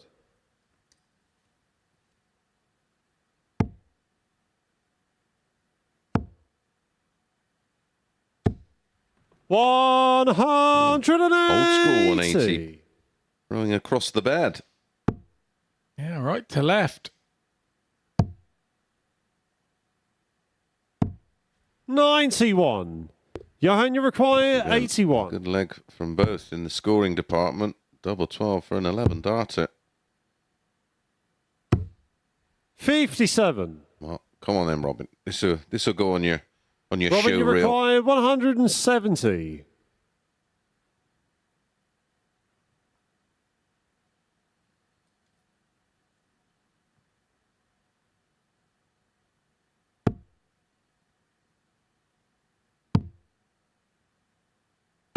$134. Johan, you require 24. He's on a double after 12. The double trouble continues. 18. That was nowhere near. That didn't bounce out of the wire of the double. It bounced out the... Robin, you require number. 36.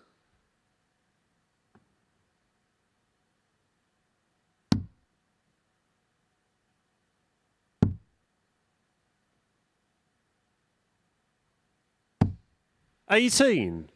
And there's nothing more frustrating. You have a good visit to pressure Yeah, and you the require opponent's 6. double. They miss, and then so do you.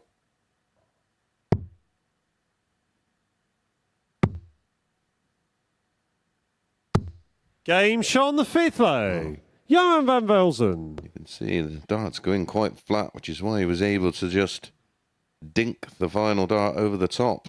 6th leg, it's Robin to throw It's like first. he dropped Game it on. onto the top of the 2 lead there. Yeah, exactly. You can do that in exhibitions, can't you? When you want somebody to hit, you run around the room, get 20 sets of darts, put them all in an angle at the double, just throw it in that hole, and they miss it, don't they? Yeah. By a mile. But yeah, that was well used on his other darts. 140.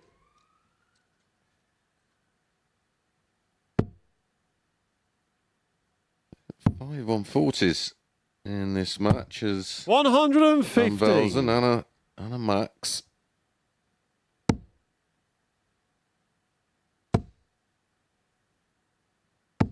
$140. I think that's 6.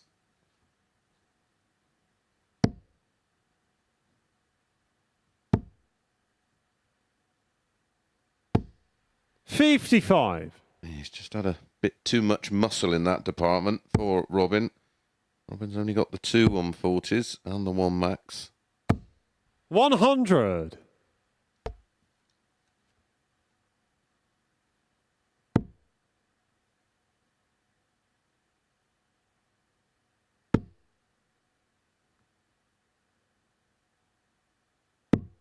$65. Johan, you require 121. Treble 13 leaves double 16. Treble 17 for double 10. Interesting. 78. Yeah, Robin, a you bit of a hash of require it there in the end, but 170.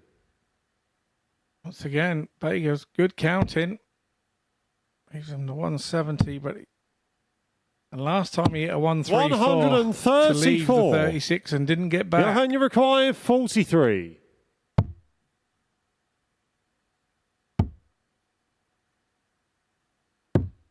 $33. A bit of darting deja vu. Robin, you require 36. And he hit it this time. That should be a good guide. Well, he's got 2 of them. Game shot on the 6th leg. Very much like Robin the double Baker. 3 in the leg before.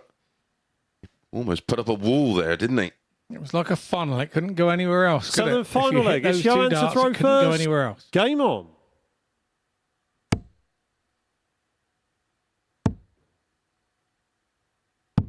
$99.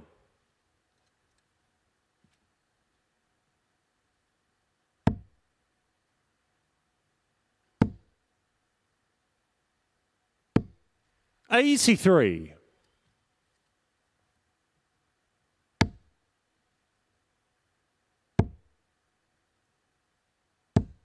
$100. He'll take that in a deciding leg. 99 and a ton. As an opening gambit. 60.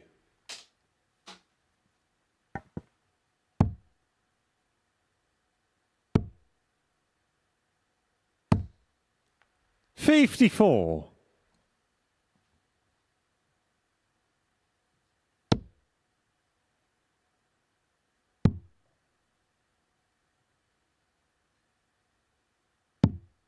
$58.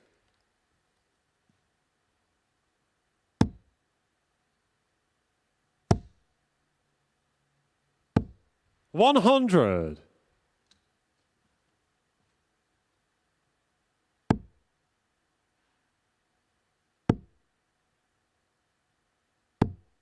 $58. Johan, you require 148.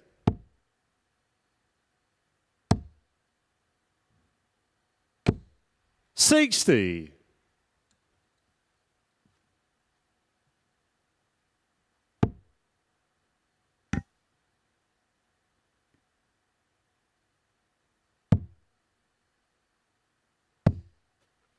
21. Johan, you require 88. So no need to go the route for the ball. He will stay there. 84.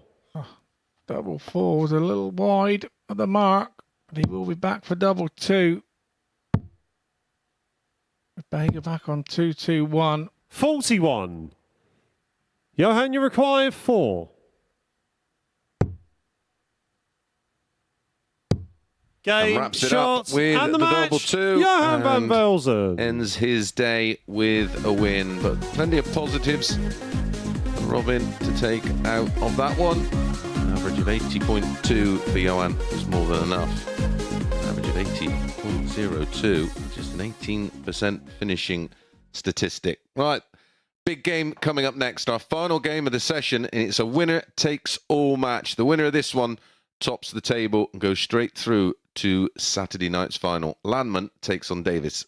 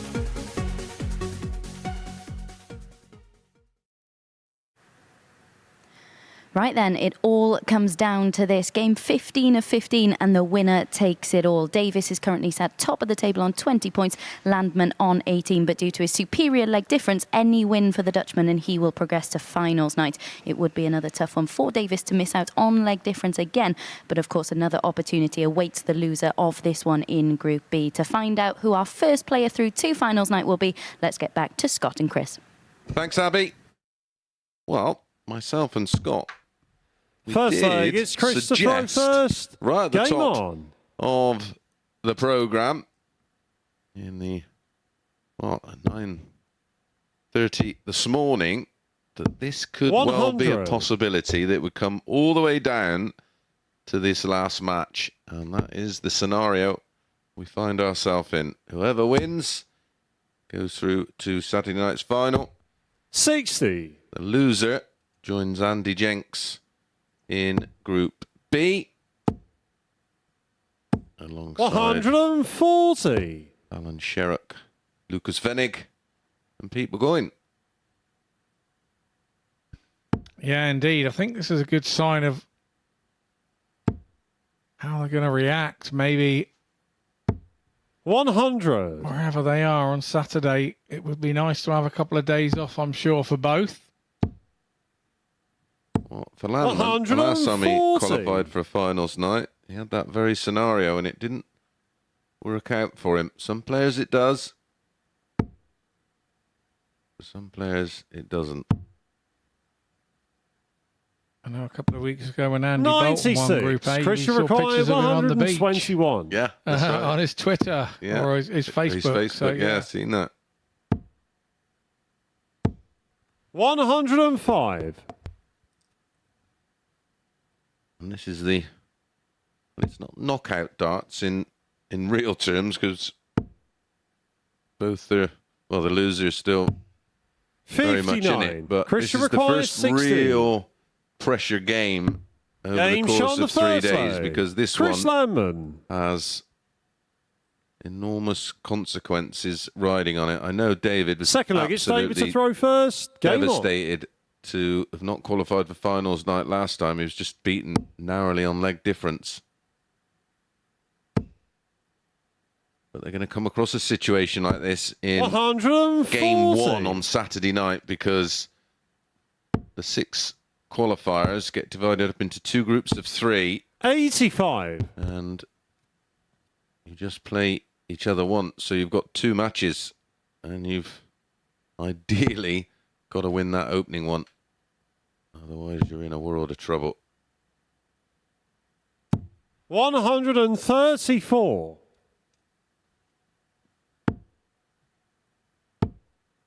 Will be a similar pressure 45. to what they're feeling here.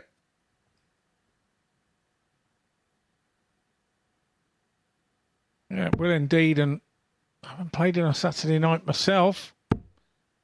This is like the prequel to the Saturday night. The Saturday night is a very 91. different game to play.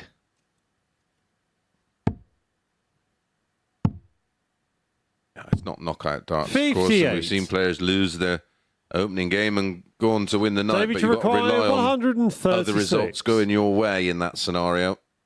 So But more often than not on the Saturday night, you really need to win your first game to get you in Yeah. the zone and get you moving. just takes the pressure off completely. 8 for a beauty. 128. You had a nice message from an old pal of ours, didn't you? Yeah. Dean Allsop sent me a message. 99. Hello, Dean. If you're David, listening you and watching, require you obviously 8. are. But yeah, you're welcome. Come on along and join us on the seniors, mate. You're 50 in August. You still look like you're only about 18 years old, young man. Yeah, be great to see your old pal. It's been a few years. 4.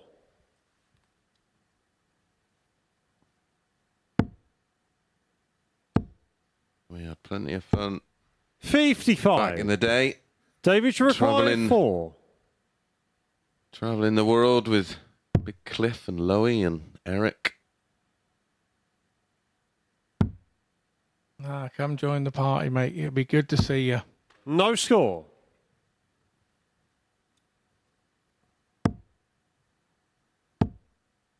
Good buster throw there for Davies. 75. He's going back to double 2. David, you require 4. You feel that he needs to hit it now. Game shot on the second And does. leg. David Davis. One apiece.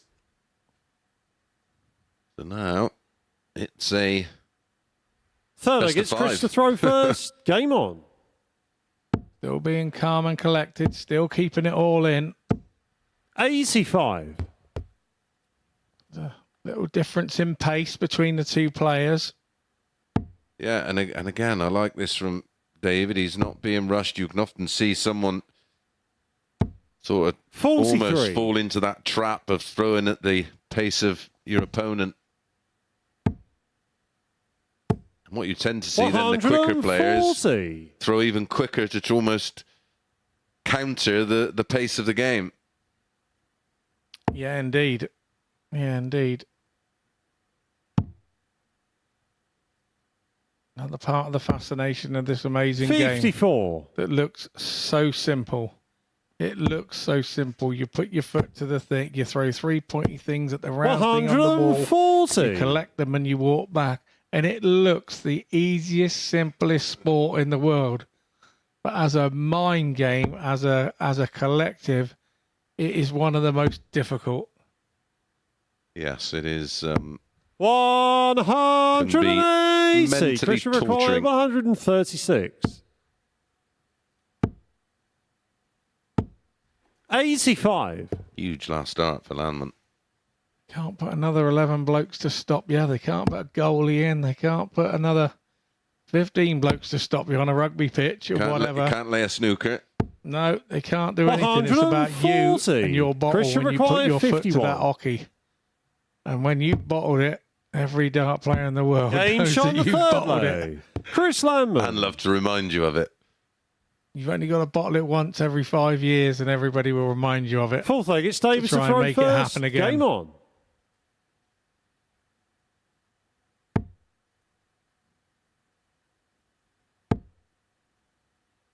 Landman holds throw there in 14 darts. 81.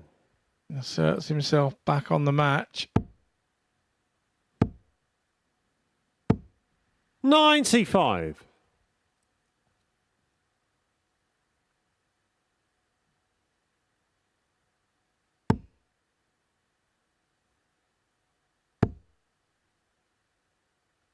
David Davis just won't go away. 95. No, like I say, it's a calm and collected trait.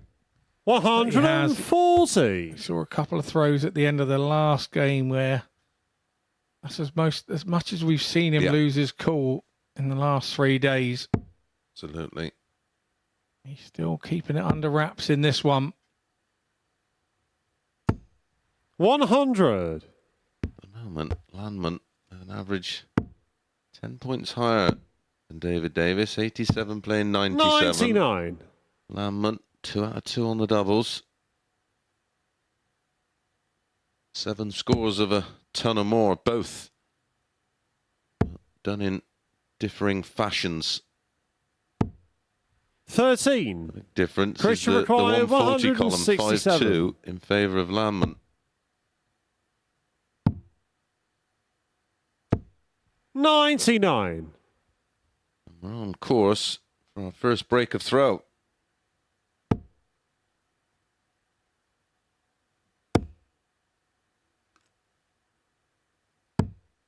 $94. Christian Pick up from requires Davies 68. there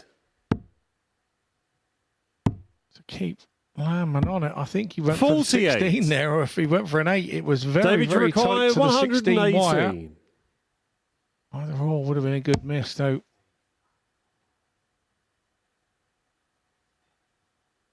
Davies there needed 20 as a minimum requirement, as we all know. 78.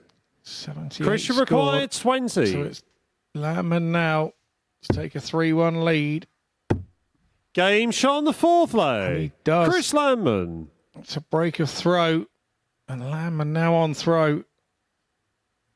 3-1 is surely favourite. Fifth leg, it's Chris to to throw top first. the group. Game on.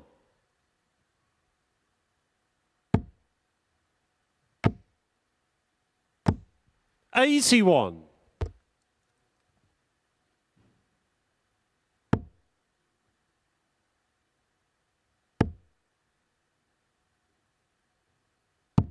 $97.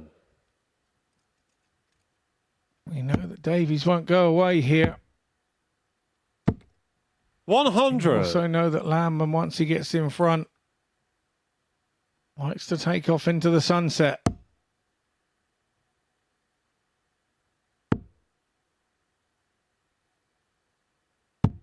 $82. Another good pickup there from Davies. Landman. Oh, super stuff from Landman. 123.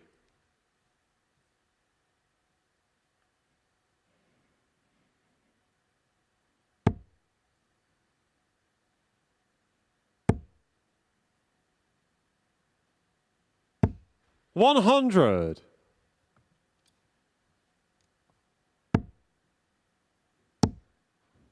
Landman back in that red bit again. 99. Just turning a couple of corners there. Making Davies feel he needs a big one. Now we're in a situation where 9-7, he's got to go downstairs to take the 7 off, 82. and that's a good hit. Christian required 98. So it's 98 for Lamb, and he's looking at his score. I think you've got to go for it, Chris. 82. He didn't listen. David, you require 140. It's 140 for David Davis. That one looks a perfect marker.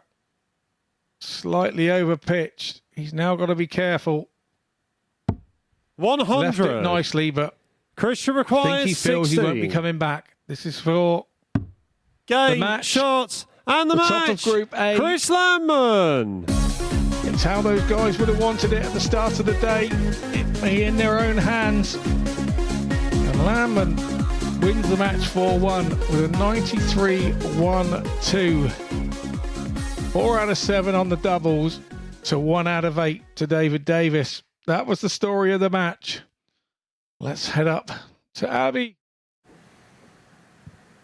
Yeah, thank you very much indeed, Scott. So we do have confirmation of our first player through to finals night. It is, as we predicted it, isn't it? Yeah, he was definitely just about the better player of the two in the end, and certainly the better player of the two in that final match. Good numbers, good finishing percentage, good averages.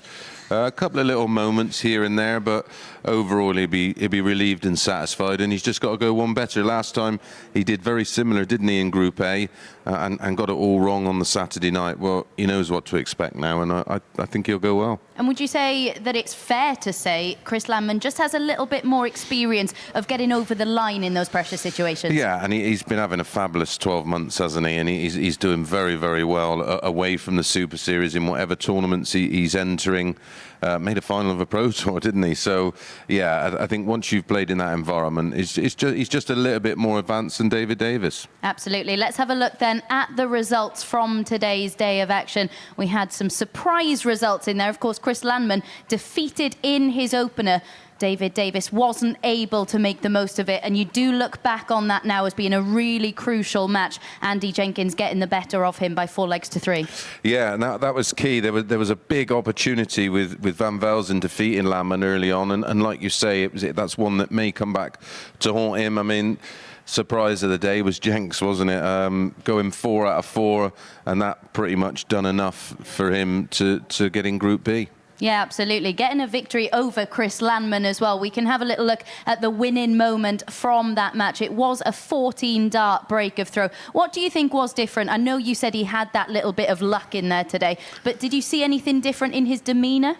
Yeah, I think so. I think he just sort of got bogged down on Monday because he started the day very well, didn't he? 96.67 average, looked comfortable in doing it, then had a ragged game and wasn't able to shake that off until the final game, and he did identical on Tuesday. And I think he came in here with just a bit of a blank mind and, you know, a blank canvas, and thought, right, let's just get stuck in and see what can happen. And yeah, some great results for him, and it's a good result getting into Group B. Yeah, absolutely. Played with a bit more freedom, and as a result, as Chris mentioned, is into Group B. Took out a fantastic 145 against Bager as well, didn't he? The joint second highest checkout of the day. Jenks is most certainly back. Yeah, and he had some good moments, some good scoring phases, a good few 180s, and like you say, he just looked a different player today, and got a bit of luck, which you always need. Well, a bit of good fortune.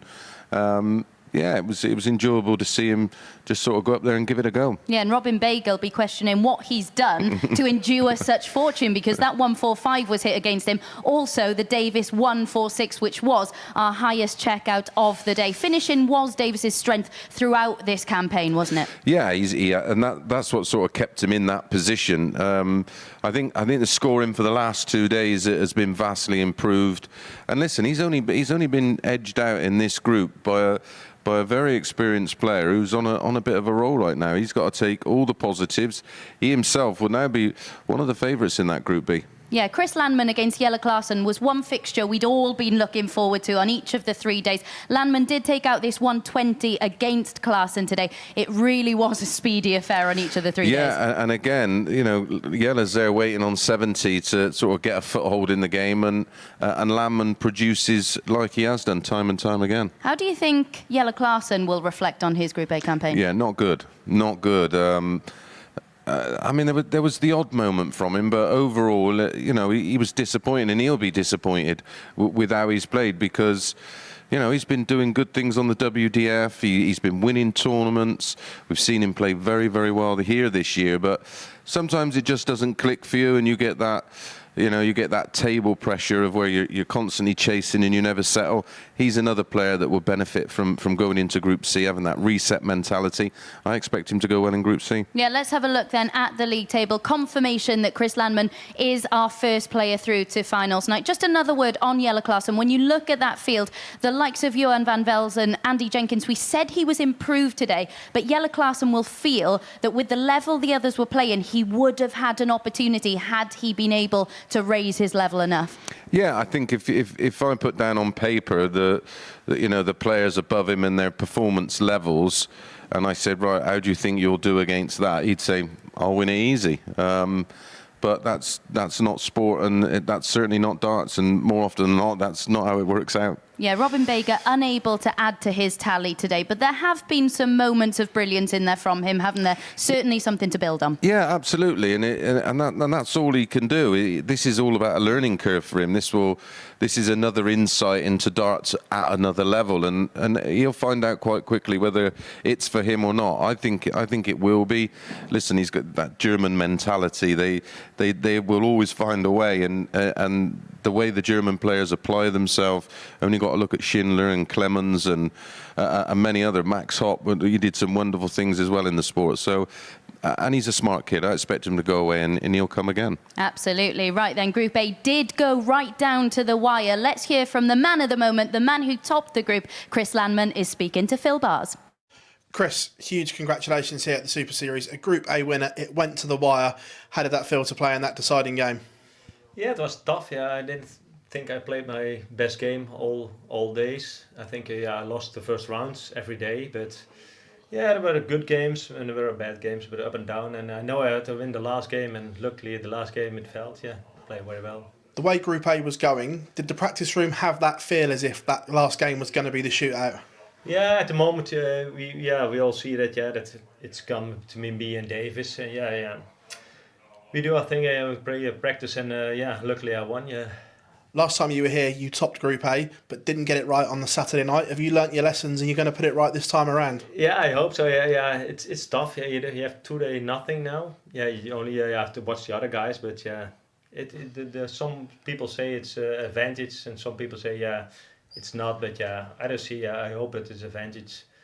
I also played it. It's always nice to play on Saturday, so that's a good thing. And we'll see. I hope I play better as the next time. You're here representing ADC Europe as well. Yeah. It's really taken off in Holland and continental Europe. Is it a place where it's the place to be to play darts now? I think so. Yeah, I think ADC is now growing up. I think it's the first time for me. The first 2 times I was here was gewoon locally, but yeah, I think it's growing up. Yeah, ADC. Yeah. And between now and Saturday, you're going to have a practice here, going to come in between sessions just to tick the arm over? Yeah, I think I'm going to watch maybe to the pub and practice. Yeah, I didn't do the last thing. I did 2 days, I do nothing, but it didn't help this. So maybe I now go for a practice, and see how that's going. Well, Chris, congratulations on topping Group A, and we'll see you on Saturday night for the finals. Yeah, thank you. Excellent to hear from our first finalist there. Let's have a look then at the draw bracket. We do have our first player through to Saturday night. Chris Landman, the ADC qualifier, is through. When you look at groups B and C, of course, we do have a late replacement. Pete Burgoyne is replacing Nathan Gervin, who's sadly had to withdraw from this week's action. Who are you most looking forward to seeing? I'm looking forward to seeing the return of Lucas Venig. I was very impressed with him last time. He qualified, of course, for Champions Week, and then chose to go on he got an invite into the Pro Tour, didn't he? So he went and did that, which I'm not sure on reflection was the right decision, especially how his weekend went. But yeah, looking forward to seeing where Fallon's game is going into next week's Women's World Match Play. And Cam Crabtree is another exciting young talent who's going very well on the Challenge Tour. Yeah, he's also picked up quite a few decent victories in Players' Championship events as well, beating the likes of Damon Heta and Martin Schindler. But Fallon Sherrock, another name especially, she picked up one of the 4 women's series titles during the last block of events in Hildesheim, playing very well indeed. And she seems to have that hunger back. She seems to be enjoying her darts again, doesn't she? Yeah, and she looks like she's putting a bit of work in, and I think that's the one key thing with Fallon. I think if she applies herself and practices, she will get results. But it's been a quiet couple of weeks for her, hasn't it? Winning on the women's series, a 9-darter and some MBE thingy. Yeah, absolutely. I don't know. I think one or two of you may have heard about that, but it will be really intriguing to see how she fares here ahead, of course, of the defence of her women's match play title. So you won't want to miss that. We'll be back, of course, from 1 p.m. tomorrow afternoon. Make sure you come and join us for the start of Group C.